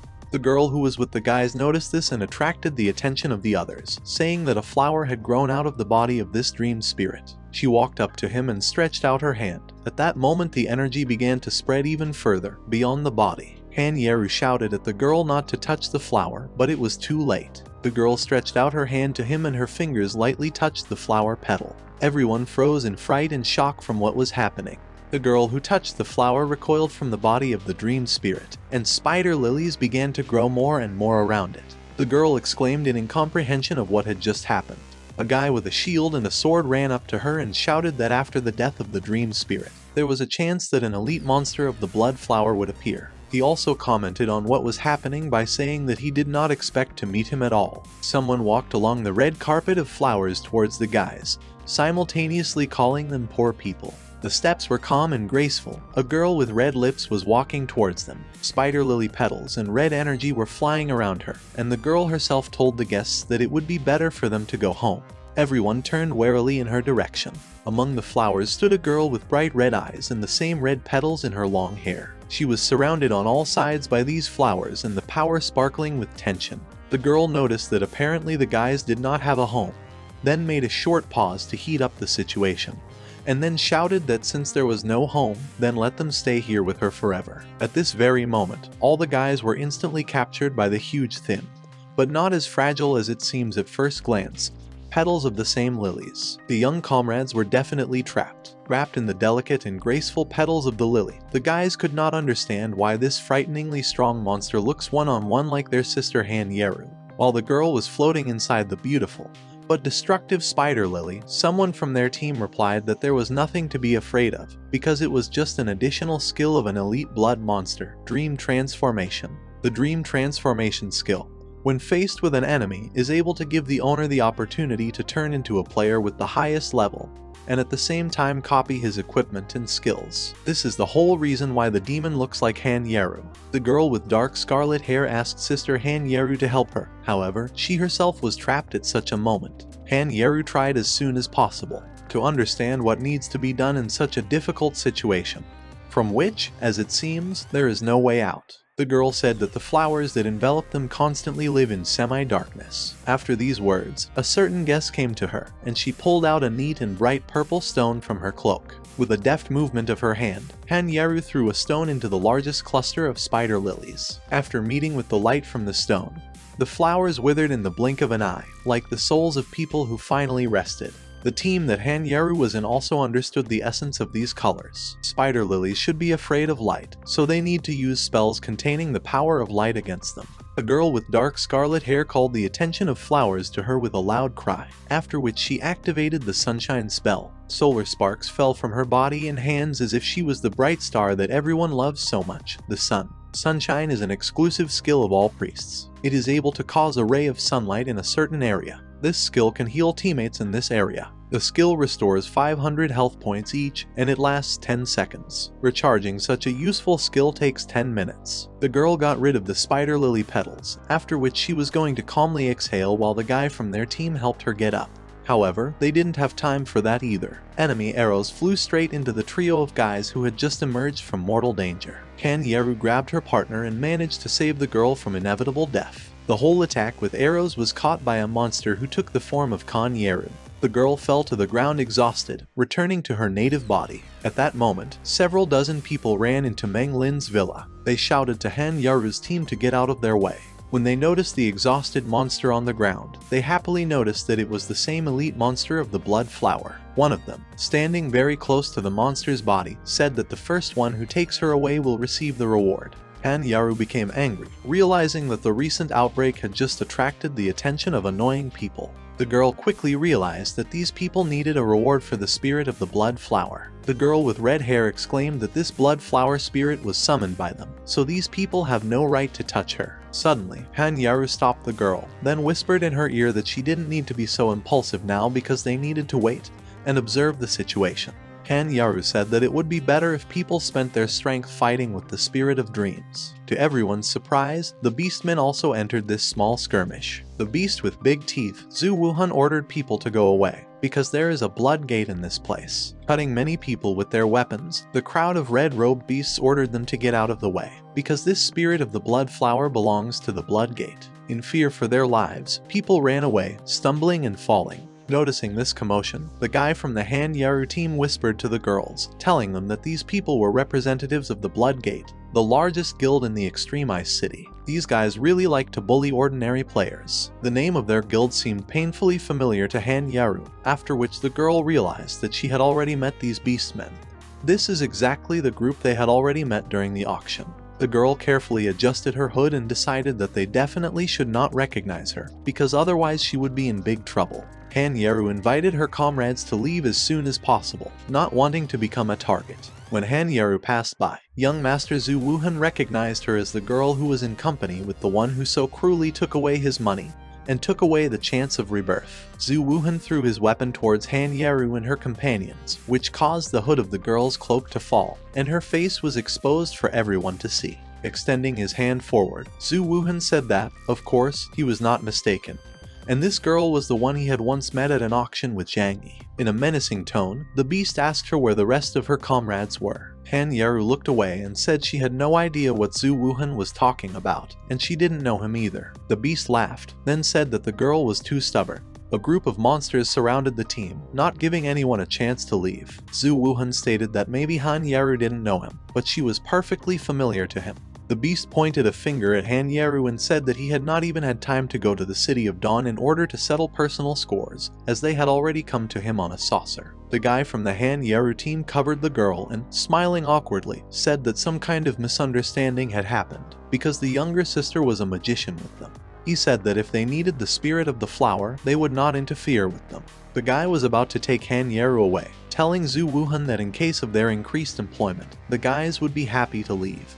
But everything did not go quite according to the plan of the poor guy who was a victim of circumstances. Zhu Wuhan threw his weapon at the guy, wanting to get him out of sight. The poor guy flew a few meters away, after which he fell to the ground. The girl with scarlet hair gently catches her companion, after which she glared at Zhu Wuhan with anger. The monster asked if they really wanted to just leave after they met him. The girl told him that they were just going to go to the dungeon and did not want any problems along the way. The girl asked the beast not to find fault with them, because they will leave now. Zhu Wuhan grabbed the handle of his weapon and asked irritably what other quibbles. With one jerk, the beast rose into the air and rushed at the guys, saying that in this lucky case, when they are all together, he will simply send them all straight to hell. With quick movements, Han Yaru rose to her feet.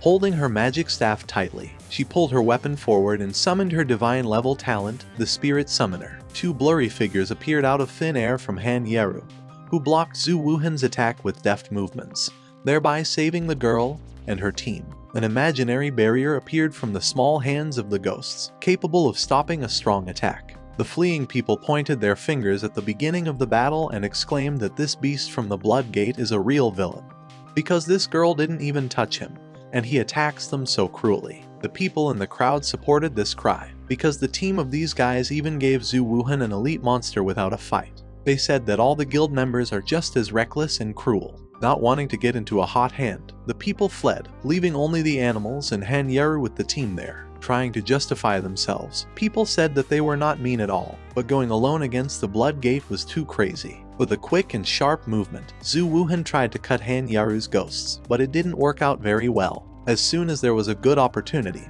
Han Yaru used her move and attacked her enemy with a fireball.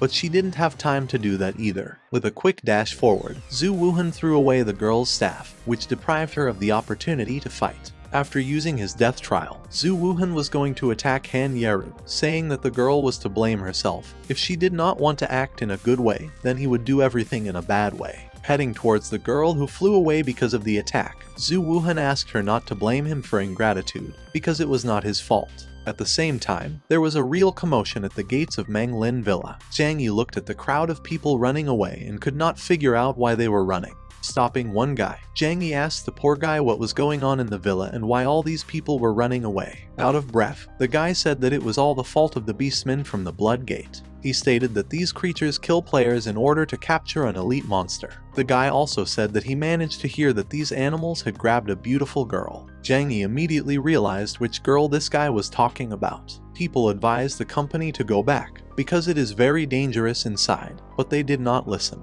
Having already prepared for the battle, the guys rushed to Han Yeru. Han Yeru was breathing heavily as she was caught by young Master Zhu Wuhan. Her face turned red due to lack of oxygen. The girl tried to grab the hand that held her by the neck, but all in vain. Zhu Wuhan confidently told Han Yeru that he would give her a chance to survive, but for this she needed to quickly call Zhang Yi. This demand surprised the girl very much, but she could not resist. However, despite this, she barely uttered that she was not going to invite the guy here. Other guys who were watching what was happening grinned, and one guy, clucking, commented on it with words that such a beautiful girl gives her life for a guy. The second guy called Zhang Yi a coward, as he is probably hiding somewhere and trembling with fear, seeing how many people from their blood gate are in this place. They laughed out loud from that. In the blink of an eye, these guys stopped laughing because their bodies were cut in half. A quick blow with a weapon shrouded in blue energy hit two guys at the same time, and the weapon from a strong swing did not even lose inertia after the blow. Zhu Wuhan opened his eyes so wide in shock that they looked like two balls. A fist flew into his face, shouting that he dared to touch Han Yaru. An incredibly strong blow flew into Zhu Wuhan's face. From such a force, he instantly let go of the girl's throat and went flying, and his face turned into something like porridge. Zhang Yi, full of anger, shouted a question to the guy that apparently life is not dear to the guy. Zhu Wuhan roughly fell to the ground screaming, and his subordinates immediately ran to him shouting.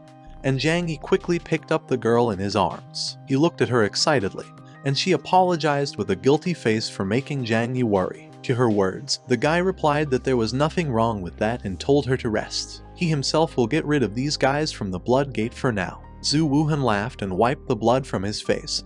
He turned to Zhang Yi with the words that he did not seem to understand the situation, because the territory they are in now belongs to his guild. Zhu Wuhan ordered his subordinates to capture this guy, and he would torture him for a long time. The guild members began to surround Zhang and Han Yeru, and the guy quickly looked around. Suddenly, some kind of commotion started from the end of the crowd. Someone flew into the air and screamed. It turned out that Ba Huang came to the rescue of the guys. He attacked the Blood Gate Guild from behind and was approaching them quite quickly. Along the way, Ba Huang destroyed his opponents, shouting threats at them for daring to intimidate his sister. He was obviously serious, as he spared no one on his way. Qin Long arrived with Ba Huang. They finally got to the guys and surrounded them, thereby protecting them. Zhang Yi quickly informed them that they were fine. However, Han Yaru is seriously injured, so they need to take care of her first. He added that the people of the Blood Gate have always been treacherous, so they need to be careful and not give in to provocations. Zhu Wuhan's subordinates shouted that they would protect the head and would always be there if something went wrong. Suddenly, Han Yaru turned to Zhang Yi with the words that he should take something. With weakened hands, she handed him something in her palm, while saying that it could be useful to him now, and also asked the guy to be careful. Zhang Yi looked at her in surprise. It turns out that the girl handed him a special item, the Ring of Death, which has a legendary quality. This item has the 40th level, and its attribute is the growth of all attributes, plus 10 additional ones. The skills that this ring gives are the power of death. Every time a player is killed, the ring attribute increases by 50%. Zhang Yi put this ring on his index finger with a smile. The guy thought that this ring had already waited too long, so he would sacrifice everyone present to him. He stood up and made a powerful jerk that gave him incredible speed. Zhang Yi crushed the opponents one by one with his quick and precise movements. One by one they died, and the guy used absorption. The Blood Gate is just a bunch of easy enemies for him. Zhang Yi wanted to see how long they could still hold out. A notification window popped up in front of him. It informed the guy that the death ring of the player Zhang Yi had absorbed the power of the killed players. The increase in attributes was plus 100 points. The ring of death shone with a bright yellow light. Zhang Yi looked at his ring with a smirk. He noticed that the increase in attributes from this ring was simply amazing. With him, he is not something that Zhu Wuhan cannot be afraid of, and even a berserker of the second rank is not his opponent. Zhu Wuhan yelled, asking his subordinates why they were standing and doing nothing, and then ordered them to shoot the guy immediately. The guild members immediately pulled the string of their bows, directing arrows towards the guy. Zhang Yi looked at them with a smile and thanked them for the arrows, as this is enough to activate the skill. Arrows flew one after another towards the guy and a notification window appeared in front of him again. It said that a passive skill, the Roar of the Infernal Dragon, was activated, which is an exclusive skill of the dragon race. This skill has the second level and every time you take damage there is a 1% chance to summon a hell dragon. It deals 400% of the owner's attack power to all enemies within range. In another way, it is also called true damage. Zhang Yi shouted to the others to feel the dragon's wrath. A huge dragon appeared, which created a giant energy ball. He lowered his mouth with a roar and sent a jet of flame straight at the opponents, hitting a large number of enemies at a time. Immediately, the screams of those who are burning began to be heard. They begged the boss to save them. Zhu Wuhan, gripping his weapon tightly, used the bloodthirsty rage skill. Jets of energy began to envelop his hands. Zhu Wuhan uttered the words that he did not believe that Zhang Yi had become so strong in just a few days. His loss was an accident. He was sure that the guy must be bluffing again. Full of determination, he shouted that he would avenge his brothers of the Blood Gate and went on the attack. However, he didn't even have time to take a few steps towards Zhang Yi, as the guy broke Zhu Wuhan's weapon with one blow. The beast was discouraged for a moment, and the next second scared. The veins on his forehead bulged and sweat broke out because Zhang Yi's sword was pointed directly at him. Zhu Wuchen told the guy not to do this. He tried to explain that the Blood Gate is the first guild of the Extreme Ice City, and if the guy attacks him, then the people of the Blood Gate will not let him go so easily. Zhang Yi replied with a confident look that he had already killed the guy once, so do not underestimate him, since he would not be afraid to do it a second time. He went on to say that they, the members of the Blood Gate, are all cruel and evil. The guy said that if so, he would do this world a favor if he killed him. He calmly and firmly responded to the threat that if they wanted to take revenge on him, then let them come and try. Zhu Wuhan did not even have time to beg for mercy, as Zhang Yi made a swing with his sword with the words that in the next life the guy should become a good person. At that moment, he got rid of his enemy. A window immediately popped up with a notification that player Zhu Wuhan was killed by player Zhang Yi, as well as information that the player has no chance of resurrection, so he is dead. The Zhang Yi guild quickly dealt with the remaining enemies, and Qin Long turned to the guy with the words that they had dealt with the people from the Blood Gate, and then he asked them what to do with the elite monster. He added a comment that he had heard that many awards were given for his murder. Zhang Yi asked not to kill him yet, and then turned to Han Yaru with a question about whether she had received 1 euros for the prayer quest. The guy told the girl to try to give it to an elite monster, to which she agreed. Han Yaru approached the girl with the spider lilies and gave her the 1 euros. She accepted it gratefully, and then she turned to the guys, calling them pious warriors who returned the dream stone to this place. She asked them to follow her, folding their hands in a prayer gesture while holding the stone between their palms. Qin Long exclaimed and turned to the head with the words that he had obviously read some secret guide to the apocalypse, since he knows a lot. And Han Yaru just asked him where the girl was taking them. Zhang Yi calmly replied to her that they should just follow her because she would lead them to the source of the dream. They came to a small lake and the girl who led them suddenly turned to the lake with the words that it was time for the sleeping soul to wake up. The surface of the water suddenly stirred and drops one by one began to rise up. A miniature girl with hair and eyes the color of this lake suddenly appeared out of the water. She waved to the arrivals. She greeted the chosen one who had finally arrived. The girl is one of the 10 gods of the apocalypse, that is, corresponds to one of the 10 cards of divine talent. The girl gradually got up and headed towards the guys who came. She told them that she had been waiting for a very long time. It was a very long time ago. Many years have passed since then. The comrades stood on the shore and looked at her attentively. She had elongated elf ears, which made her appearance even more mysterious. She said with a serious look that as the first player who found her, she would give him a special reward. At that moment, a beautiful sky blue flower was floating next to her, which, after the girl's words, slowly flew towards Han Yaru, who was looking at him with obvious admiration. This is the dream flower she was looking for. The girl stretched out her hands to him and after that a notification window appeared, in which there were congratulations for the player Han Yaru on receiving the dream flower. The girl threw herself into Zhang Yi's arms with tears of happiness in her eyes. She happily said that now they would be able to save Xiao Hai. The guy hugged Han Yeru in response, and his cheeks turned slightly red from such a gesture from the girl. He agreed with her and replied that thanks to the girl, they now have a dream flower. Qin Long awkwardly turned away from them and turned to Ba Huang with an offer to go and check the surroundings, in case there was a blood gate ambush somewhere. Ba Huang closed his eyes and turned his head to the side, thereby pretending that he did not see anything. And after hearing the offer from Qin Long, he cleared his throat and quickly agreed with him.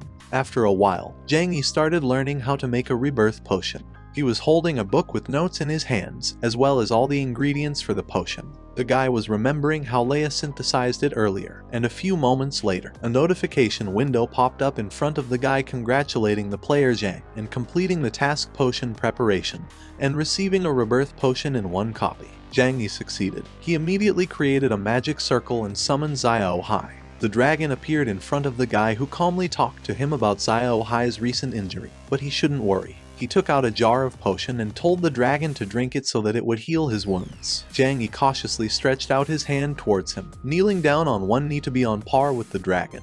His face showed only concern and excitement for his friend and comrade. Zhang Yi, holding Xiao Hai's muzzle, began to slowly pour a potion into his mouth. After a few moments, a bright golden energy began to envelop the dragon's entire body. The dragon rose with renewed vigor and spread his powerful wide wings. The guys carefully watched what was happening, and when the recovery was finally completed, Han Yeru immediately approached Xiao Hai. She hugged him, looking at the dragon with very happy eyes. The girl said the words that finally their Xiao Hai returned, because she missed him so much. In addition to the guys, the elf was also watching everything that was happening. The girl slowly approached Han Yeru with the dragon and stretched out her hand in their direction. Suddenly, a notification screen appeared in front of them that the hidden team task of Mangling Villa had begun. Han Yeru was looking at the girl carefully, when suddenly a card with the image of an elf appeared in front of her. Ba Huang asked about what just happened and told everyone to be careful. However, Han Yeru didn't look alarmed or anything like that. She was watching the elf quite calmly, and there was gratitude in her eyes. The girl folded her palms on her chest and smiled slightly. 1,000 years ago, ghosts invaded the content of the apocalypse. Mangling Villa remained the only place free from invasion under the protection of the formation. The 10 gods rallied to fight back. They sealed the king of the ghost clan using a seal overlay. Before that, he said that this would not change anything, but only delay the inevitable. After the Great War, the location of the 9 other gods was lost, and the elf fell into a long sleep. She accompanied this story with an allusion that she left before she fell asleep, as she had to wait for the chosen warrior to find and wake her up.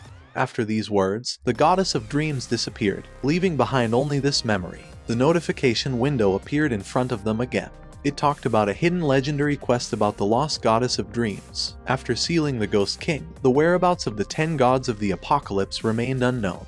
On the screen there was an instruction to follow the prompts to find the lost goddess of dreams. After this notification, they were moved to the quest location, which is why Zhang Yi immediately told his comrades to be ready. At that very moment, someone was already watching them from behind the trees. The guy noticed something suspicious, so he became alert, and at the same moment they were attacked by goblins with fangs and horns. Their eyes were burning with red lights. Zhang Yi, dodging the attack, shouted loudly to his teammates to be extremely careful. Han Yeru stepped forward and stretched out her staff, saying that she would stop the enemies in her area. Zhang Yi agreed, after which he added that in that case he would take on 2 extreme monsters. The girl used her Icy Wind skill, after which the monsters turned into ice blocks. He and Ba Huang came closer, feeling the completion of the work. However, the monsters began to glow with a poisonous green color. The guys quickly realized that there was no control over the monsters, but this was clearly not something good for them. After a few seconds, the ice cracked, and even more evil monsters came out of it.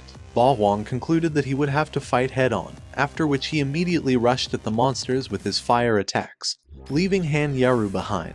With a quick and precise movement of his hand, Ba Huang attacked the monsters, after which, without losing speed, he divided his weapon into 2 small but long swords, which also caused additional damage. With light movements, he demolished the monsters' heads one by one, moving quickly through the thick of the monsters. At the same time, Zhang Yi was attacking other monsters while Qin Long was covering the guy's back. After finishing with his pair of monsters, Zhang Yi informed the others about it. Han Yaru came closer to the guy and asked if this meant that they would be able to leave this space only after the goddess of dreams awakened, because of which the task would be completed. At this time, graceful imaginary butterflies appeared in space, which easily fluttered through the air. At this time, Zhang Yi used one of his treasure hunter skills, which he had stolen at the beginning of the apocalypse. In response to Han Yaru's question, the guy said that they would find out the truth very soon. Looking through the entire area, Zhang Yi managed to find a neat chest in the ground.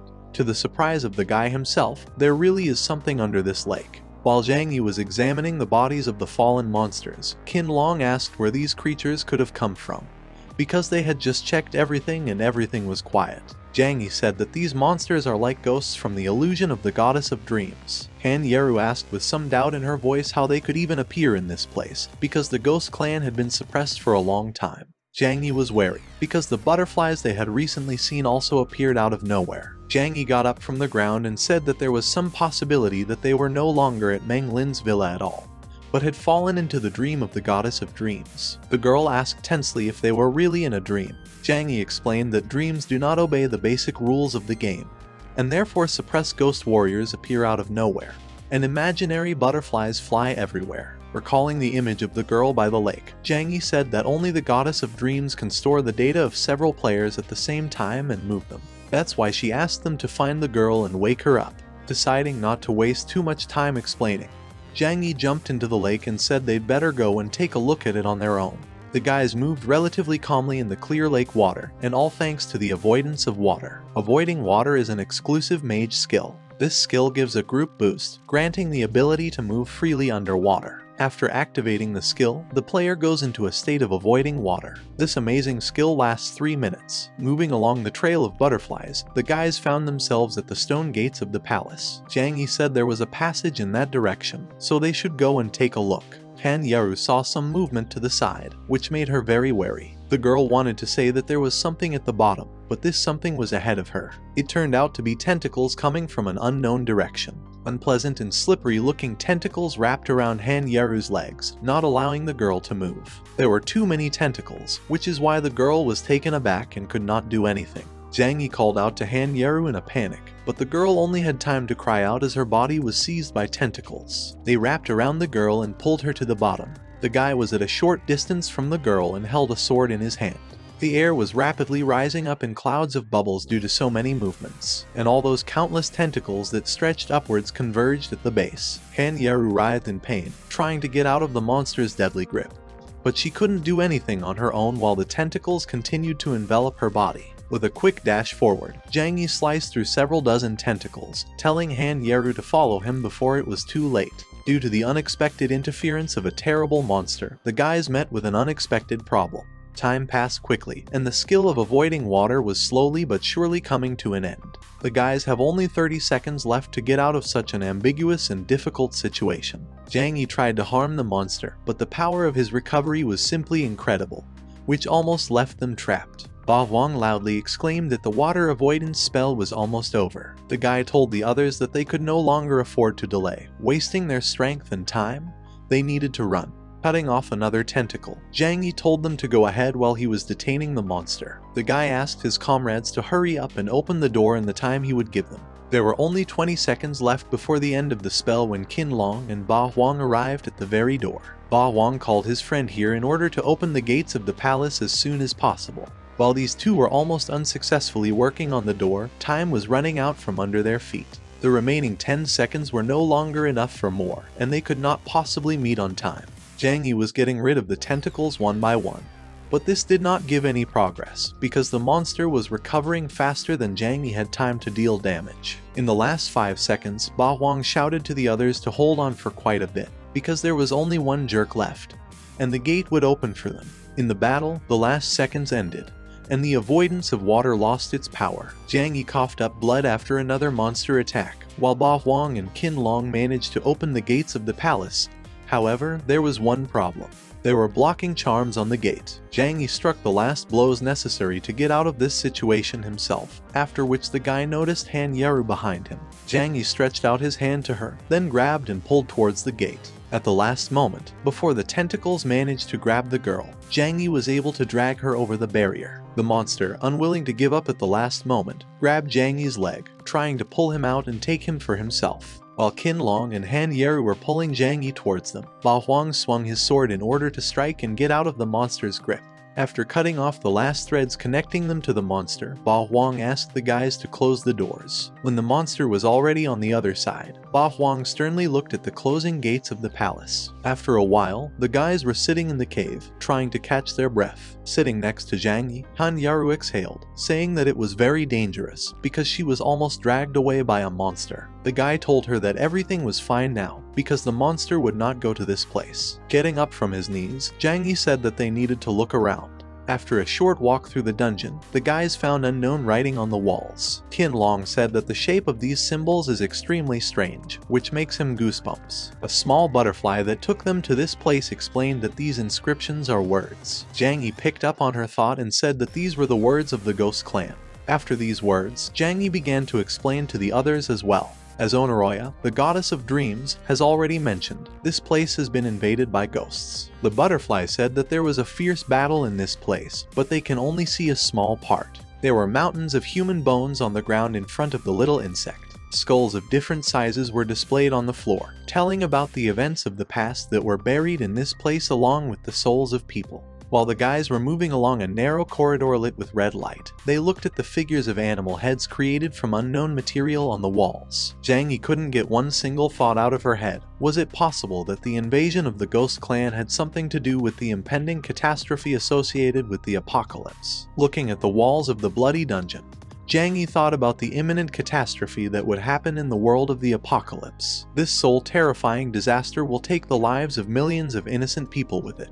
After wandering around the underwater cave for a long time, Han Yeru saw something ahead, in front of a fluttering butterfly. The girl raised her hand with great enthusiasm and pointed forward, trying to show it to the others as well. A room resembling a ruined throne room was located right in front of them. Many broken statues lay on the ground, shrouded in the dark aura of past events. A high stone staircase leading to the main part of this hall is erected in front of the statues. There was nothing at the edges of the stairs, just an immense emptiness that ate up everyone who could be interested in it with its secrets. Zhang Yi saw that on a high platform, Onoroya, the goddess of dreams, was chained in shining chains. The guys did not even believe their eyes, because they did not expect to meet the goddess in this place at all. At the top of the stone staircase hung the figure of a little girl in a white dress. Onoroya was hanging on chains, unconscious, while her azure blue hair swayed slightly in the wind. A small butterfly, which the guys had been following all this time, stopped at the very head of the unconscious goddess of dreams, sitting on her hair. Zhang Yi and his team quickly figured out what was what. Zhang Yi suggested that Onoroya's dream was by no means accidental, and there was something more behind it. The possibility of a conspiracy against the goddess of dreams greatly alerted the guys, because none of them could know exactly what had happened. Suddenly, the clang of falling chains resounded through the empty and dark hall. There were countless different chains all over the hall, which were straining just by their appearance. It was a little hard to see her in the dark. However, after a small chain fell, all the attention of people turned out to be focused on one single place, from where human words also followed. On a neat stone throne, a girl sat impressively in elegant black clothes, cut with red details and a light fur cape hanging from her neat neck. The girl, crossing one leg over the other leg, leaned on the handle of the throne, after which she somewhat wearily greeted the little bugs that by chance got into her possession. Next to the legs of her majestic throne lay several dozen human skulls, no longer telling their own life story. Several voluminous chains hung from the shoulders of the sinister and mysterious girl, and a sufficiently sized accessory was attached to her head, exactly screaming about the majesty of this person. Tilting her head slightly to the side, the girl looked at Zhang Yi's team while her short black hair was blowing in the slight wind. Smiling slyly, the girl asked if these people knew about whose territory they were in. After a languid sigh, the girl rose from her throne, her clothes gracefully unfolded, and the chains rattled against each other as she came closer with slow but long steps. The girl's expression was calm when she spoke to them, telling them that she did not expect that these people would be able to travel such a long way in order to come to this place. The girl shared with the guys that she had been waiting for this for a very, very long time. Coming very close to the goddess of dreams, the girl saw a small butterfly. Her expression changed to something close to disgust. She asked the goddess if Onoroya still could not accept her fate. continuing to turn up her nose. With neat, graceful movements of her hand, the girl took a butterfly in her hand. With heavy and angry movements, the girl rubbed the butterfly's wings in her hands, getting rid of the little creature. The girl watched the butterfly crumble into dust and asked the goddess, already knowing the answer in advance. The girl asked if Onoroya, the goddess of dreams, had brought these people to her territory. She lightly approached the goddess's face and, smiling, told the goddess that she was even glad of such an event, which would definitely bring her a little entertainment. After the quiet whisper with which the girl was talking to the goddess of dreams, her voice abruptly changed to a furious scream. The girl declared that she would finish off these insolent people right in front of the goddess. After a small wave, which was successfully created by a mysterious girl, the walls of the cave shook a little, and the bodies of people who at first glance died quite recently fell out of them.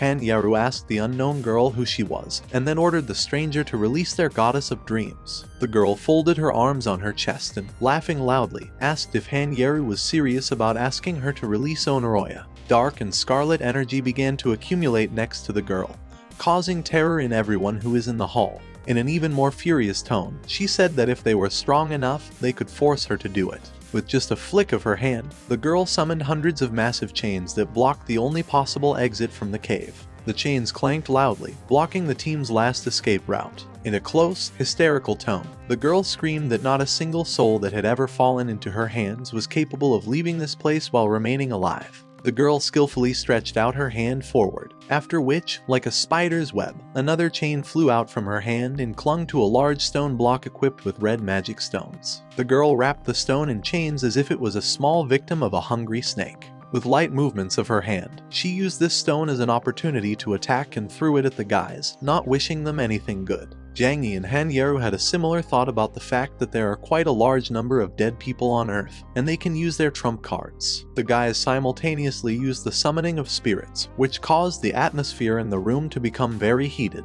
Suddenly, at the moment of using his skill, Han Yaru was distracted by the materialized goddess of dreams, Onoroya. The goddess smiled gently and, taking Han Yaru by the hand, clarified her name. Approaching the girl, the goddess looked at her and said that Han Yaru was very lucky, because her body has much more strength than she herself might have thought. Continuing to hold a soft hand, Han Yaru, the goddess of dreams, asked the girl to always remain faithful only to her beliefs. The goddess's neat white dress fluttered in the wind as she did not take her eyes off Han Yaru. The girl in black clothes was genuinely amazed, and her face looked a little offended. She saw in Han Yaru the image of the one whom she herself had imprisoned in an endless dream. The bodies of the dead people who had been lying quietly on the ground all this time began to rise one by one, while Han Yaru used her technique of summoning the dead. The brazen living dead stretched out their dirty hands to the girl. A crowd of creatures with red, full of rage eyes tried to reach the girl, who was full of emotions incomprehensible even to herself. Not wanting to be a victim of a technique like this, the girl again used her chains to pick up a stone from one of the tops of the room, after which she hurriedly threw it at the living dead. Throwing huge stones around the hall, the girl said that even Onoroya, the goddess of dreams, could not defeat her with this trick, so why did these people so confidently decide that they could cope with it? Ba Huang came forward with a gun and asked what would happen if he added it to the bill. Qin Long also came out with him, not wanting to be on the sidelines when something so serious happens. The girl directed her soul-locking chains at the new figures, saying that they already had a little left. Chains wrapped around Ba Huang and Qin Long's hands, preventing the latter from using a bow, and the former from using a weapon. The girl laughed hysterically, after which she said that now these two are her puppets. The chain she used on them is capable of locking up their souls and turning them into servants of a cruel maiden. Qin Long and Ba Huang's eyes clouded when they had to use their weapons on those they care about. Ba Huang turned back, then, unable to control himself, rushed to attack Han Yaru and Zhang Yi. The girl, continuing to laugh, said that most of all she likes to watch how close teammates interrupt each other. Such a sight warms her empty heart. Ba Huang swung his sword at his dear sister Han Yaru, who sincerely could not understand what was happening to her brother. The girl tried to bring him back to consciousness, because as she loves him, so does he love her. Unfortunately, her words could not bring the guy back to consciousness, and he tried to hit her. Zhang Yi repelled Ba Huang's attack at the last moment, also trying to get his soul back. Zhang Yi continued to block Ba Huang's attacks, not wanting to hurt him. The girl smiled smugly and, stretching out her hand, told him not to bother, because now Ba Huang is the most obedient puppet. While Zhang Yi was taking Ba Huang's attacks, he asked the guys to run as soon as possible. The attack was so powerful that the guy was thrown back after blocking it, and Zhang Yi used his sword to slow down. The chains that wrapped around Ba Huang's wrists controlled all his movements. After he attacked Zhang Yi, the guy immediately switched to another target. This time, he was going straight for Han Yeru. The guy was completely out of control. He was completely enveloped by someone else's energy. The girl could not attack her brother, which is why Zhang Yi, who was quite a long distance away from them, called the guy by name and asked him to stop. However, this did not affect Ba Huang in any way. He continued to approach his own sister with a red sword in his hands and in absolute submission to that sinister girl. Han Yeru was trembling slightly as she could not harm her loved one. The girl turned to her brother with a trembling voice, but at that moment another person, Qin Long, was aiming directly at her. He had already pulled the string of his bow under the order of that girl that he should not feel any pity. He should just shoot that girl's heart. 3 arrows were already ready to be fired. Zhang Yi, seeing that the girl was being attacked from behind, shouted in panic to Han Yeru to turn around to face the attack from behind.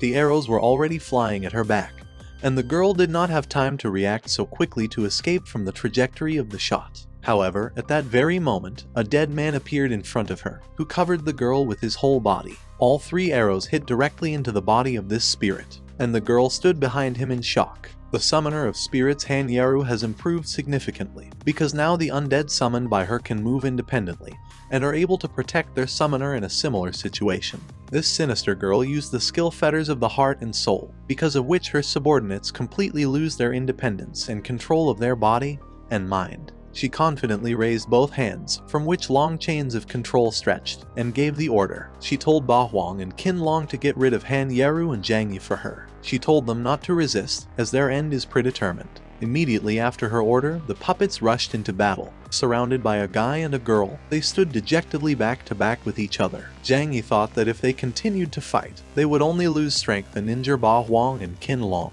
They need to somehow cope with this girl. At that moment, Zhang Yi drew a magic circle and summoned Xiao Hai, who appeared right below them in such a way that they could immediately sit on it. The puppeteer girl said that she thought that he broke in here because he has great power, but his trump card turned out to be just a dragon. Then she added that the guy was completely helpless in front of her. She waved her hand and used the chain arrow of fate skill. She said she would let the guy watch his comrades betray him one by one.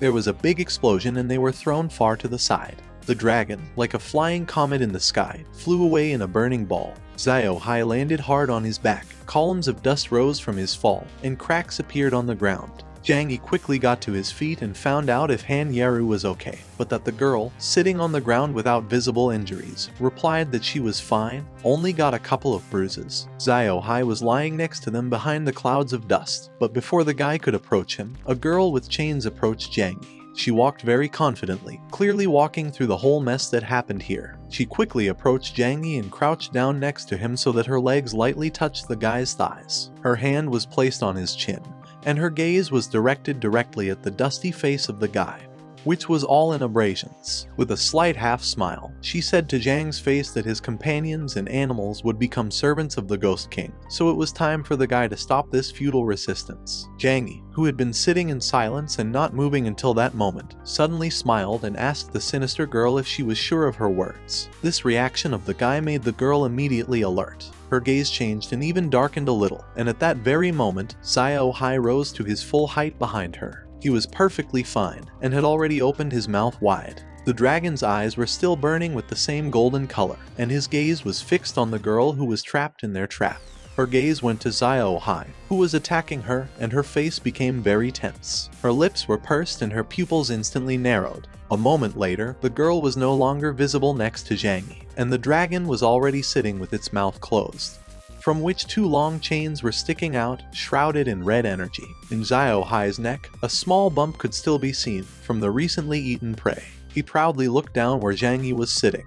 The guy grinned at the fact that they really managed to cope. However, Ba Huang and Qin Long are still under the control of her chains, so you can't let that arrow touch Xiao Hai. Zhang Yi quickly began to take the next steps. He asked Xiao Hai to strengthen his left wing, which, after his words, was immediately covered with a strong stone bark, which looked more like a huge rocky mountain, and not like a moving dragon wing. This rearrangement made it possible to avoid an arrow attack from Qin Long. The girl didn't understand what was going on because they had already defeated the guardian ghost, so why were her brother and Qin Long still not awake? Zhang Yi suggested that perhaps the spell-breaking time was not over yet, or maybe the guy suddenly fell silent, and then abruptly shouted that the girl might still be alive. A new spider lily flower has grown from one in the old skulls on the ground. A sinister puppeteer girl appeared in front of them, saying that she did not expect that she could be deceived by such a small trick from Zhang Yi. She stood straight without damage and with a very gloomy look that was more like emptiness than darkness. And next to her, the dry petals of a spider lily were circling in the air.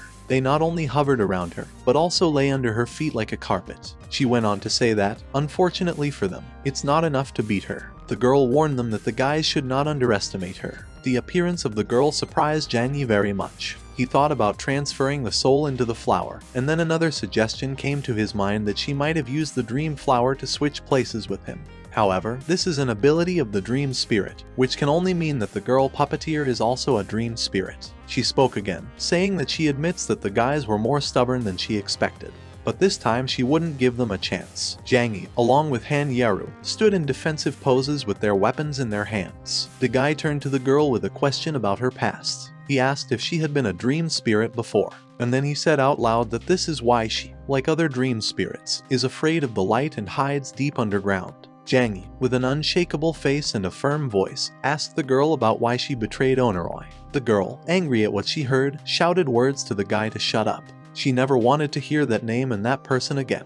Her face darkened even more. The girl replied that only she could lead their ghost clan to prosperity. She called the guys the minions of this goddess. Her chains became even darker, and only anger and irritation remained from the emotions on the girl's face. She, confidently moving forward with her chains and scarlet energy, headed towards Zhang Yi with Han Yaru. The sinister girl puppeteer shouted words to the guys that they should go to hell.